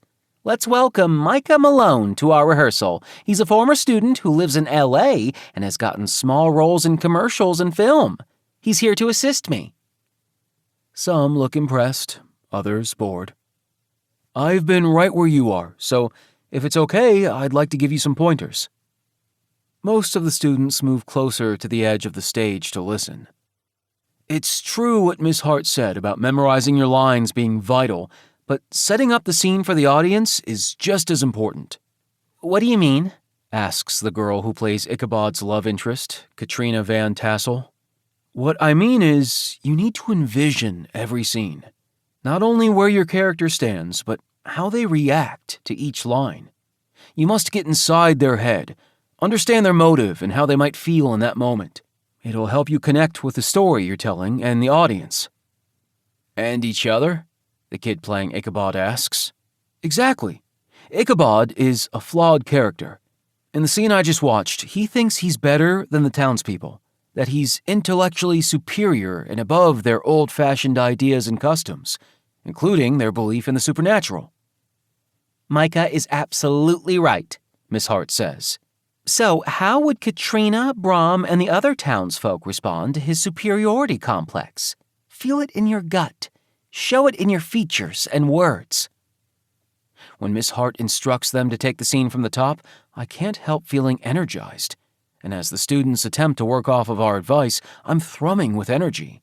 The sort of energy I haven't felt in a long while. Chapter 25. John. What's the occasion? Jack asks as I join him and Aaron on their morning hike in the mountains. That's the thing about Aqua Vista. You get the best of both worlds. In one direction is the coast, in the other, the Santa Lucia foothills. We're an underappreciated location, and most find us through the jack-of-all-trades service station that used to be run by my parents, then by Jack, and now Frank. It's the only gas station on a long stretch of highway, so we have lots of people passing through on their way to other destinations. I don't take advantage of the beauty of our location enough because I work so damn much, but after tossing and turning last night, I felt I needed to be in nature and also hang out with my brother. Needed the fresh air, plus the spring flowers. We don't have the type of spring weather that the eastern part of the U.S. is graced with, but we do have an array of spring flowers that pop up as the temperatures begin warming. Glad to have you. Jack lifts his camera and snaps away at a field of lavender, and just beyond, I notice poppies and calla lilies. These photos are going to be great, Aaron says as we traverse the trail. I have no doubt, I reply. Which reminds me, any snags with the sale? Jack sold his business to his best friend, Frank. Aaron's business partner, Rocco, invested in it.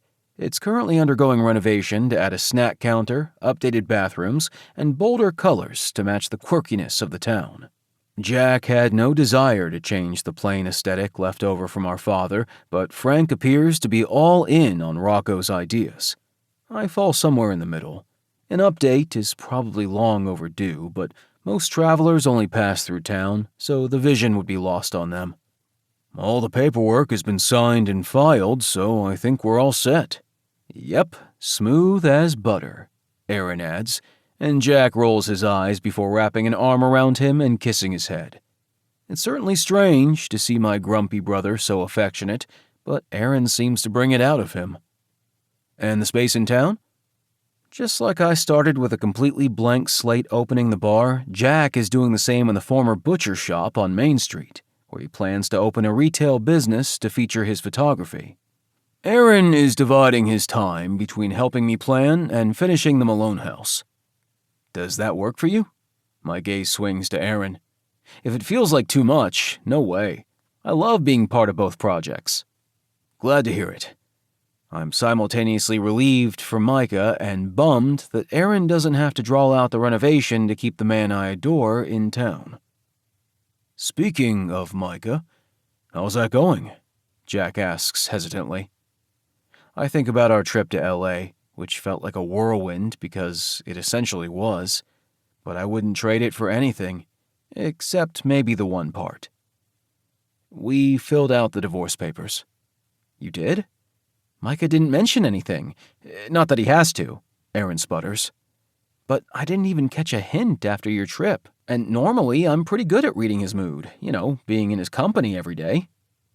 Jack steadies Aaron's shoulders. Take a breath, babe. Aaron stops on the trail and blows out a puff of air.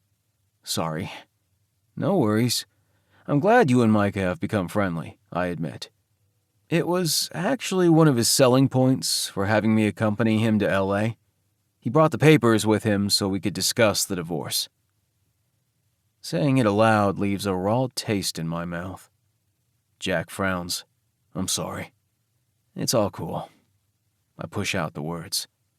I got to hear him audition, and it helped me understand how far he's come and why he continues hanging in there. He's so close to making it big. As we fall into a comfortable silence, I think back to how Micah's face lit up seeing Miss Hart. And on the boat, too.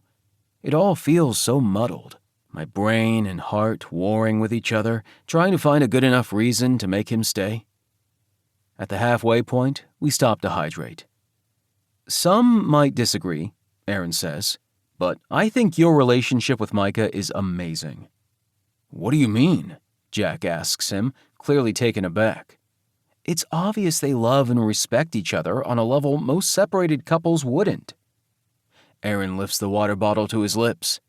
At least not after so many years.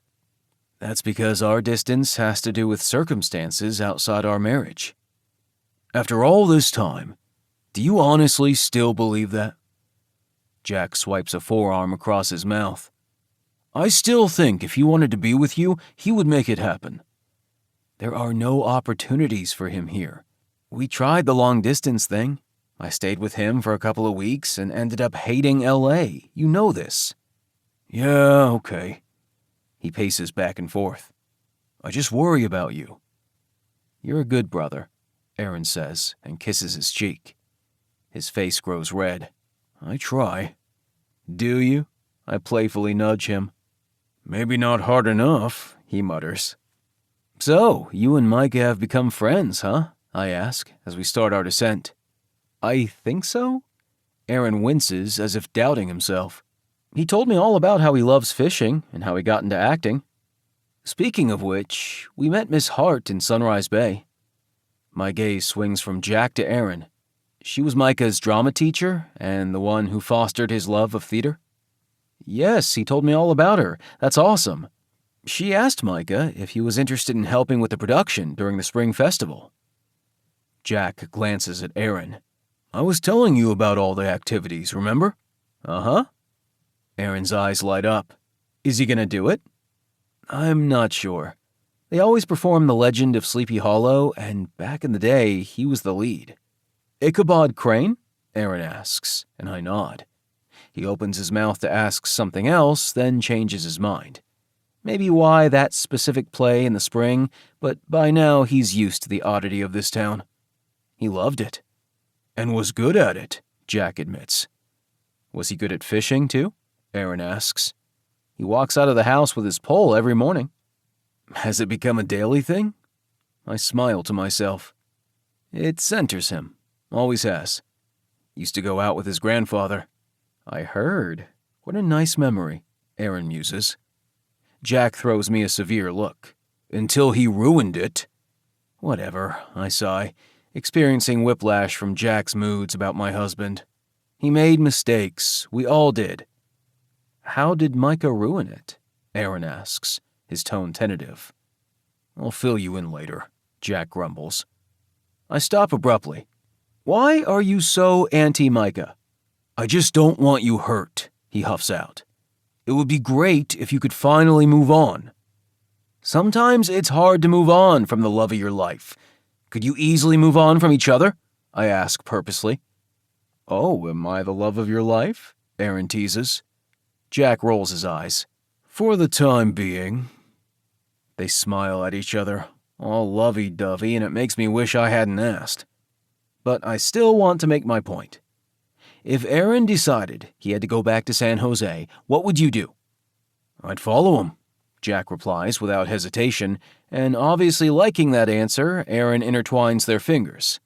Right. So I'm as much to blame as Micah. Don't you see that? I suppose I do. Jack's eyes soften. And now that you've got the paperwork squared away, Micah will file them and a court date will be set. Jack squeezes my shoulder. I'm here for you, brother. Always. Yeah, I know. Thanks. We continue our hike, making small talk, Jack pausing often to take wildflower photos. By the time we exit the trail, we're sweating from the exertion and increase in temperature. I wave as I walk to my car. Thanks for letting me tag along. Chapter 26. Micah. I'm out on the pier by myself, and it's so peaceful. As the sunrise streaks across the sky in striations of orange and pinks, more fishers arrive, but no one disturbs me. It's an unspoken rule around here this early in the morning, likely everywhere, so even if I do decide to try out a fishing pier in LA, I might enjoy it just as much. Might. Is this what you wanted from me, Grandpa? Why else would you leave me your boat? I messed up bad, and you knew how much I loved it out here. I'm out of bait by mid-morning, so I pack up my tackle box and carefully lift the cooler containing cod and perch for John's fish fry. It's helpful that the fish move to the shallows to forage this time of year. My catch won't feed the masses, but it's my own contribution. I might try increasing the donation next excursion on the boat. I notice Cap's granddaughter behind the counter as I pass by the shack. How's he doing? I call from the doorway. She grimaces. Progress has been slow. I'm sorry to hear that. I'll keep him in my thoughts. Nothing ever stays the same. That hangs heavy in my heart as I leave the pier. A couple of fishermen passing by chat me up about Cap's condition. They must recognize me from back in the day, and I'm grateful they only offer their condolences without making any comments about me. Hopefully they've realized I'm no longer that angry kid who did something dumb and almost ruined my grandfather's reputation. I clean up at home, then run some errands in town before grabbing lunch at John's bar. His face lights up upon seeing me, and I will never get used to that feeling of having someone in my life who loves me unconditionally. Where have you been hiding the past couple of days? John and I have texted, but I still haven't told him about my most recent decision. Oh, you know, some fishing, working on the boat, then heading to drama club rehearsal. His grin widens. That's fucking great! Glad you decided to help. My face heats from his keen enthusiasm. I figure why not, since I'm here for at least another few weeks. Damn straight! He knocks his knuckles on the bar top. Burger and a cider? That would be great. By the time he places a burger in front of me, I'm famished, so I down it in a few bites, mindful of the high school's dismissal time. How's the renovation going? He asks after he serves another customer a plate of wings. Good. I dab the napkin at my mouth. Aaron is finishing the second floor, and then he has to do some staging, as he calls it. Bet it'll look great. No doubt. I push away my plate and place my card down to pay. Gotta run. He glances at the time. Rehearsal? Yep. And meeting Rosie afterward. That takes him by surprise. Yeah? I nod. I agreed to write her a letter of recommendation. Cool. Plus, it'll be nice to catch up. It will. For some reason, it feels right to maintain that connection to my grandfather. Maybe I'll even find out something new and interesting. And before I forget, I caught some fish this morning and stored it in my freezer. His gaze snaps to mine. Thanks. That'll certainly help if we run out. I can deliver it to the bar, or feel free to stop by any time. Our eyes snag and hold a moment too long for a couple about to divorce, and though I'm excited to help Miss Hart with the play, it's becoming increasingly harder to leave John's company. Think you'll be around if I want to grab that fish from your freezer? My stomach warms from his intense gaze. I'll make sure of it. He gives me that sexy, smirky look that's reminiscent of when we were kids. It meant alone time and intimacy. Looking forward to it. As I hop in my car and drive toward the high school, a memory surfaces of John and me skipping school to be together junior year. I want to show you something, he says, as he leads me to a trail in the foothills behind my grandfather's home. He's loaded us up with waters, granola bars, and 2 blankets, as if we might get lost and need a search party. That thought makes my stomach squirm because I've heard stories of people running into bobcats or getting lost out here, some never making it home. How the heck do you know where you're going? I step forward tentatively after stumbling over a root. He chuckles. Lived here my whole life. Know all the secret places. Secret, huh? I promise it's not far. He reaches for my hand and knots our fingers together. Come on! As we ascend the path, I start to relax, trusting that John knows what he's doing. After a solid 10-minute hike, the trail leads to an outlook where you can see the entire valley below. We seem to be the only souls around, save for the deer scooting out of our path and birds chirping in the underbrush. He leads me to a patch of grass near a gigantic boulder and spreads a blanket out, setting the rest of the supplies nearby. I inhale the mountain air as I take in the view. It's peaceful here. I think so, John replies as he sits and pats the space beside him. We open the water bottles and devour a couple of granola bars as we discuss the classes we skipped and the homework we'll have to make up, both of us agreeing it's worth it. I still have to get home before my grandpa gets home from the docks. No worries. We won't stay long. We fall into a comfortable silence, and though I was hot and clammy just 5 minutes before, it feels cooler under the shade of the trees. I shiver when a chill travels over my bare legs. Lifting the second blanket, John wraps it around our shoulders. Strange how it can feel nippy up here. We can leave if you want. No, I like it here. With you, I admit. I've been getting braver telling John how I feel, whereas he's more of an open book. Me too. John absently trails a hand across my thigh, and my stomach tingles in anticipation, the thought of fitting our mouths together out here with no one around making my head swim. As if reading my thoughts, John shifts closer, and when our gazes meet, I can see the question in his eyes. Want to make out again? Little does he know I want to do more. Think about it at night in bed, but I've been too chicken to make the first move or even bring it up. But as John angles his head and stares into my eyes, then down to my lips, I know we're on the same page. At the very least, he wants to kiss me too.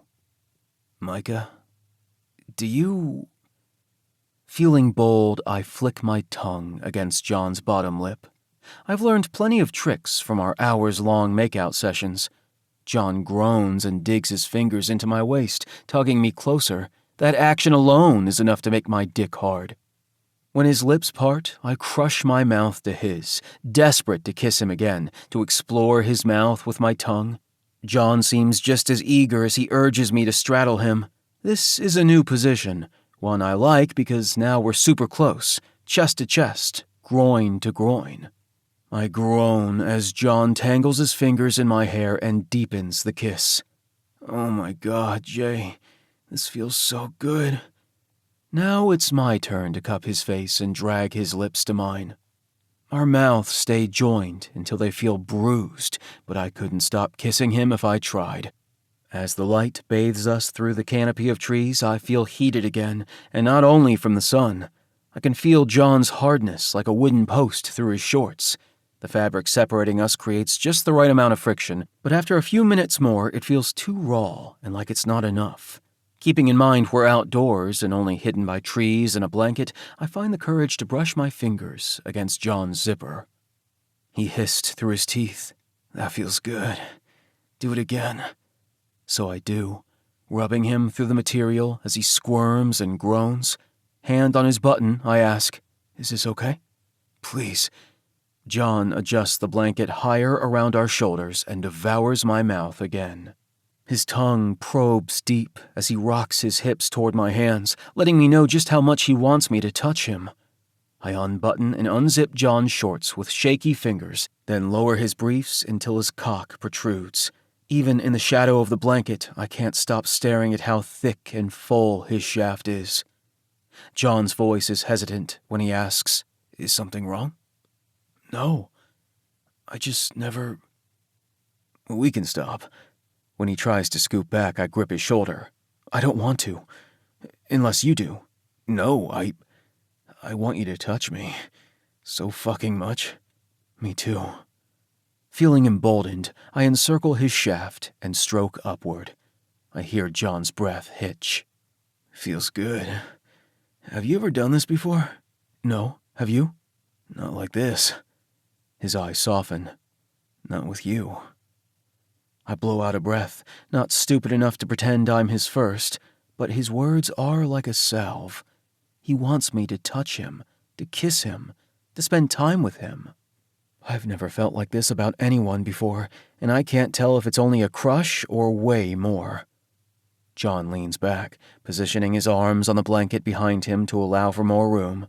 He feels warm and solid in my palm as I pump his length, testing the same method I use on myself. "God, that's—" John screws his eyes shut, panting shallowly. I realize how completely exhilarating it is to make him feel this good just with my hand.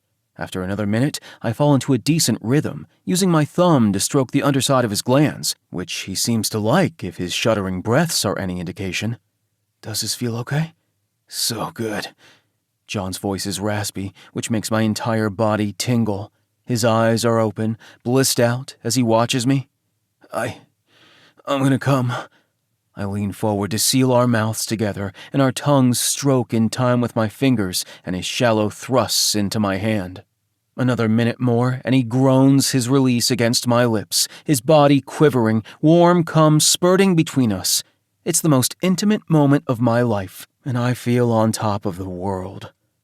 I let go of his softened shaft, and John uses the edge of the blanket to clean his stomach in my hand. I feel happy, dreamy, as he reaches for me and plants a kiss on my lips. "Can I touch you too?" I'm not saying no, not after watching him and trying not to adjust my growing hardness in my shorts. As soon as I nod, he unfastens my shorts, wasting no time pushing down my waistband and taking me in hand. And oh God, it feels different when it's someone else stroking you with the perfect amount of care and pressure. I groan and arch my back, trying to drawl it out and not lose it in the first minute he gets his hands on me. "You feel so good." John watches me with wonder in his eyes. "I've wanted to touch you for so long." My cheeks heating, I bury my face in his shoulder, trying to hold it together. "Hey," he kisses the side of my head. "If you didn't know how fucking much I like you and want to be with you, now you do." His words set my nerve endings on fire. I'm not sure I've ever felt safer or more cared for. I'm afraid to be vulnerable in front of him, but I also feel like I can let myself go. Just a little. Or maybe a lot. Not a second more, I moan and shudder as I break apart and spurt all over his hand. "So hot," John murmurs against my ear. "Tell me about it," I reply, and John chuckles. After we clean up a second mess, we lie side by side on the blanket, hands knotted together as we look at the glimpses of blue sky through the trees and talk about our dreams. Chapter 27. John. "Hey, Frank, what's up?" I ask as I serve him a beer later that evening. "The usual. Working around all the remodeling?" He sighs. "Exactly. It's still hard to believe this is actually going down and Jack is allowing it." "Right?" Frank smirks. "Plus Rocco is in town. Mr. Anal Retentive himself." "Oh, I'm sure he just refers to himself as detail-oriented," I reply, and he laughs. "Rocco is a pretty interesting character. A cutthroat businessman with a softer side when it comes to vintage cars and his nana's lasagna. Frank appears to enjoy his company quite a bit. Otherwise, why would he spend so much time with him and enter into this arrangement for the service station? Where is the man? Haven't seen him recently. He only sweeps into town when he can. Besides, he's getting married this summer, so he'll be even busier. He looks away, as if the subject makes him uncomfortable. I thought the wedding was postponed. It was, but they've been working through their issues, apparently, so it's back on. Or perhaps it has to do with Rocco's fiancée, Corinne. She seemed nice enough when I met her last summer at the Rib Fest, but according to Aaron, she's as high maintenance as Rocco, especially regarding the wedding planning, which has driven up the cost. Given how modestly Micah and I tied the knot, the notion feels foreign to me. Right now, he's with Aaron. Business stuff to handle. Got it. Likely they're at Aaron's place or Jack's. Let me know if you need anything. At closing time, I lift my phone and scroll to Micah's name. The pull between us feels more intense lately, ever since our road trip and the divorce papers. Like any day I don't see or talk to him, I'm losing time. There are 2 cars I recognize in the driveway as I pull up to Grandpa Malone's house. Micah, Aaron, and Uncle Chuck are in the living room, holding a bottle of what looks like sparkling wine when I enter. Micah's eyes are full of mirth as he swings his gaze toward me. His smile falters briefly, and it takes my breath away. Something is up. Are we celebrating? It's hard not to notice the staging that has already begun, given the new pillows, fresh flowers and vases, and modern artwork on the walls. Aaron's renovation is so remarkable that it hardly looks like the same place, so maybe that's what all the excitement is about. I got an offer on the house, Micah announces. My shoulders stiffen. Is it even on the market yet? Nope, Uncle Chuck replies with a delighted expression. Rocco met me here yesterday, Aaron explains, and after I gave him a mini tour, he threw out the idea of buying the place. It was a pretty impulsive reaction, so we have stuff to sort out, but he's as good as his word. My emotions are warring with my thoughts. I'm confused. Doesn't your business primarily buy commercial properties? Aaron nods. That's why another conversation is needed. This purchase is personal. He wants to own a home in Aqua Vista? I try to temper my tone. Doesn't he live in San Jose and is about to get married? Or maybe he plans to rent this place? Uncle Chuck throws me a puzzled glance, and I can understand why. I'm acting a bit irrationally. I made it clear that the locals prefer residents over tourists. Aaron winces. He knows that was a point of contention between me and Jack when I bought my home. I do remember Jack's suspicions about Aaron when he returned to Aqua Vista, intent on making himself comfortable around here. So, again, it begs the question why? Uncle Chuck frowns as he sets the bottle of wine near the glasses on the table. I feel out of sorts, and no doubt sound absurd. Why the hell would I care so much about Rocco's intentions? The sale of the house before it's on the market is good news for Micah and saves Uncle Chuck a lot of work. I haven't met Rocco yet. Micah's voice wavers. But why does it seem like you have doubts about the man? I don't. Sorry. I guess the news just surprised me. I blow out a breath. The guy came across as brash when he first rolled into town, but now I can see he's a solid guy with good business sense. Uncle Chuck nods and glances at Micah. Suppose he knows a good deal when he sees it. Besides, he's in town enough due to the investment in the service station, Aaron points out.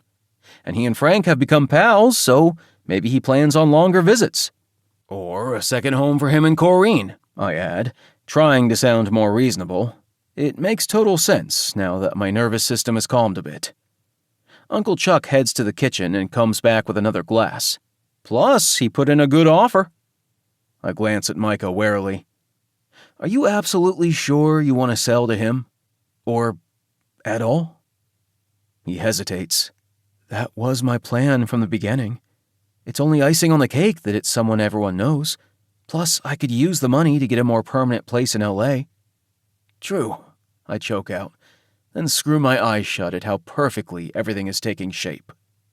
Speaking of LA, I was called back for a second audition, he announces.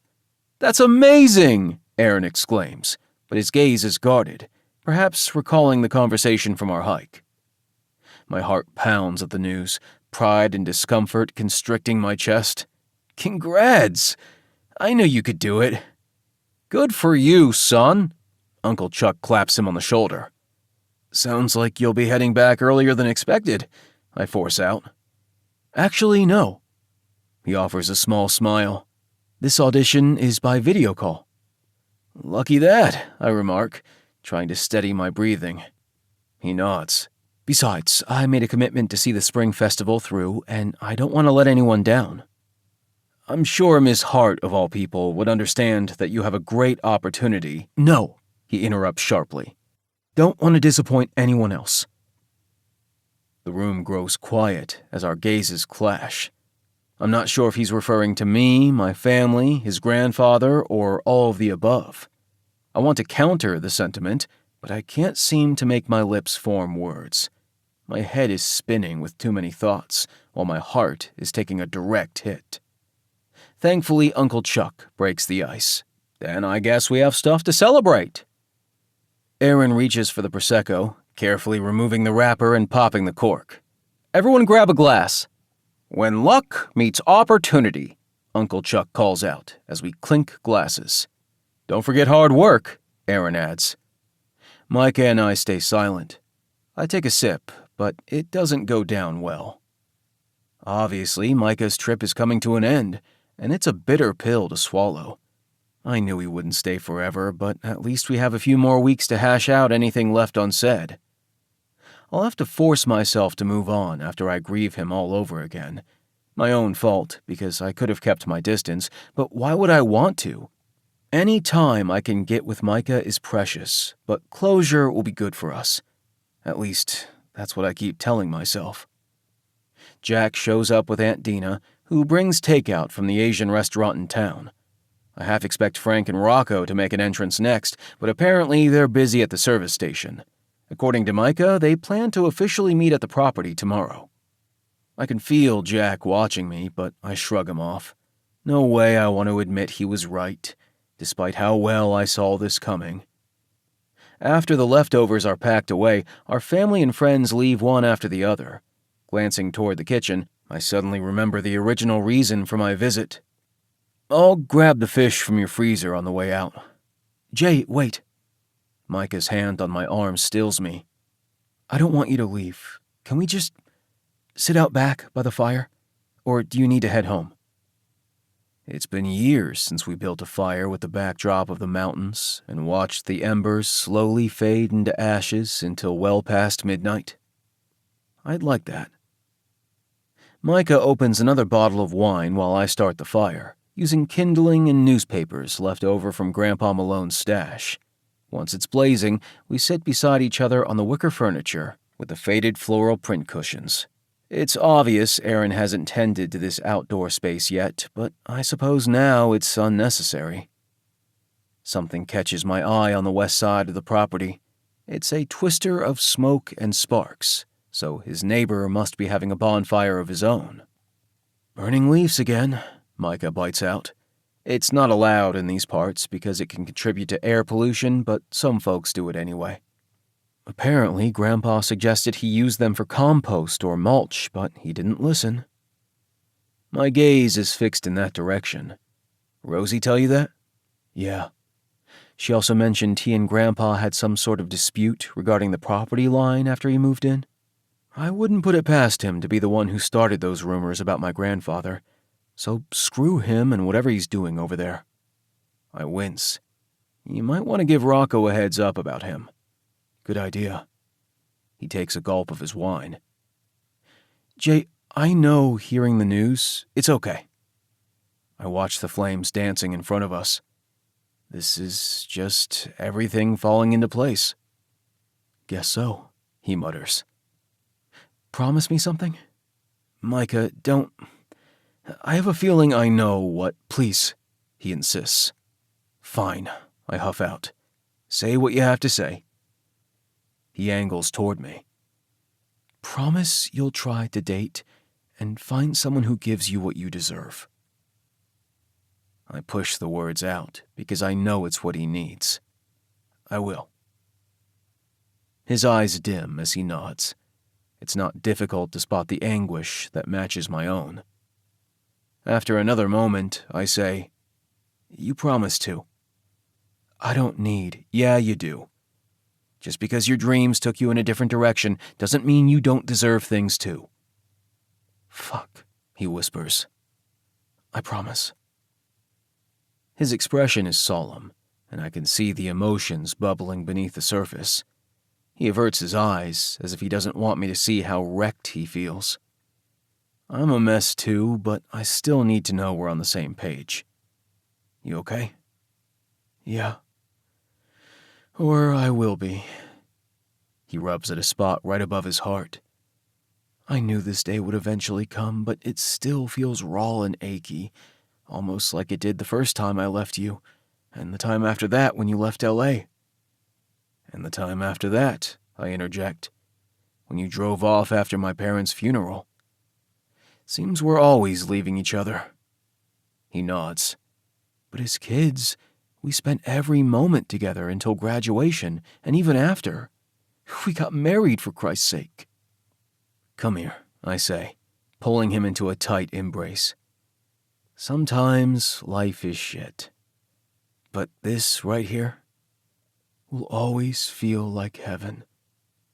Micah buries his face in my neck, and I hold him the way he needs right now, and I need it too. Like he's been unmoored for far too long and needs a solid place to anchor his heart. And I'll always be that for him. After a while, we lie down with our limbs intertwined, breathing the fresh mountain air, finding comfort in each other. When I feel his muscles relax, I know we'll be okay, even without each other. But the longing for this man I've adored my whole life will never go away, no matter the distance between us. Every look, every touch makes my heart swell with such a profound ache that it feels like it might burst through my chest and float away. And maybe it will. Maybe even back to L.A. with Micah. I won't need it anyway. I will always love Micah Malone with every fiber of my being, even if my heart is torn to shreds and barely hanging on. When a cool breeze feathers over our skin, I shut my eyes. We drift in and out of our silent reverie, and I know I should untangle myself and leave, but I can't. I won't. Not now. Shifting to a more comfortable position, our cocks rub together. Micah gasps and straightens his hold as if afraid I'll drift away. Jay, you always feel so good against me, he murmurs. I wish I could stop wanting you, needing you, but that time is not tonight. My heart lodges in my throat as I brush my lips against his temple. He only needs to look up at me before we're pushing out of our shoes and jeans, leaving our shirts and underwear on even though no one can see us. Micah shifts so we lie side by side again. He draws me closer, and when our shafts realign, I rock against him because I want and need him too, no matter how much it hurts.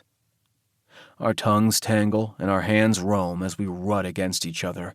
We drag out the inevitable, grinding deliberately, if painstakingly slow, in our torturous, desperate drive to connect. We watch each other with bald, blatant need, our lips lingering close, trading breaths in the intimate airspace between us. This time, communicating with our bodies somehow feels as transcendent as it does right. Always right. Our foreheads rest together as Micah wraps his fingers around our shafts and strokes in a tight hold. My hand joins his, and together we pump us into the heavens. Jay. Oh, God, Jay. His voice is hoarse as our cum mixes on our clammy, warm skin. Neither of us moves as we catch our breath and wait for our hearts to stop galloping. We drift off to the sounds of owls hooting and crickets playing a melody only for us as we hold on to each other for as long as we can. Chapter 28. Micah. Hey, Micah! I'm Rocco Giordano. Sorry I missed you the other day. No worries. I shake his hand as he steps into the foyer. Good to meet you. Aaron and Frank are behind him, and I usher them inside and close the door. I'm not sure if Frank is here for moral support or plain curiosity. Hope it's all right to take another look around, Rocco asks, his gaze focused on the fireplace, which has been updated with refurbished wood on the mantel. Be my guest. I follow as they move from room to room, Aaron explaining the history of the architecture and the work he's done. I've learned quite a few things myself from my daily chats with him. This is just as amazing the second time around, Rocco remarks, as he slides a hand across the granite countertop in the kitchen. The lighter stone color really helps the mosaic backsplash stand out.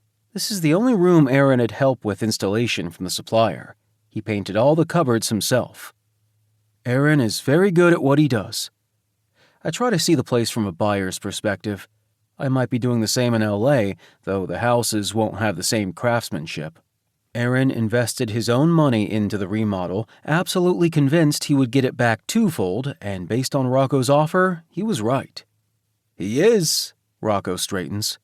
I also tend to know a good thing when I see it. I nearly crack a smile at the bravado Rocco exudes. Instead, I nod. No reason to doubt his good sense. Aaron will tell you. He nudges his business partner's shoulder. I'm an awesome salesman. Frank smirks. Sure, let him stroke your ego even more. Rocco gives him a look I can't quite read, and for the first time, I'm very curious about their friendship. They certainly seem like an odd pair, with Rocco decked out in an expensive-looking suit and Frank beside him in a grease-stained jack-of-all-trades shirt. But they seem very comfortable around each other. Comfortable enough to rib each other. As we head upstairs to the main bedroom, Rocco makes a detour to check out the guest bathroom, where Aaron has updated the paint and vanity. What does your fiancé think about you owning property out here? Since I invested in the service station, I figure this gives us a good excuse to visit Aqua Vista. Rocco tests the light socket in the hallway. Besides, I'll need to check on Frank to make sure he's not fucking anything up. Frank rolls his eyes. Think you're funny, huh? Frank will do great, Aaron says, and the customers will appreciate the new amenities. What sort of amenities? I ask, as we enter the main bedroom that Aaron staged with neutral bedding and walls so it would appeal to most buyers. And even without the planned artwork he was going to install, it obviously worked for Rocco. An actual snack counter, fresh coffee, and vending machines that carry more than water. I snicker, wondering how Jack feels about that. It's a good idea, right? Rocco tugs the lapels on his blazer. I'm glad he listened to me. Excuse me? I suggested it first, Aaron retorts, and Rocco smiles warmly at his friend. I can only imagine the bickering that went down when Aaron told him he planned to live in Aqua Vista. It makes me yearn for John to be here right now to provide backup. For what exactly, I'm not sure. Considering this is my life and mess to deal with, it's a good thing he's not. My bedroom door is closed, the clutter behind it off limits since Aaron hadn't finished staging before Rocco decided to throw his hat in the ring. Since it's the same size as the empty guest room, Rocco doesn't complain. By the time I leave town, I'll have the last of the stuff on the floor packed and ready to donate or keep. Where do you stay now when you come into town? Either with Aaron or Frank, Rocco replies as he opens the closet, which is on the smaller side due to the period the house was built. I'm sure they'll be glad to be rid of me. I smile blandly, another question niggling at my gut, inspired by John's inquiry the other night. Not that it's any of my business, but what do you plan on doing with the place when you're not in town? Not exactly sure. He glances at Aaron, who's standing near the window. Maybe it can be turned into an Airbnb, so it brings in extra income. The old-timers will love that idea, Frank teases. But it's not unheard of. I mean, imagine the draw. Rocco's gaze is trained toward the foothills. The ocean one way, the mountains the other?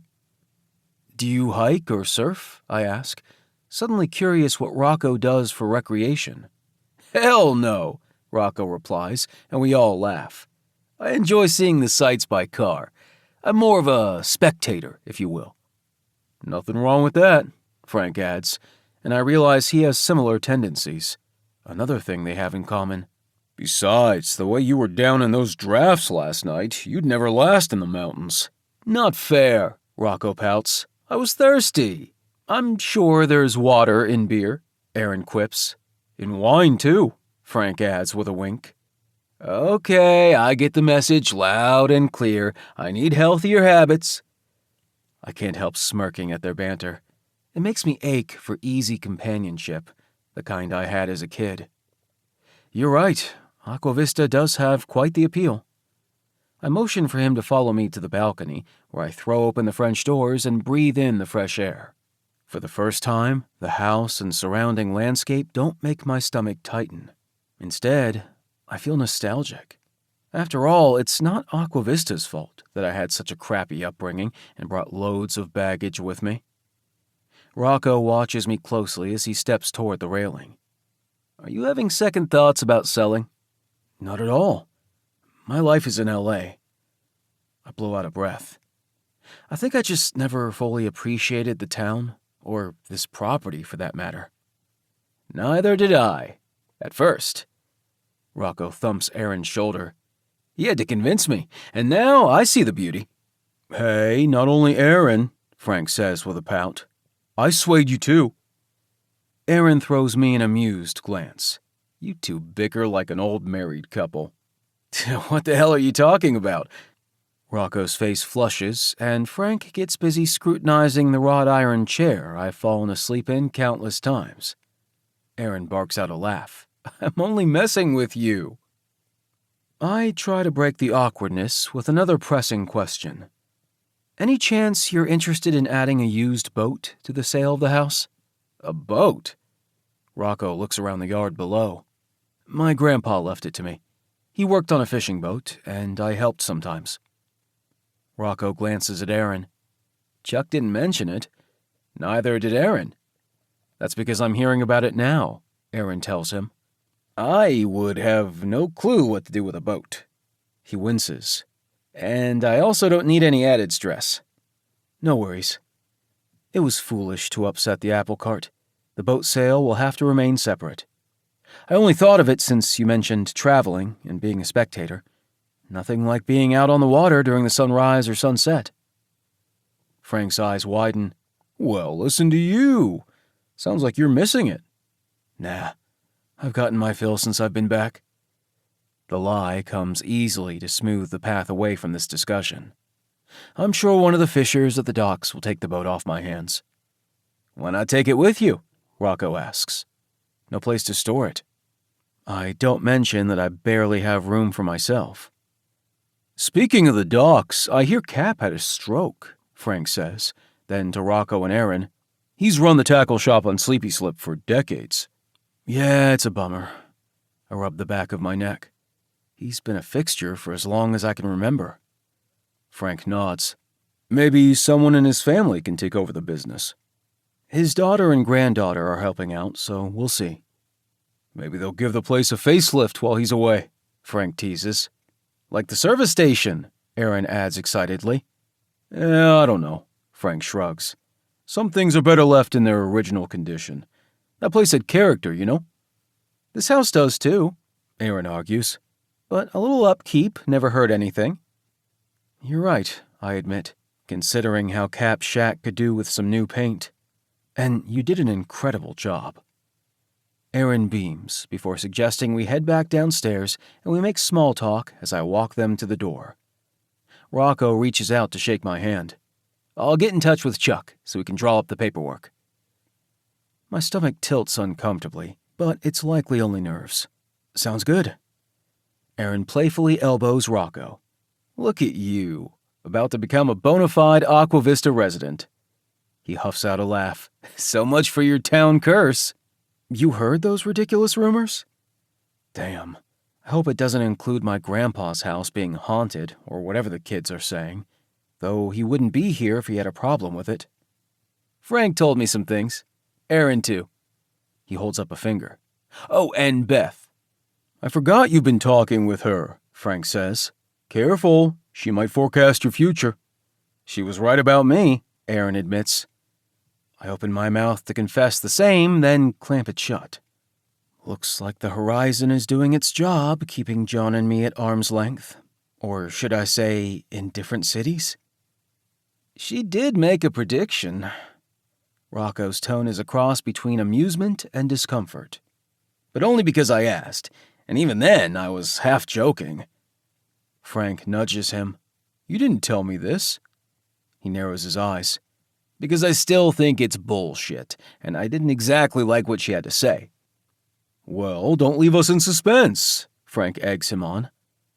She said I would end up with the love of my life, he mutters. And?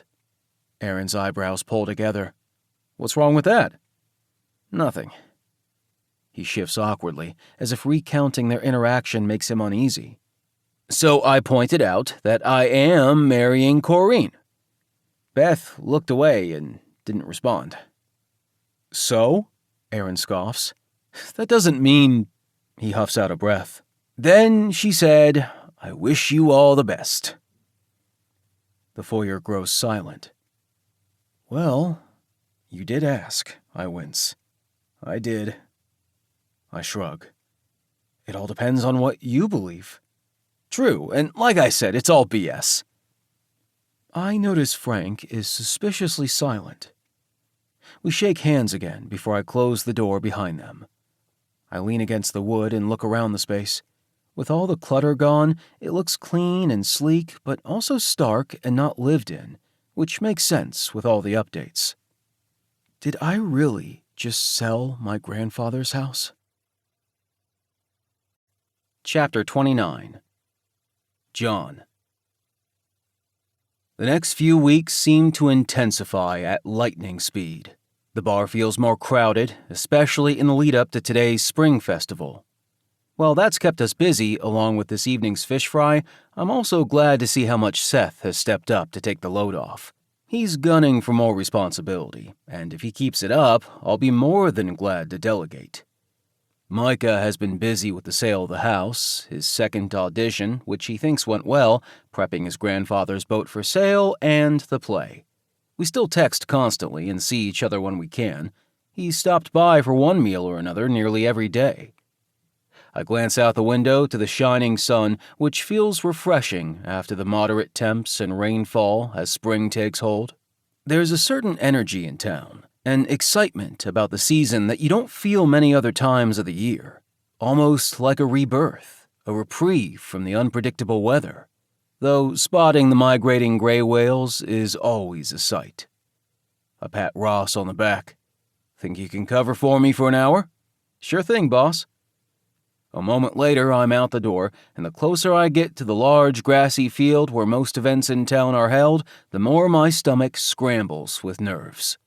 I stand to the side of the constructed stage, careful not to disturb Micah or Miss Hart. They're busy giving a pep talk to the students, who look great in their wardrobe and makeup. There's a nervous anticipation in the air that brings me back to our high school days and watching Micah behind the scenes. I can't hold back my smile once my gaze lands on the lead, seeing how closely he seems to be listening to Micah's direction. It only solidifies how much Micah is meant for this sort of thing, and I can't fault him that, not that I ever did.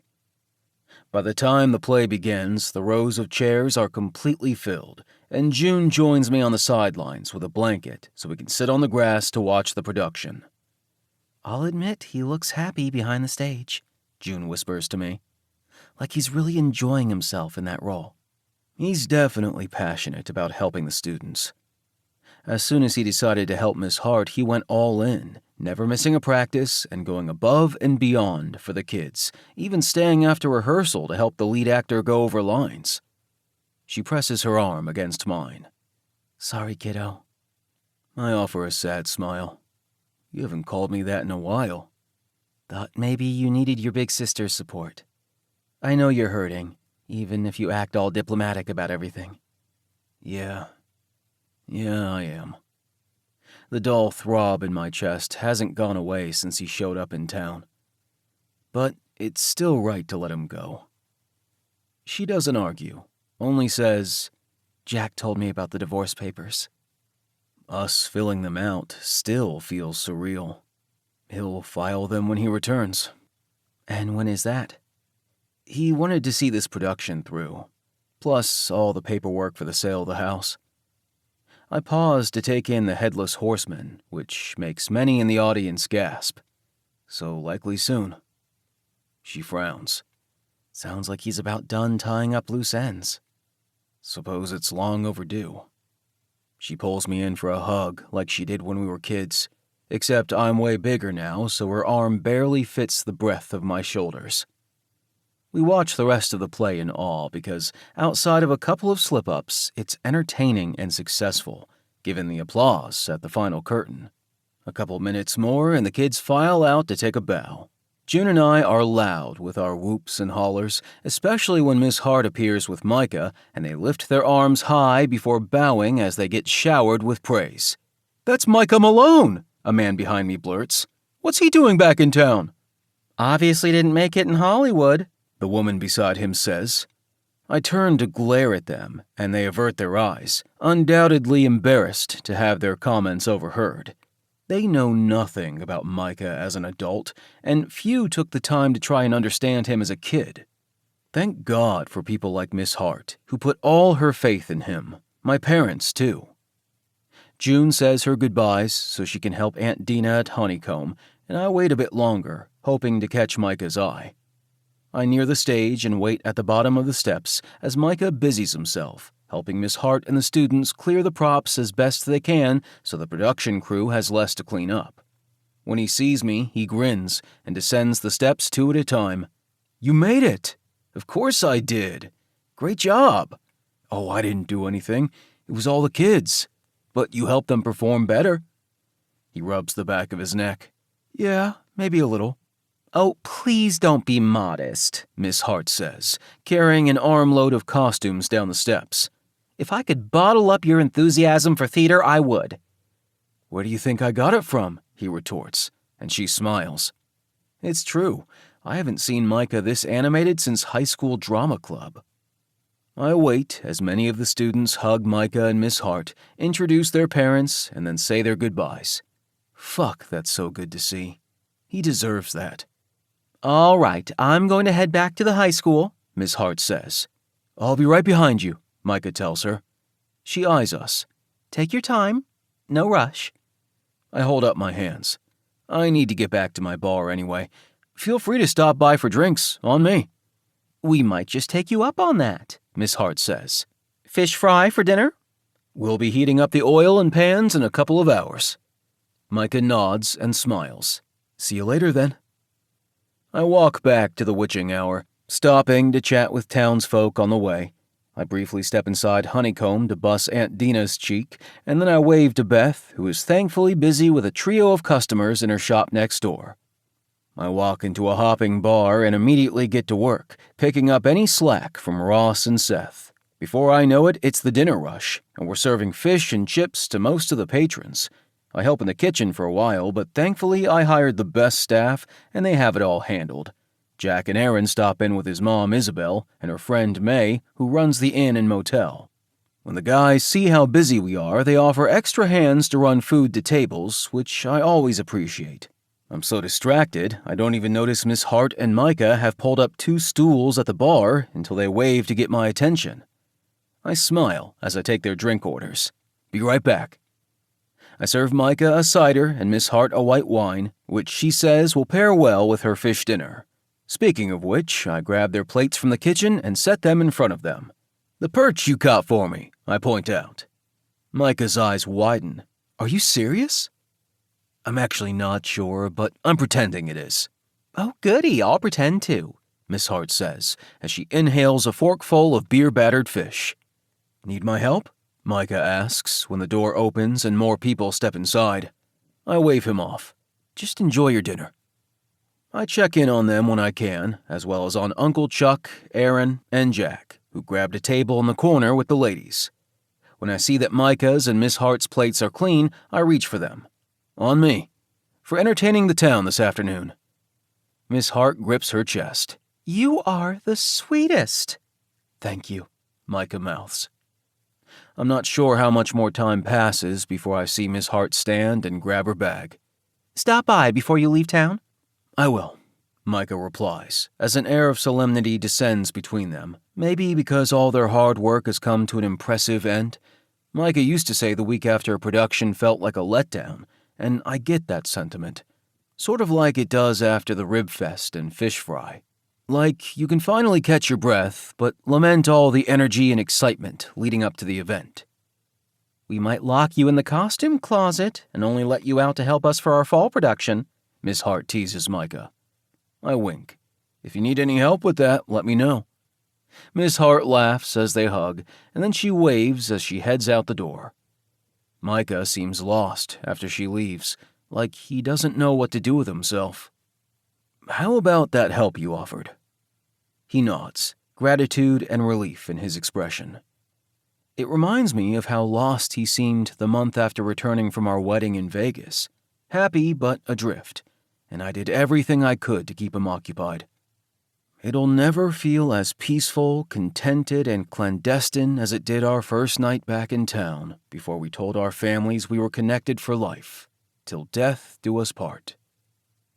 It's late when we arrive home, so we tiptoe down to the basement, to our bedroom, careful not to wake my parents.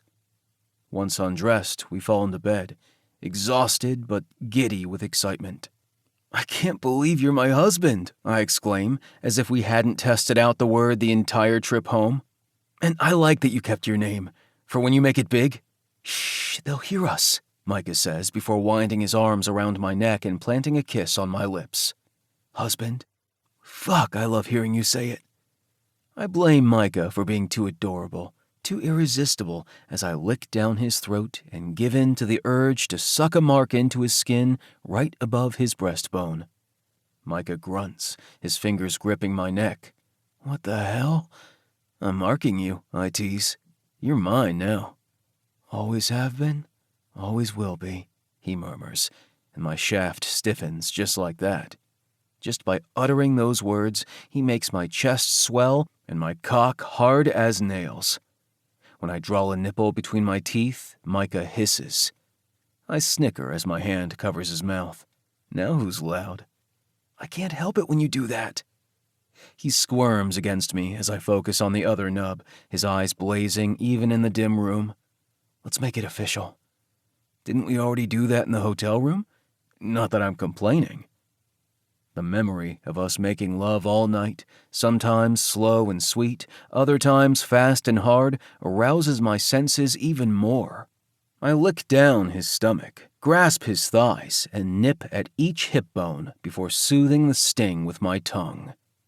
Micah's fingers tug at my hair. You always make me hard, especially when you're inside me. Nothing I love more.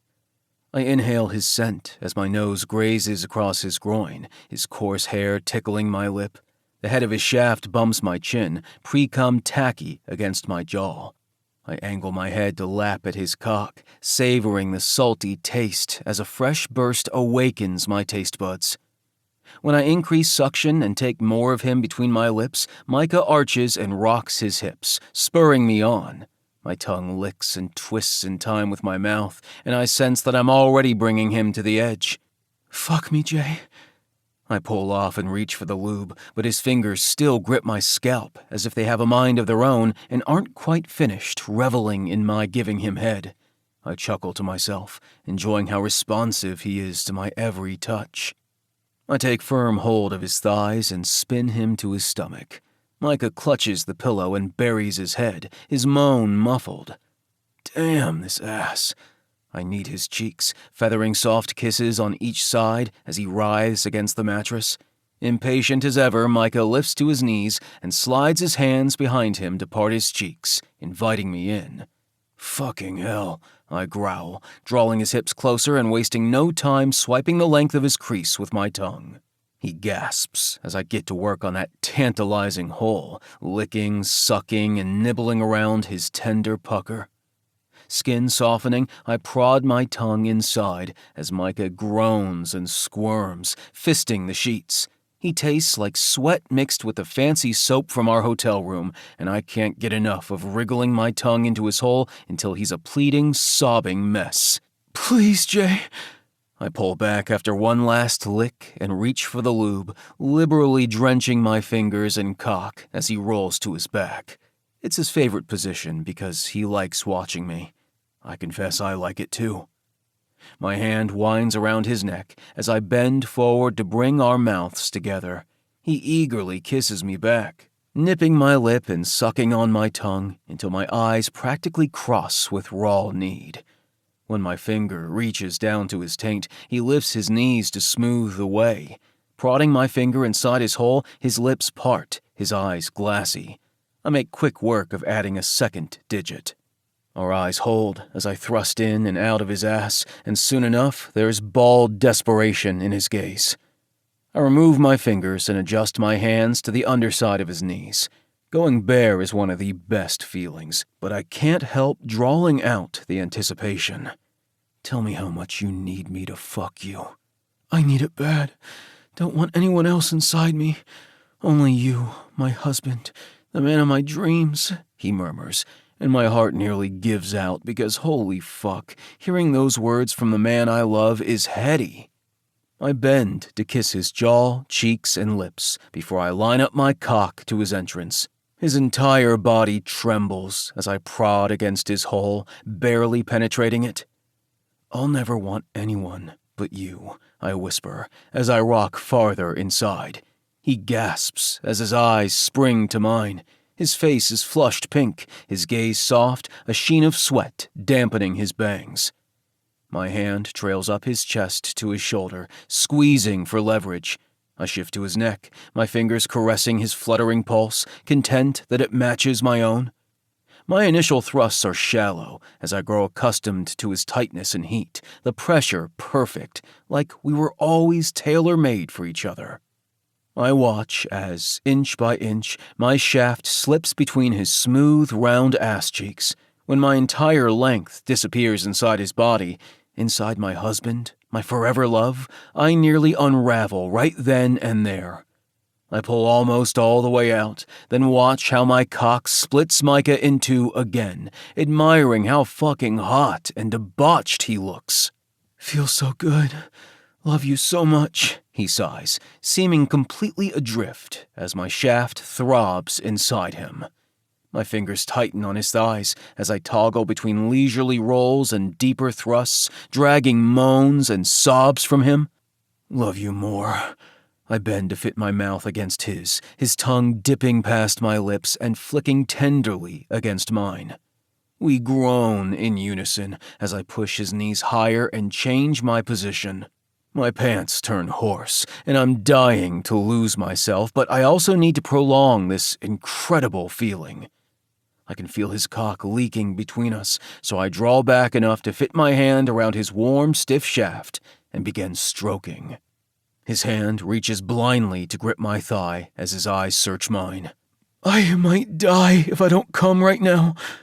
My hand grips the back of his knee as I drive into him harder, my other palm messily jerking him off until his hand replaces mine. He pumps his cock in earnest as I watch him chase his orgasm. My knuckles graze his chest, brushing over his hardened nipples, making him writhe and moan. A vivid flush intensifies over his cheeks and chest before his eyes roll back and he shudders, finally letting go. Hot cum spurts between us as he pants roughly, his hole gripping my cock like a tight glove. Soon enough, I feel the familiar quiver in my groin as my balls feel impossibly full. A tidal wave pulls me under as I shatter, pumping all my seed inside him. I collapse on top, my skin hot and clammy, my pulse hammering frantically against his. Our fingers intertwine, our mouths and tongues connecting messily until our breaths even out. We lie pasted together, sticky cum lining our stomachs and dripping down his legs, and I want to beat my chest like a damned gorilla that I get to have him, love him, indulge him, and even argue with him. Micah hums in satisfaction, and our gazes hold. I know with razor-sharp certainty that I will never feel for anyone what I do for Micah Malone, no matter what life brings us. Chapter 30. Micah. I'm lying in bed, thinking about the play and how much joy I got out of it, how alive and accomplished it made me feel. Would I be able to do something like that long term? Give up auditioning for acting roles and work in theater instead, in any capacity from costume to production crew? I sigh. It's where I started 8 years ago, with few opportunities around here, and it wasn't enough. But maybe I'd have more prospects in LA and still be able to keep my job at the restaurant. At least with the money from the sale of the house and boat, I'll have more wiggle room. I roll over and bury my head in my pillow as an icy, thorny feeling jabs at my chest. When all is said and done, I will have nothing left of my grandfather, or John, except my memories, and that will have to do. The sharp trill of my cell phone startles me. It's my agent. My gut churns as I reach for it. Just because I thought the audition went well means nothing. I've been in this position dozens of times before. I brace myself for bad news. "Hey, Ken." "Are you sitting down?" he asks, then blurts, "You got it! You've officially been offered a limited role in Cold Blade." I practically spring out of bed as my heart pounds. No fucking way! "The cast has a call time in a couple of weeks, so you need to get your ass home." It's all familiar by now, meeting the other actors and crew, setting up the scene and rehearsing the lines, no matter how few there are, but this time it feels different. It weighs more because it's a popular show and will look amazing on my resume. Guess it's a good thing this house is closing soon. "Congratulations! Looks like everything is finally lining up for you." I smile blandly because the well wishes don't quite land. "Thanks." I get dressed, then root around the pantry for food but come up short, so I head into town for breakfast.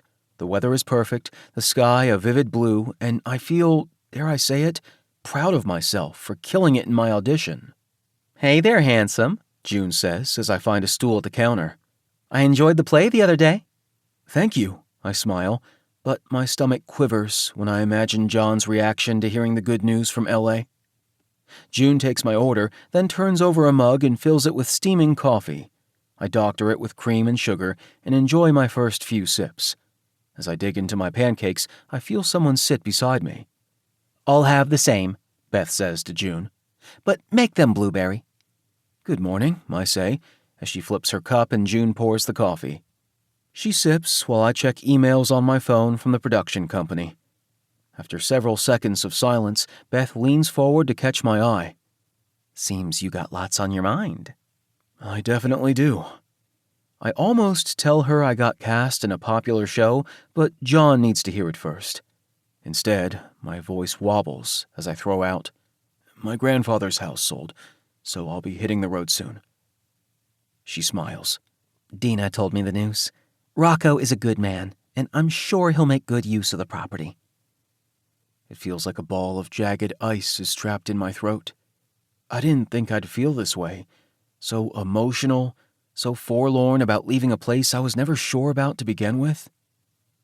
We make small talk as we eat and sip from our second cups. June is too busy to say much else to either of us, but I can't help wondering if it's purposeful, a protective thing regarding her brother. But that's ridiculous. We've always been friendly. I consider her family. Always will, even after the divorce. As we pay our bills, Beth glances at me. "Suppose this is it then." "Seems so," I admit. Though I might see her again at the bar, I won't have much reason to shop in town again. "Guess you were right about me and about the sun and ocean." "I don't enjoy being right, you know. Not when it involves something like this." She smiles sadly. "Just remember that you'll always belong. To us and to him." Fucking hell, Beth. Way to muddy my emotions further. We say our goodbyes to June, and then I hold open the door for Beth. We head in opposite directions, me for groceries to tide me over for a few days, and her to the shop. It's a quick trip, and with 2 bags in hand, I find a bench and inhale the salty sea air, attempting to reconcile my conflicting emotions. I lift my phone and text John. I got the part. Congratulations! Thanks. I'm actually glad not to hear the stiffness in his voice, though I know he's genuinely happy for me. Good timing, too, since you sold the house. Suppose this means you'll be heading out? I swallow thickly. In a few days. You'll keep me updated about how it goes? And about the divorce, too? Yeah, sure. What about the boat? Good question. Next on my list. Gonna ask around. Good luck. I'm so lost in thought, I barely register Mr. Goodson sitting down and playing his ukulele.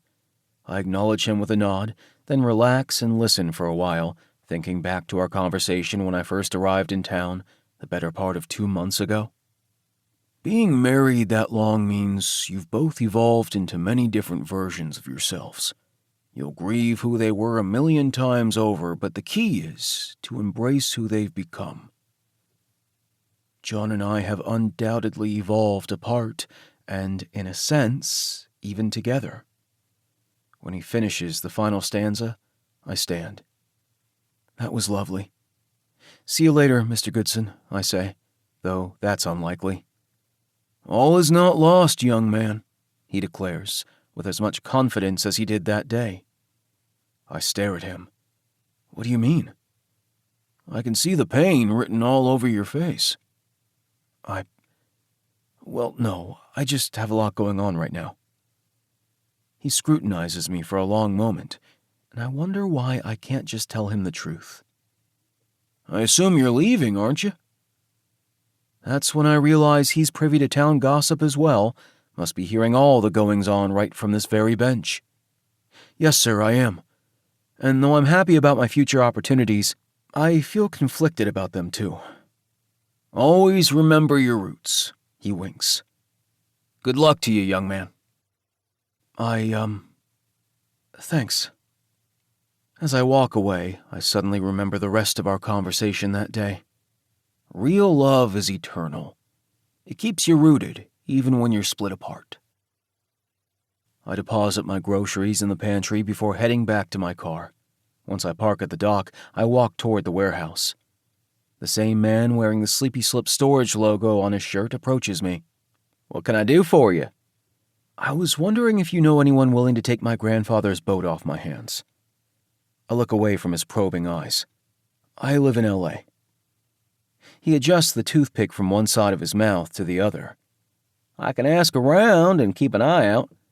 Plenty looking for boats around here. Not sure what you'll get for her, though. Yeah, I figured. But I did my best to clean her up and give her a good polish. He takes off his ball cap, scrubs his scalp, then flips it backward. That'll help. Great.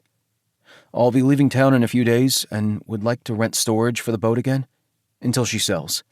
So how about I give you my contact information? We trade information, and soon enough, I'm on my way back to my car. That's when I see a familiar woman helping a man with a cane down the dock. When I realize who it is, I jog to catch up to them. Good to see you, Cap. He stiffens as he turns to look at me.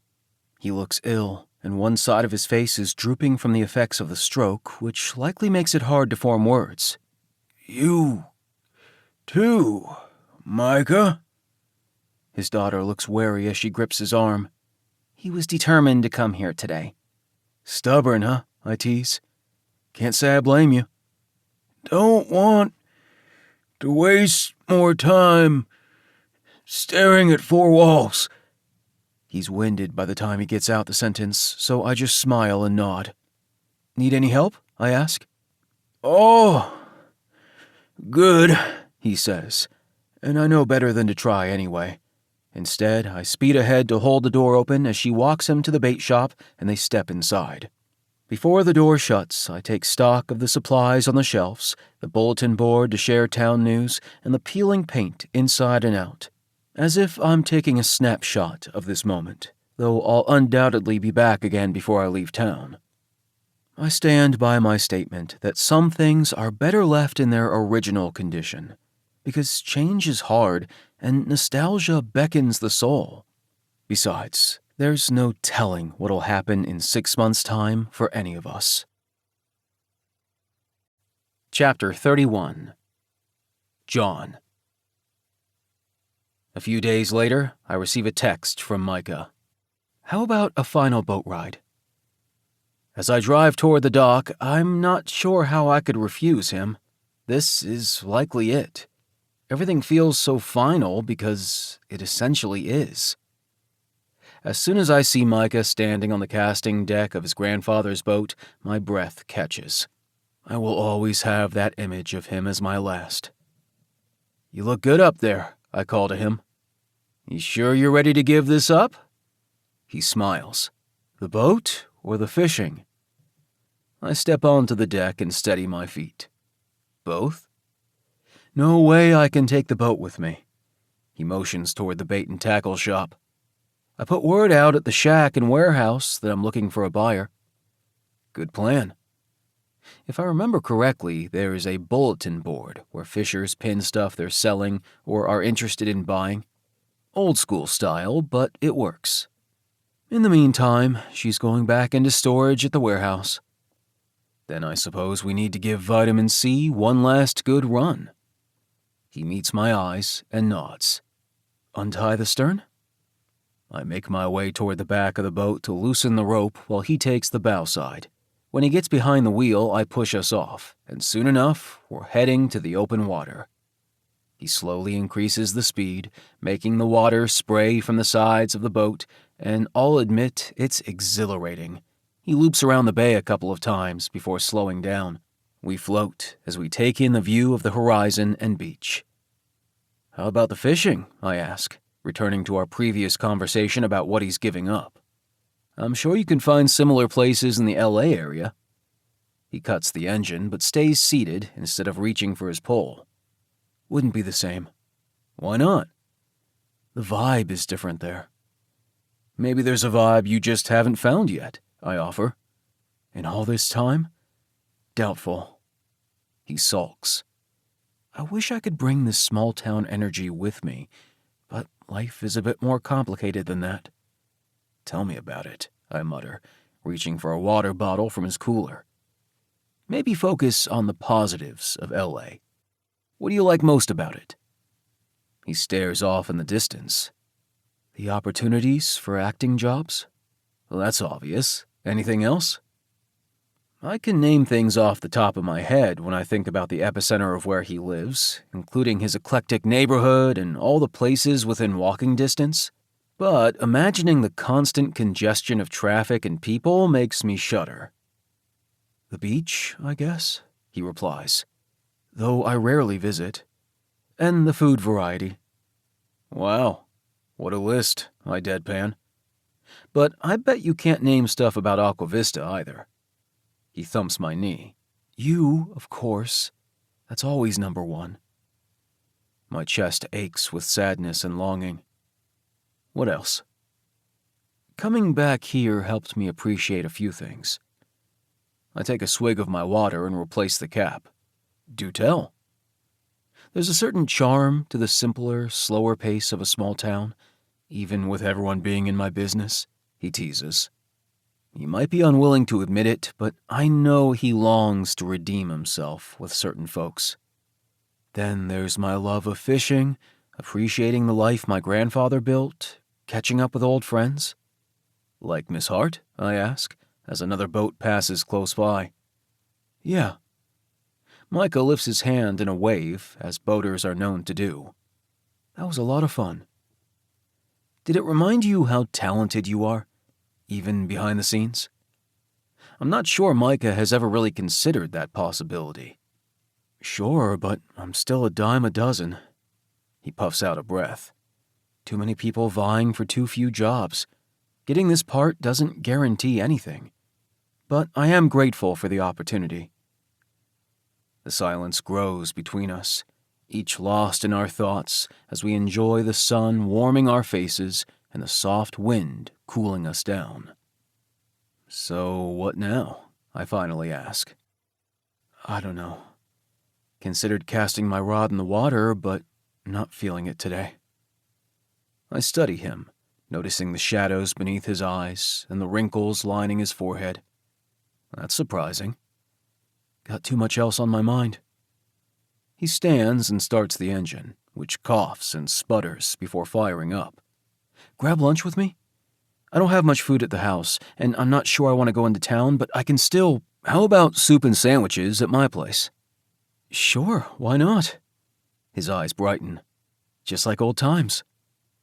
We head back to shore and secure the boat to the dock. "I'll meet you at your place. Gonna let the warehouse know the boat's ready for storage." He's still standing motionless, staring at the boat and water as I make my way back to my car. I consider staying, but I figure he needs time to let go of something he's only just found again. My stomach throbs as I drive away. Once home, I pull out sandwich supplies, heat the soup on the burner, and set the table.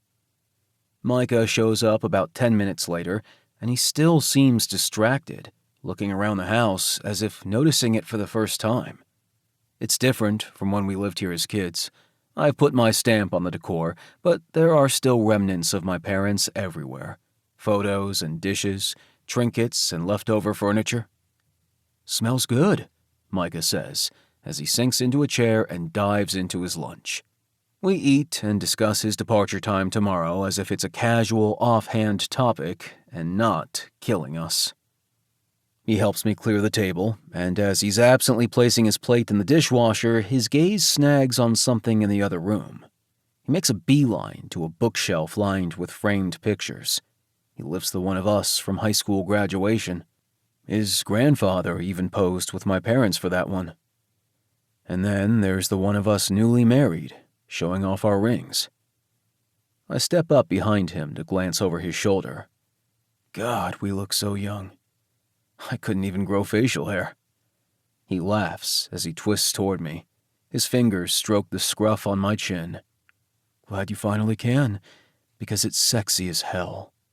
Micah, I sigh, as much in appreciation as frustration. Sorry.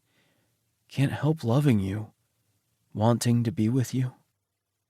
I screw my eyes shut, willing myself to get my emotions in check. I'll never stop, Micah Malone. He pulls me into an embrace so tight I can scarcely breathe, but I also don't care because it's too excruciating to let him go. I can't. I need you, Micah. I need you so fucking much. Need you too, he murmurs against my ear. Show me how much, I tell him, my voice filled with anguish as I grasp the back of his shirt.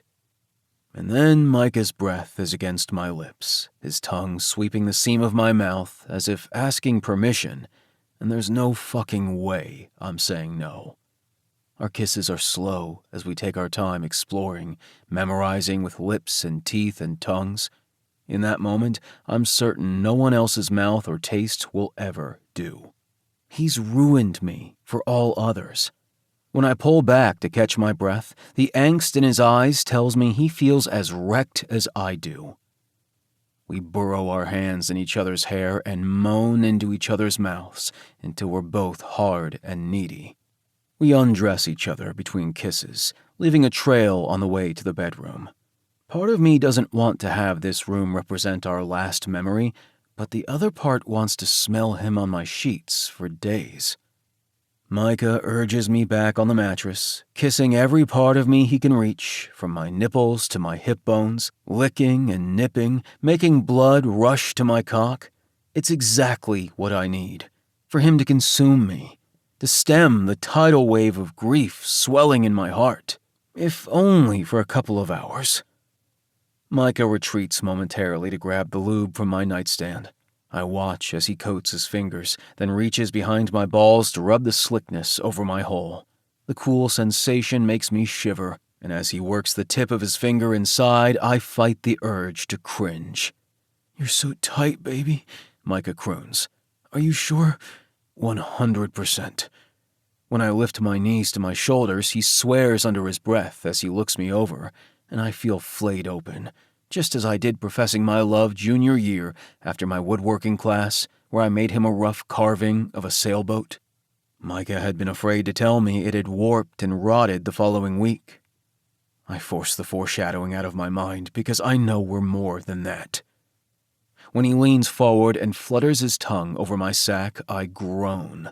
My muscles turn liquid as he sucks one of my nuts and simultaneously fucks me with his finger. "More," I tell him, squirming beneath his mouth. I'm the impatient one this time, wanting to get on with it, to feel him inside me, even knowing I haven't bottomed in a while. Micah watches my reaction closely as he pushes a second finger inside. Holy hell, I tremble, my eyes rolling back because the sensation is a prickly sting with just a tinge of pleasure. He persists by pumping his digits and rubbing against my prostate, which makes me gasp and writhe in bliss, but also in frustration.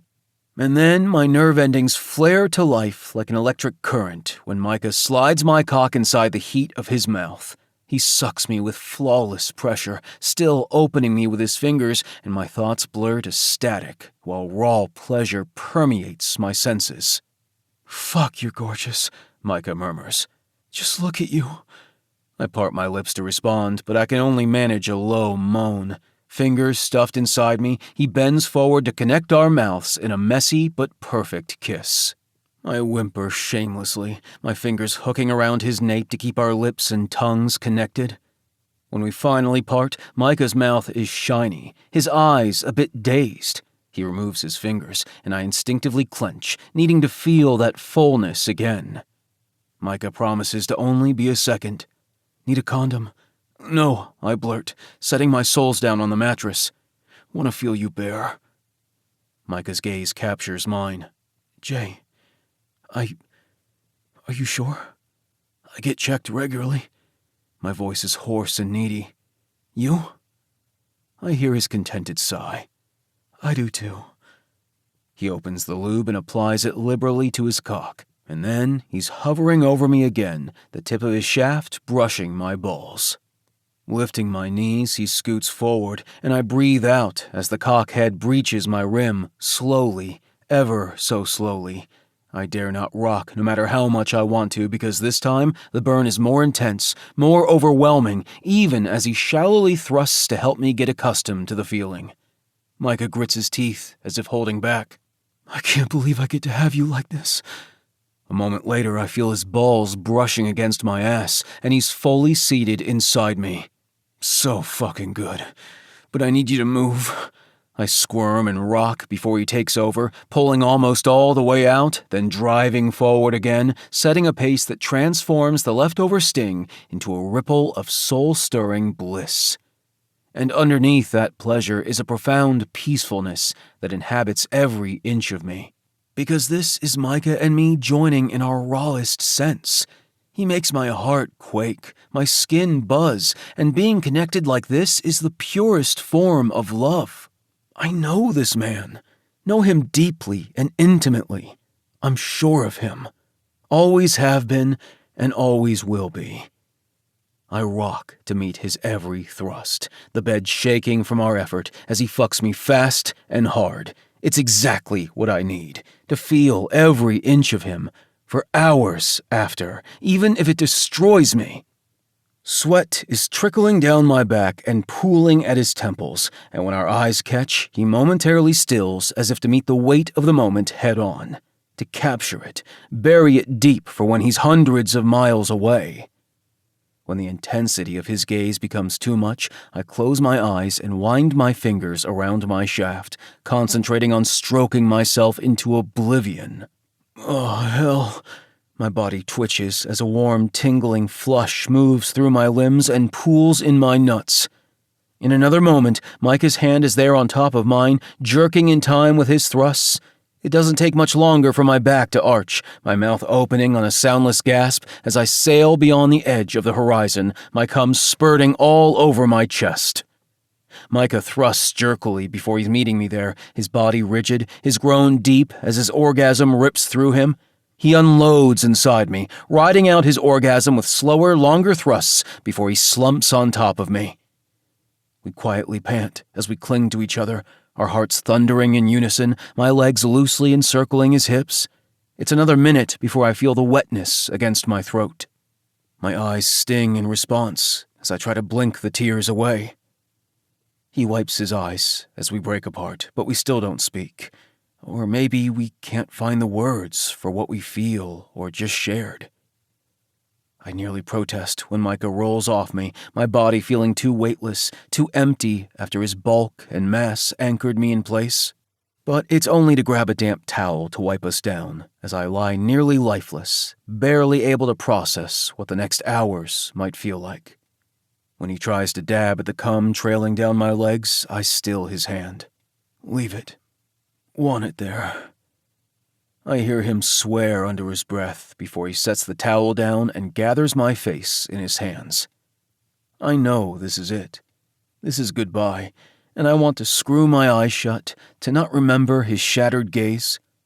But I keep looking back, memorizing how he appears with his hair messy from my hands and his mouth puffy from my lips. I need to. All we have left is this moment.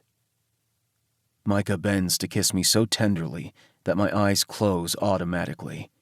I sigh when his lips draw away. I keep my lids shut as he rifles around for his clothes because I can't bear to watch. My chest is so tight I can scarcely breathe, and when I hear the door close behind him, the tears finally come. Chapter 32. Micah.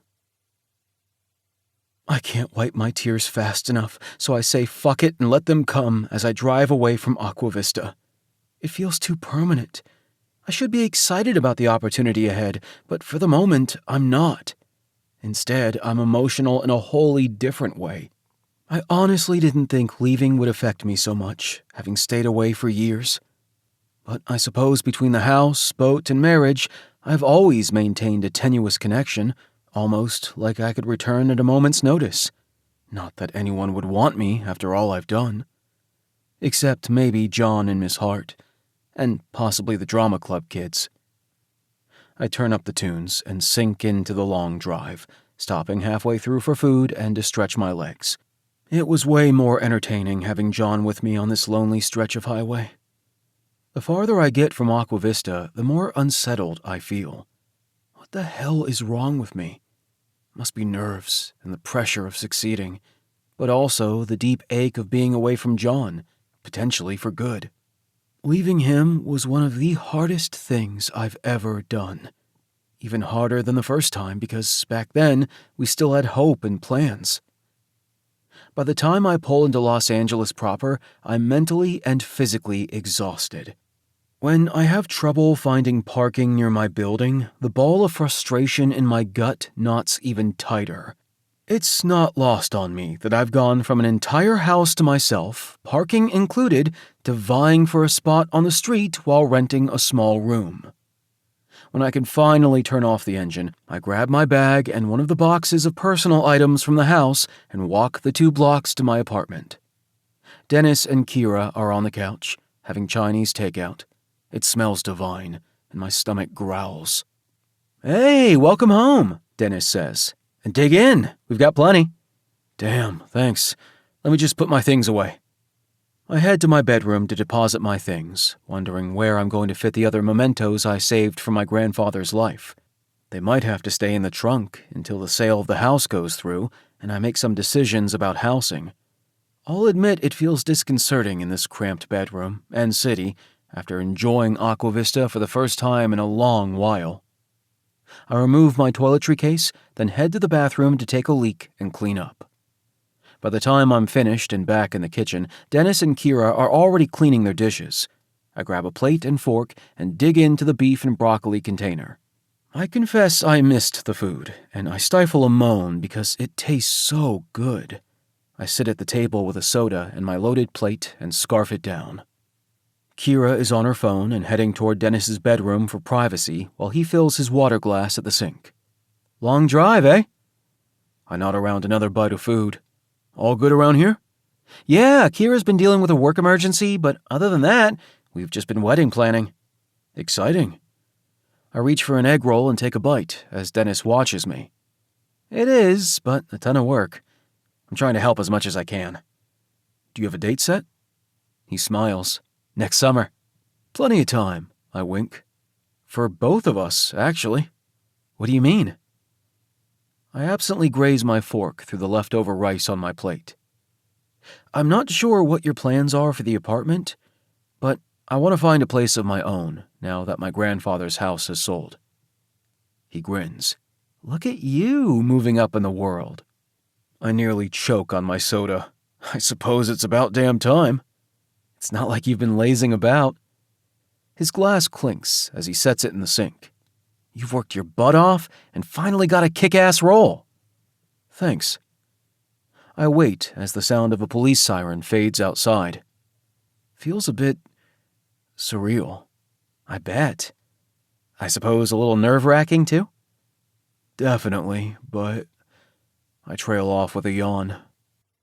Dennis is staring at me. What were you going to say? Are you having doubts? Nothing like that. Unless we're talking about me. I grab a napkin and wipe my mouth. It's just, shouldn't I feel more excited? He folds his arms thoughtfully. You did have a long travel day. True. Or maybe after all this time, I'm too jaded. Understandable. It's a cutthroat industry with more rejections than anyone could ever get used to. And he's seen me through most of them, even when I tried to hide my mood. That'll likely change on your first day. You love being on set. At least, that's what you've told me. I do. Just ignore me. It's been a long couple of months. He thumps me on the back. Give yourself a break. And a good night's sleep. I will. Thanks. Kira returns, seeming exasperated, and as she describes the call with her IT boss, I get busy clearing my plate and storing the containers in the fridge. Afterward, we retreat to the living room where Dennis tells me about a new restaurant that opened around the corner. Thanks for the heads up. Indian takeout on me next time. Was it hard leaving Aqua Vista? Kira asks, and I stiffen. We've shared details about our childhoods over the years, and given that she was born and raised in L.A., she's always seemed curious about life in a small town. Very, I admit. The corners of her mouth turn down. Sorry to hear that. Dennis's tone is tentative as he asks, Why do you think? I blow out a breath, right on the edge of blubbering again. None of our business, Kira says when I don't respond right away. It's okay. I've just been working through it. I have been a sounding board for them, mostly Dennis, for as long as we've been roommates, regarding anything from work to his overbearing parents, so I don't mind sharing. Grandpa's house sold, and soon enough his boat will too, so it feels like I've cut all my ties to the place. Makes sense, Kira replies. But it was hard saying goodbye. But no one can take away your memories. Dennis nods. And you still have John, whom I enjoyed meeting, by the way. It's clear the two of you have a strong bond. We do, and we'll always be friends. That thought lands like a thud in my stomach. But we finally filled out the divorce papers, and I'm supposed to file them. Kira grips my hand. I'm sorry. That's heavy, man, Dennis adds. Maybe that's also the reason you're feeling out of sorts. No doubt. Heaviness settles in my chest. We've been through the reasons so many times, but I still voice them. But what other solution is there? His business and family are there. There's no acting community in Aqua Vista, unless you count the high school. Kira shoots Dennis a glance. What do you mean? Somehow, my old drama club teacher recruited me to help her with the spring production before I left town. I make my tone ominous. The Legend of Sleepy Hollow. Sounds cool. But isn't that more of a Halloween thing? Welcome to the quirkiness of Aqua Vista, I smile. Nobody seems to mind. I love that. Dennis gets comfortable against the couch cushions. How was the experience? I can't help smiling at the memory of it, of the kids' enthusiasm, their need for affirmation from an adult. Never imagined that adult would be me, so go figure. It felt good, actually. Really fucking good. Kira smiles. Your face brightened just now, so you must have really enjoyed it. My heart stutters, because it reminds me of what John told me. Your whole face lit up. I've only ever seen that expression when you're fishing. It obviously solidifies how much you love acting, Dennis points out. Maybe the key is putting that energy into your role in Cold Blade. Absolutely. I decide I need to snap the hell out of it. Thanks for the support. See you in the morning. Dennis holds out his fist to bump mine. That's the spirit. Chapter 33. John. I'm restless, so when dawn hits, I decide to get dressed and join Jack and Aaron for a hike in the foothills. Despite my good intentions, my car has a mind of its own and heads in the opposite direction toward the docks. Micah has only been gone a few days. We haven't spoken since, and though I'm dying to hear from him, I also think it's a good idea to keep our distance and lick our own wounds for now. Besides, I'm sure he's busy getting back into the swing of life in LA, from work to the upcoming casting call, and maybe even filing our divorce papers at the courthouse. My heart throbs with such a deep ache that the only way I can figure to momentarily alleviate it is to be nearer the place he loves. Maybe the peace he finds with the ocean will rub off on me. I'm actually grateful he got me on that boat and in the water, because my siblings and I have been avoiding it like the plague ever since the accident. Or at least the boats. The beach has seemed like a good compromise. I walk down the dock and step inside the bait shop to buy some gum. Cap is sitting behind the counter, his cane propped beside him. His granddaughter is stalking a shelf and wriggling her nose at the smell of something in a bucket nearby. Probably worms or grubs. I snicker to myself because I'd feel the same. What brings you in? Cap asks, struggling with the words. I feel bad for the man, but I can tell how much he's missed being around these parts. Why else would he show up for work like this? Unless it's to keep an eye on his family members. Wouldn't put it past him. I'm the same with my bar. Just this. I randomly select gum and place the pack on the counter. Then my gaze travels toward the bulletin board, where the sales flyer hangs for the boat. But I also wondered if you've heard if there's been any interest in the Malone boat.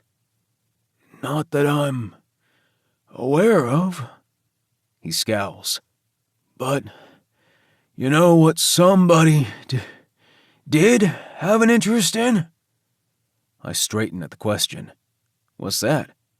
To buy this shop. I can see all over his expression how much that irks him, and maybe it's more about pride than anything else. Is it even up for discussion? Nope. He folds his arms. Besides, if it was, it would have to be the right person under the right circumstances. You mean like your family members? I can see Emma fidgeting in my side view, much like she did around the bucket. I hear they've been doing a good job holding down the fort during your recovery. He nods and motions toward his granddaughter. But they have other interests. Emma just graduated high school and plans to start college. And my daughter, Mary, already has a full-time job over in Sandy Springs. Well, it's nice to have help from time to time. I rap my knuckles on the counter. I've learned that the hard way. Take care. I wave goodbye and head toward the door. Wait, mister. Emma walks over to us. One person did ask about the boat, and I told them to inquire at the storage warehouse. My stomach squeezes at the news, but what did I expect? This is a fishing community, and the boat seems solid enough. Okay, thanks. Once back on the pier, I walk to the end of the row and turn right, even though vitamin C isn't there, let alone Micah. I stare at the ocean, at the other boats moored in their slips, at the fishers already gathered for their day. That's when a large vessel heading out to sea catches my eye. Calamity Jane. She's been repainted a darker shade of blue, and I smile despite myself, imagining Grandpa Malone helping release the cages filled with the day's catch. The air would smell like a mix of fish and salt water, much like it does now, but more pungent the closer you got. I watch as the ship disappears over the horizon, as if I only imagined it, and I'm filled with such profound melancholy that it almost feels like an omen. For what? I don't know. Christ, listen to me. Beth would be proud. I walk back to my car and wave as I pass by the shack again. My gaze snags on the warehouse, and my feet take me toward it. No harm in inquiring there, too. A man with a toothpick hanging out of his mouth approaches me. His name tag reads Bert. Can I help you? I almost tell him I'm related to Micah through marriage. Instead, I pretend I'm just a customer. I'm interested in the Malone boat that's for sale. Sure, follow me. I have no idea why I'm pretending I'm interested, but it feels like the safer option for now, as opposed to the other emotional responses surging in my gut. Have there been many offers? Only one, but the man lowballed him. He throws over his shoulder. Oh, I see. So he's not budging on the price? As of now, nope. He grimaces. Though I don't know how much interest that'll get him. I have to wonder if his stubbornness on the value is by design, so he doesn't have to let go of it just yet. When we get to the dry stack where vitamin C is stored, I walk around the hall, pretending to check the finish. Seems in good shape. For her age, you bet. The decision clicks into place, and I know it's the right one even if I can't fully unpack the why of it just yet. I'd like to put in an offer for the full asking price, but on one condition. Bert shifts his toothpick as if skeptical. What's that? That the buyer remains anonymous. I'll pay cash. Give me a couple of days. All right then, he replies, studying me coolly. I'll let Mr. Malone know. Feeling calmer than I have in days, I head to my car and slide behind the wheel. Micah will likely be disappointed to hear the news, but I won't stay anonymous forever. Or maybe I will. Depends. For now, it feels best.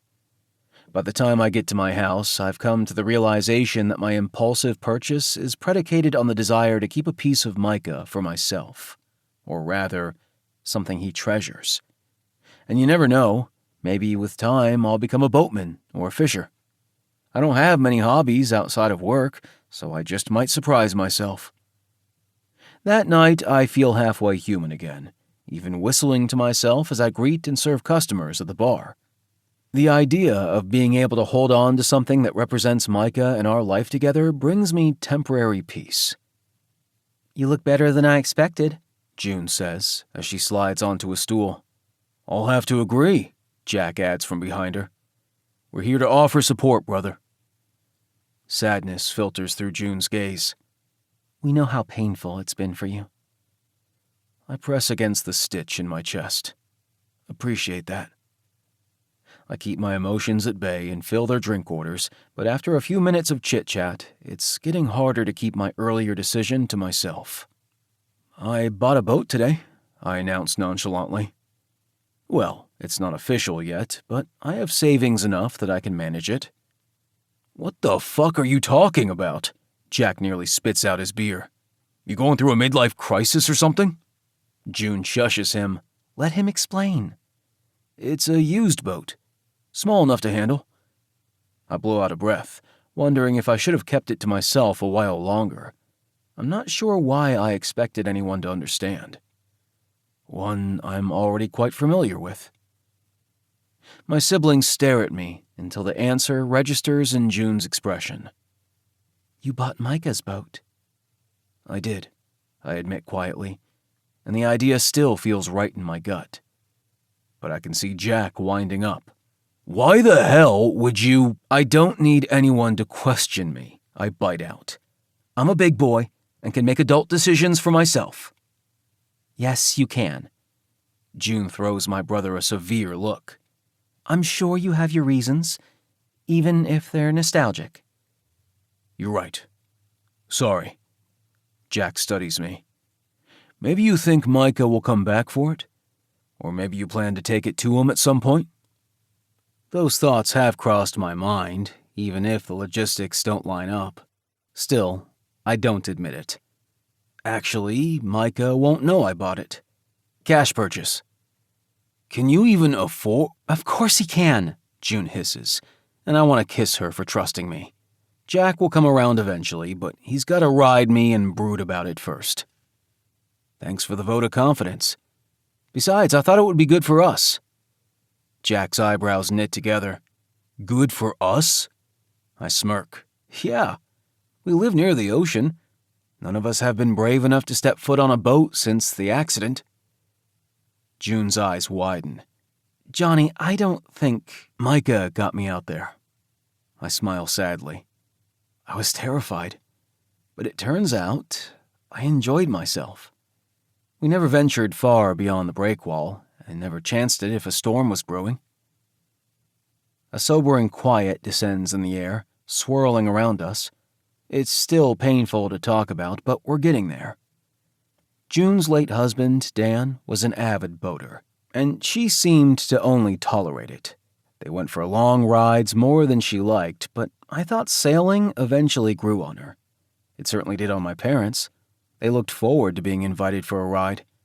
The day of the accident changed everything. The idea of being in the middle of the ocean in any sort of vessel was a trigger not only for June, but for all of us. June leans forward. Isn't it enough that I attend to Kane's tournaments? I squeeze her hand. It's a start. Jack blows out a breath, as if finally resigned to the decision. Don't let Aaron get wind of this. I huff out a laugh, and it's contagious. In fact, I'm laughing so hard I have to wipe my eyes with a napkin. June and Jack aren't too far behind. It feels good, like a release. What's so funny? Aaron asks as he pulls up a stool, and it only makes us laugh harder. Chapter 34. Micah. Okay, thanks, Bert. I end the call and slip into my shoes. My heart sits heavy over the sale of the boat, though I'll be grateful for the money in my bank account. Not that I didn't think it would sell, more that it might buy me time. For what, I'm not sure. As it stands now, I've given up the house and boat, but I can't bear to file those divorce papers just yet. I will soon, because that's what we agreed. The last few days have been a blur of laundry, practicing for the role, and showing my face at the restaurant to let my manager know I'm back in town. Glad to see you, he says, as I slide onto a stool at the bar. When do you want to pick up some shifts? As soon as possible. Anything to keep my mind occupied. He smiles. Tomorrow works. Lewis, one of the bartenders, approaches with a cider and the menu. How's it going? Pretty well. I take a quick glance at the food selections I know all too well. I'll take the steak salad. He nods. I heard you scored a part in Cold Blade. I did. I smile, but it doesn't feel genuine. More like I'm going through the motions. My heart is still in Aqua Vista with John, but I've got to get my head back in the game. At least I've searched everything about the show online, and even binge-watched the last season so I could catch the vibe. With luck, it'll all go my way. My buddy who worked on the set last season said if you do well, they might ask you back for a recurring role. It's something I've wanted for so long, so why do I feel so underwhelmed by the notion? That would be nice, right? He gives me a knowing glance. Lewis is a model trying to break into the industry as well. He's done some catalog work, but he's vying for something bigger, just like the rest of us. Though I'm not sure if that's my goal anymore. What was Aaron's definition of success? It's success by my standards, not by society's, because it makes me happy, and not all accomplished people are. The entire time in LA, I've been trying to prove something not only to myself, but to the people I love. I needed to show that all the pain was worth it for some unnamed version of success. I never stopped long enough to ask myself if anything had shifted or changed. Was it still something I wanted? Guess I'll have a clearer idea after starring in Coldblade. I make small talk with Lewis and other servers on shift, curious to see that I'm back in town. Their concern and well wishes are nice, but feel superficial, which only drives home the idea that I don't have many strong connections in this town. And maybe if it wasn't for John, I wouldn't in Aqua Vista either. But I like to think I improved once I got my head out of my ass. When my salad is served, I reach for the salt and pepper. Hey, do you happen to know any good fishing areas around here? Fishing? Lewis asks. An unexpected question coming from you. I can see why. It's not like I've done much in LA beyond working, attending acting classes, and going to auditions. I was an avid fisher when I was a kid, and being back in my hometown these past weeks made me rediscover my love of it. There's obviously plenty of fishing piers on the beaches, but maybe you're looking for something less public? That would be nice. I have a buddy who likes Echo Park Lake. I shake my head because that one is smack dab in the city, and just like Venice Beach and Santa Monica Pier, it seems too congested. In fact, this whole city feels that way this time around. Like I can't breathe or find peace. Likely I'm just being dramatic. Even more remote? He asks, and I nod. You sure you're not missing your hometown?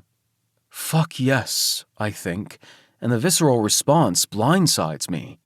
Never in my life would I have imagined missing Aqua Vista. John, of course, but not the actual place, along with the people, the history, the quirkiness, and the quaint beauty.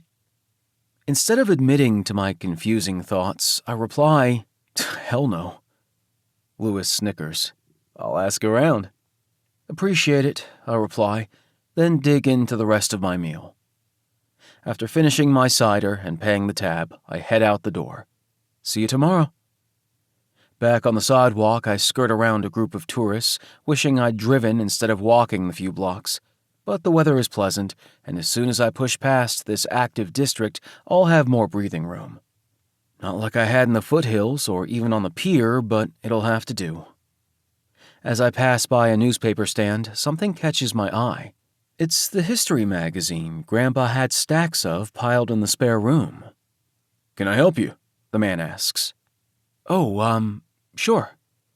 I reach for the magazine and set it in front of him for purchase. It's ridiculous because I could have held on to any of the ones stashed in Grandpa's house, but it was all a blur at the time. And truth be told, I didn't appreciate it enough. Or maybe at all. I sit on a nearby bench and rifle through the pages, trying to see the significance of the different subjects through my grandfather's eyes. This edition doesn't have any articles depicting the Renaissance period or Gothic revival, but my gaze catches on an ad for an architectural magazine featuring a Tudor-style home. I smile, because even though it's random, it reminds me of him. Makes me feel like he's here with me, though I have to wonder if he'd disapprove of my recent choices. I briefly shut my eyes, imagining Rocco living in my grandfather's house after the awesome renovation Aaron completed. It doesn't sit well, but maybe that's because I don't know what my grandfather would have wanted of me. According to Rosie, he figured I'd sell it and the boat, too. Looks like he was right. Fuck, I can't shake the feeling that my decisions were too rash, but what could I do after being offered this role? As if my agent can read my mind, my phone pings with a text from him. Production company emailed your contract. Make sure to sign it before you show up next week. My fingers hover over the letters before typing, will do. Another contract, another final decision. Not that I'm reconsidering the offer for Coldblade, just that I wonder if another actor would be way more enthusiastic about it. Instead, I feel numb. But like Dennis said, I've had a lot of critical things happening in my life the last few months. Weighty decisions, too. So maybe signing a contract for a job doesn't seem like such a big deal after all that. More so, it feels like just one more thing to consider in my already overcrowded brain. As I walk around an adult with a group of 3 teens, I think of Miss Hart. Did she ever have acting aspirations? I never asked her, and I wish I had. Or maybe she always knew she wanted to teach, and with her love of theater, it was a good meshing of her interests. Sounds so simple and effortless. Not like this tight ball of tension in my gut, making me question everything. I scroll to John's number and consider texting him all my confusing thoughts. Is this what success is supposed to feel like? If so, why is it so anticlimactic? But it still feels too fresh and would only muddy the waters. Distance is good for us. And besides, he'll hear about the divorce papers soon enough, when I get the courage to file them.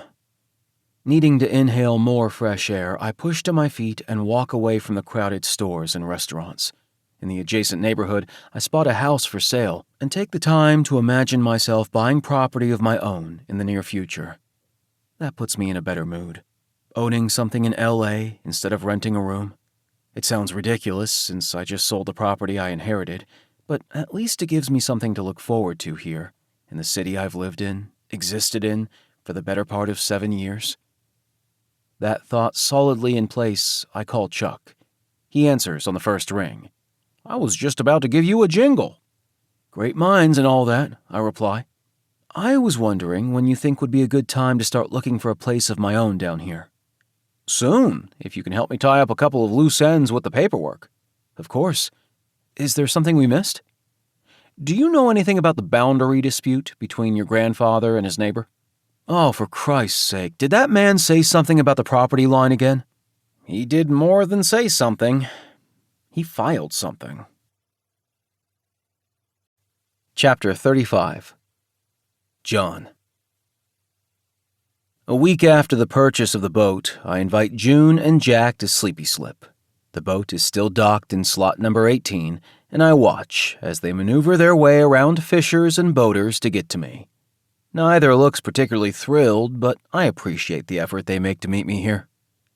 I've planted myself midship as they approach, hoping to convince them that the structure is stable even as it gently sways. I still can't believe you bought this, Jack remarks as he takes in her weathered structure facing starboard. Let alone stand on it, June adds. I snicker. I promise it's not so bad. Whatever you say, Jack mutters. Hear me out. The boat is tied securely to the dock, and it'll stay that way.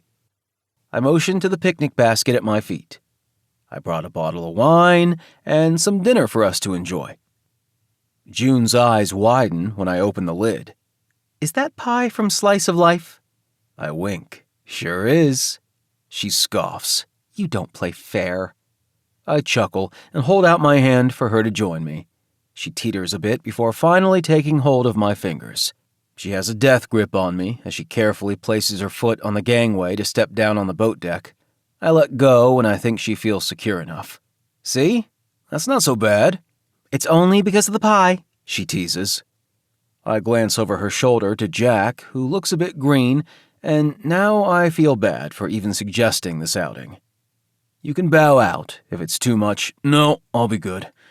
Baby steps and all that. I just didn't know how it would make me feel, he admits. June's expression softens. I think the idea is to help this sting less for all of us. Being together helps because it's definitely hard. Suddenly, Jack steps toward the gangway, gives a little hop, and then he's standing in the boat as if he had to go for it or he'd chicken out. I don't blame him for holding on to the grab bar as he gets his bearings. Okay, I ask, and he nods. Let's get more comfortable, I suggest, motioning toward the cushioned bench. June sits beside me, and Jack plants himself right next to where he was standing. Trying to keep things casual, I talk about adding a Halloween-themed party at the witching hour this coming fall as I unpack the picnic basket. June helps me with the pasta salad while I hand the bottle and opener to Jack to help distract him. It'll be fun. I eat a forkful of food. You're not required to dress up, but Seth suggested decking out the bar with spooky decorations. Right up his alley, Jack remarks as he pops the cork. Plus, you gotta capitalize on the name of the bar. June holds out her plastic cup so Jack can fill it with wine. He pours ours next, and then I hand him a plate. This isn't so bad, June says as the boat sways gently. I forgot how pretty the view is out here. I hoped it would help you focus on the good memories. It does. She glances at our brother, who's busy finishing the last of his wine. How about you, Jack? I'll admit this was a good compromise. Not sure I'll ever be ready to go for a ride. I'm not there yet either, I reply. And I know how ridiculous that sounds, but step by step. Jack nods. It's just that every time I think about them being out there... June grips his arm. I know. Me too. Me three. I stare beyond the break wall. But in a way, it also makes me feel closer to them. Is that strange? No. June's eyes fill with unshed tears. I understand what you mean. Jack sighs. Not a bad way to look at it. We sip and eat and make small talk, and it ends up being a pleasant evening with my siblings that I will always treasure. As I dish out the pie slices, Jack says, I think we figured out what to do with the space in town. What? June asks around a bite. He waves his fork. Sort of like a lifestyle shop with my framed photos and the furniture Aaron restores, and maybe local artists' wares. I love that idea, June exclaims. I grin. Like the Pottery Barn of small towns. June flutters her eyelashes. Does that mean you're going to put me to work at the shop? Jack winks. You are the go-to employee when we all need you. I'd be happy to help. Me too, I add. As dusk sets in, we hug and say our goodbyes. You're not coming? June asks. Turns out, I like watching the sunset from the boat. Jack thumps my shoulder. Maybe next time. Sounds like a plan. Thanks for joining me. I watch them walk off hand in hand before turning back to the horizon. As the sky grows darker, I lift my phone to snap a photo. I finally understand Micah's draw to this place. I consider sending him the pic, but change my mind. Soon. First, I need to get my boating license and learn how to dock and drive this thing beyond the break wall. My plan is to eventually tell him. Maybe after he moves out of his apartment and buys something of his own. I would offer to haul the boat to him. No chance in hell I'd be brave or experienced enough to cruise there. Christ, just the idea of it scares the shit out of me. I pour myself the last of the wine and head to the bow for the best view. I sit with my legs crossed, sipping and watching as the sky transforms into an impressive array of watercolors. I'm startled by a gasp from behind me. I turn and nearly drop my wine. Micah? It feels like I'm dreaming, and for a split second I wonder if I've fallen asleep. What are you doing here? I came back to tie up loose ends and had the sudden urge to see her. I know she doesn't belong to me anymore, but I thought a chance meeting with the owner might help reassure me she'll be well cared for. He lifts a foot to the gangway. Why are you on my grandfather's boat? I hold out my hand. Hi. I'm the new owner of the boat, and I'll absolutely take good care of her. You... what? He grips his chest and inhales sharply. Why would you do that? Don't know exactly. Just felt like something I needed to do. I watch as he plants his feet on the deck. It felt right. His eyes are wide and searching as he grips the handrail and maneuvers to the bow. But you don't even like... You helped me appreciate being out here again. I don't have my license yet, so I've only been showing up to watch the sunset and sometimes the sunrise. He blinks, as if he can't make sense of anything I've just admitted. I set the plastic wine glass beside me. The truth is, being here makes me feel closer to you. And them. Them? Micah sets down his bag and squats to eye level. My family. Maybe that's macabre, but it's beautiful. Our gazes catch and hold. You're beautiful. I screw my eyes shut as the ache in my chest intensifies. I still don't understand why you're here. My voice is ragged as I try to control the emotions bombarding me. Is this about the divorce? I haven't been served yet, so I wasn't sure. Looks like you might have something to add to the financial disclosure form, he teases. That hadn't even occurred to me. Suppose I just thought this was me holding on to the boat for you. So technically, she still belongs to us. Fuck, John. He shifts to his knees, his expression filling with anguish. You don't know how much this means to me. I'm afraid I made an absolute mess of everything. I want to reach for him and tug him against me, but I hold back. What do you mean? He motions with his hand. By leaving behind everything that's important. Are we talking about the boat? And the house. But most of all, you. He dips his head. I'm so fucking sorry for making your life miserable. Babe, we've been through this. None of this has been intentional. No, but... He puffs out a breath. Being back in L.A. made me realize that I don't want to be without you anymore. Neither of us ever wanted that. My heart thumps wildly. But life is more complicated than that. Love is, too. Maybe it shouldn't have been. He briefly balls a fist, then releases it. I could never fully fathom that my family has a history here. I never felt like I was part of that legacy. But cleaning out my grandfather's house made me appreciate him more. Appreciate this place. I've always hoped you'd get to that point. After all, you kept your family name, even if you thought it was for different reasons. When his lips part, the tightness in my chest lifts briefly. But nothing I said seemed to convince you that you belong here. You're right. I couldn't see it.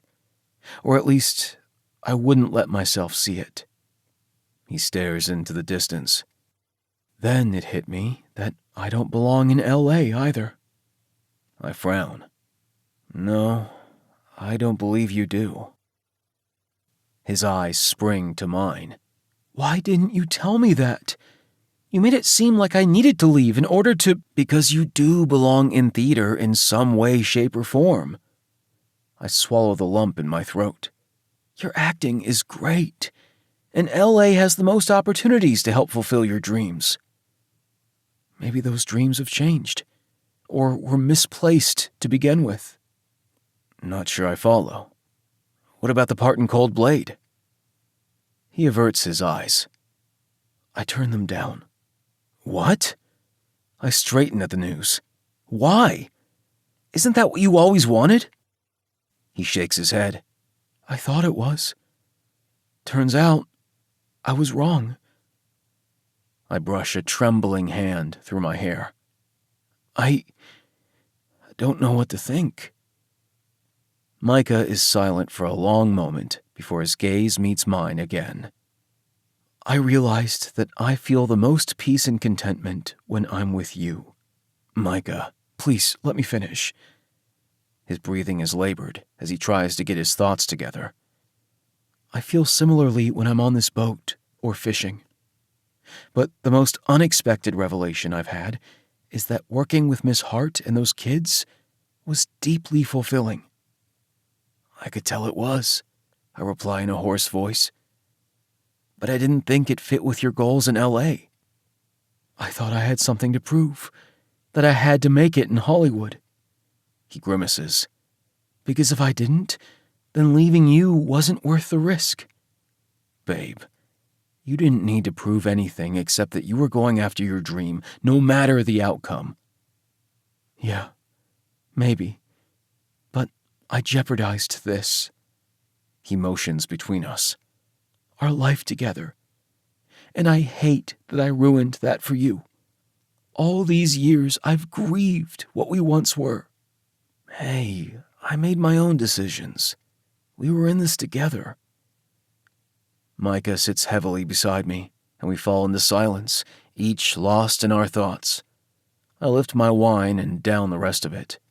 I grieved us too, but now I want to embrace whatever this has the potential to be, even if it terrifies me. So what now? I'm finally brave enough to ask. You sold your grandfather's house. Technically, no. The house can't close because there's a hitch. That's the reason I'm in town. He eyes me. Well, one of them. What sort of hitch? The title can't be transferred to the buyer if there's a property dispute that hasn't been legally resolved. Dispute? He arches a brow. Remember the leaf-burning neighbor? Are you serious? Yep. Filed a complaint about the property line, and it never got decided. He smirks. Can't help thinking Grandpa's interfering again. I huff out a laugh. I regret not thinking he had it in him. Micah grins. Maybe his bark wasn't worse than his bite. So if the house isn't closing, that means I still own it. I plan to speak to Chuck about it. Rocco, too. Are you sure about all this? It's too difficult to even accept Micah is here right beside me, let alone that he's considering staying. What if the same problems creep up? You don't have a plan when it comes to your career. I do, actually, he blurts. It involves revising what success and contentment means to me. Fishing again. Maybe teaching theater in some capacity, or at least being involved in smaller productions in the general area. If Miss Hart was able to make a career out of it, then maybe I can too. Fuck, Micah, you have thought this through. You sound surer of yourself than I've ever heard you. My eyes sting, and I blink rapidly, willing the tears away. I feel like I'm dreaming. I'm sorry I'm springing all this on you. He grips my arm. I don't even know if you're willing to give us another chance after all. How can you think I wouldn't? I hurt you too. I didn't fight for you or go with you. I have my regrets too. I knot our fingers together. I bought this boat and thought maybe... Hell, I don't know. Maybe I would go to you, ask if I could stay. Sell my bar, even. I'm fucking lost without you. He breathes out, and his eyes soften. I don't ever want to be away from you again. The words are a balm to my soul. But then I remember, what about the divorce papers? He roots around in his bag and pulls them out. I brought them in case I was wrong. In case you wanted to be the one to file them. Even the thought makes me clench my teeth. Never. So maybe they need to be torn up? On impulse, I reach for them, and we rip them in half together. Whew, that felt good. It did. His smile is mesmerizing. I love you so fucking much. Come here. I pull him closer and kiss his temple. I love you too. We'll figure the rest out together. He buries his face against my shoulder. You don't know how much I needed to hear that. I cup his jaw, forcing him to look at me. When our eyes meet, I tap our mouths together, and it feels like the universe has set itself right again. We press closer with lips and tongues and hands as if we can't get our fill. And then we stay there, discussing the details of Micah's return, sharing hopes and dreams, and enjoying each other's company like we always have. Eventually, he lays his head on my lap, and I relish the feel of his silky waves as I run my fingers through his hair. I figure Beth was wrong about us. he murmurs. How so? We're not the sun and the ocean. He steals a glance. I'm the ocean, and you're the moon. Why is that? Because the moon has a gravitational pull on the ocean, and no matter how far I've spun away, you've always brought me center. I kiss the top of his head. Home is where you always needed to be. Home is you. Micah's fingers find mine, and he laces them together. I've always been sure of that. Sure of you. Epilogue. Micah. It's the day of the annual Rib Fest, and the bar's patio is crowded. I've helped where I could leading up to the event, but I've also been busy with other prospects. It's only been a few months since I moved back to Aqua Vista, but I'm finding my way and enjoying myself in the process. Cap agreed to sell me hook, line, and sinker as long as he could still work the counter and be part of the fisher community. John figures it's a good investment to bring in revenue, and Aaron helping with minor renovations like paint and a new sign will undoubtedly make it a bigger draw. It's been like fulfilling a portion of a dream I didn't even realize I had. Being part of Sleepy Slip and serving the fishers' needs feels like redemption. I'm also helping Miss Hart with the drama camp she runs in the summer months, and my involvement has given me ideas of my own, like operating something similar in the future, but for adults. She's also begged me to assist her during the school year, and there's no way I'd give up the opportunity. Turns out I don't need an official degree to run the club after school, but my acting credit certainly helps sell the idea to the principal. And who knows, maybe I'll even consider getting my bachelor's. It's still a shock how much I enjoy teaching these kids, even if it's not in an official capacity. It appears that turning down that Cold Blade role is the best decision I've ever made. My agent dropped me, which wasn't unexpected since I'm done with that life and have no regrets. And even when the guilt occasionally creeps up, John reminds me that the most important thing is that we made our way back to each other. The afternoon is busy, and time seems to fly. I help serve food and drinks as I chat with the regulars, even those who've misunderstood me over the years. Instead of continuing to doubt whether I belong here, I've jumped straight in, confident that I do, with a little help. Aaron dragged me with him to register the house with the Historical Society, and in the process, I learned a bunch about my family's roots in this town. Beth's too, and lately we've been meeting for lunch and sharing tidbits about what we've read or discovered. Her great-grandmother led a women's suffrage rally, and mine was part of it too. Go figure. Beth hasn't tried steering me one way or another since I've been back. She's only been a solid support to John and me, which I appreciate. I'm so glad you found your path, she said countless times. John's hired a DJ to play some tunes as the afternoon turns to night, and before he starts spinning records, I figure it's as good a time as any. I ask to borrow the mic, my fingers trembling as I grip the chain around my neck. John wears a similar one with a tarnished wedding band. We've promised to replace them in the future. Can I have everyone's attention, please? John's perching behind the grill. Despite having plenty of help, he can't seem to delegate during these events, and I see his lips part in surprise at my interruption. Jack's eyes widen, and June and Kane focus on me from a picnic table where they're sitting with Frank and his date Becca, a woman John told me he saw briefly last year. Rocco is notably absent because his wedding takes place in a couple of weeks, and apparently he's been stressing about the details, whatever that involves. Rocco was bummed about my grandfather's house, but understood, ultimately agreeing to rent it from me when he stays in town. The extra income will help, given the debt I've accrued with the renovations, and that way John and I can maintain both properties. We call my grandfather's place our mountain house and use it when we want more of an escape. Chuck was elated when I returned to Aqua Vista to retake ownership of the house, more so because of what it signified, that John and I were back together. Thank you for coming today to support this bar and the best person I know, John McCoy. When I moved here as an angry kid with a lot of baggage, I didn't appreciate this town enough. I found the love of my life here, but then I moved away for a while to figure myself out. I clear my throat as the shame rears its ugly head. But now I'm back for good, and I hope to get to know some of you better. My grandfather, Griggs Malone, was an integral part of this town, and I hope to honor my family's legacy. I see Beth clapping, as well as Jack's family. My family. They've embraced me wholeheartedly, and I couldn't be more grateful. At the family's first barbecue after my return, June brought a cake that read, "Welcome Home," and it moved me to tears.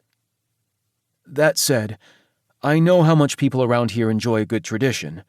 Would you mind joining me, John? As John makes his way over, someone in the crowd whistles. Aaron, I suspect. He's the only one I've shared my plan with, and given Jack's blank stare, I'm impressed he hasn't spilled the beans.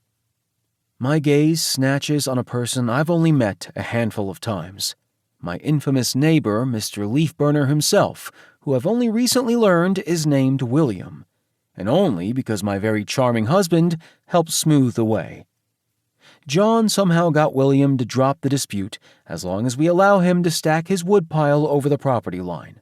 He also agreed to stop burning leaves once John offered him a couple of free beers at the bar. Looks like he's shown up to make good on the promise. "What are you doing?" John whispers when he gets to me. "Making a speech." I wink playfully, though my stomach is trembling something fierce. "I'm almost finished." When I drop down to one knee, I hear a few gasps, but my gaze is laser-focused on John, whose eyes immediately soften as he stares down at me. "John McCoy, I adore you. You are my person. The man who offered me unconditional love even when I didn't think I deserved it. I want to grow old with you, to take care of you the way you always deserved. I am helplessly in love with you. That has never changed." I fumble around in my pocket and pull out the sparkly white gold ring. "Will you marry me all over again?" John appears speechless, and for one moment I think I've blown it, presenting a ring publicly like this. But then he holds out his hand, and as I slide the ring on his finger, he shouts, "Fuck yes!" The patio goes wild with cheers and whistles. Even the DJ gets in on the action, and I vaguely hear Aaron telling everyone around him that he was in on the proposal. John pulls me to my feet and plants a long kiss on my lips. I wind my arms around him in a tight embrace, and it feels like coming home. Again. His mouth finds my ear. "You're not going to believe this, but I bought you a new ring, too." My pulse spikes as I drawl away. "You did not." "I did. Guess it's destiny and fate and all that." He grins in that charming, sexy way I've always loved. But I've got work to do, so I'll save my speech for tonight. Should we sleep in the mountains? My heart flutters as I nod. Nothing sounds better. This has been Dear John, Aqua Vista Book 2. Written by Christina Lee. Performed by Nick J. Russo. Copyright 2025 by Christina Lee. Production copyright by Christina Lee. Thanks for listening. Audible hopes you have enjoyed this program.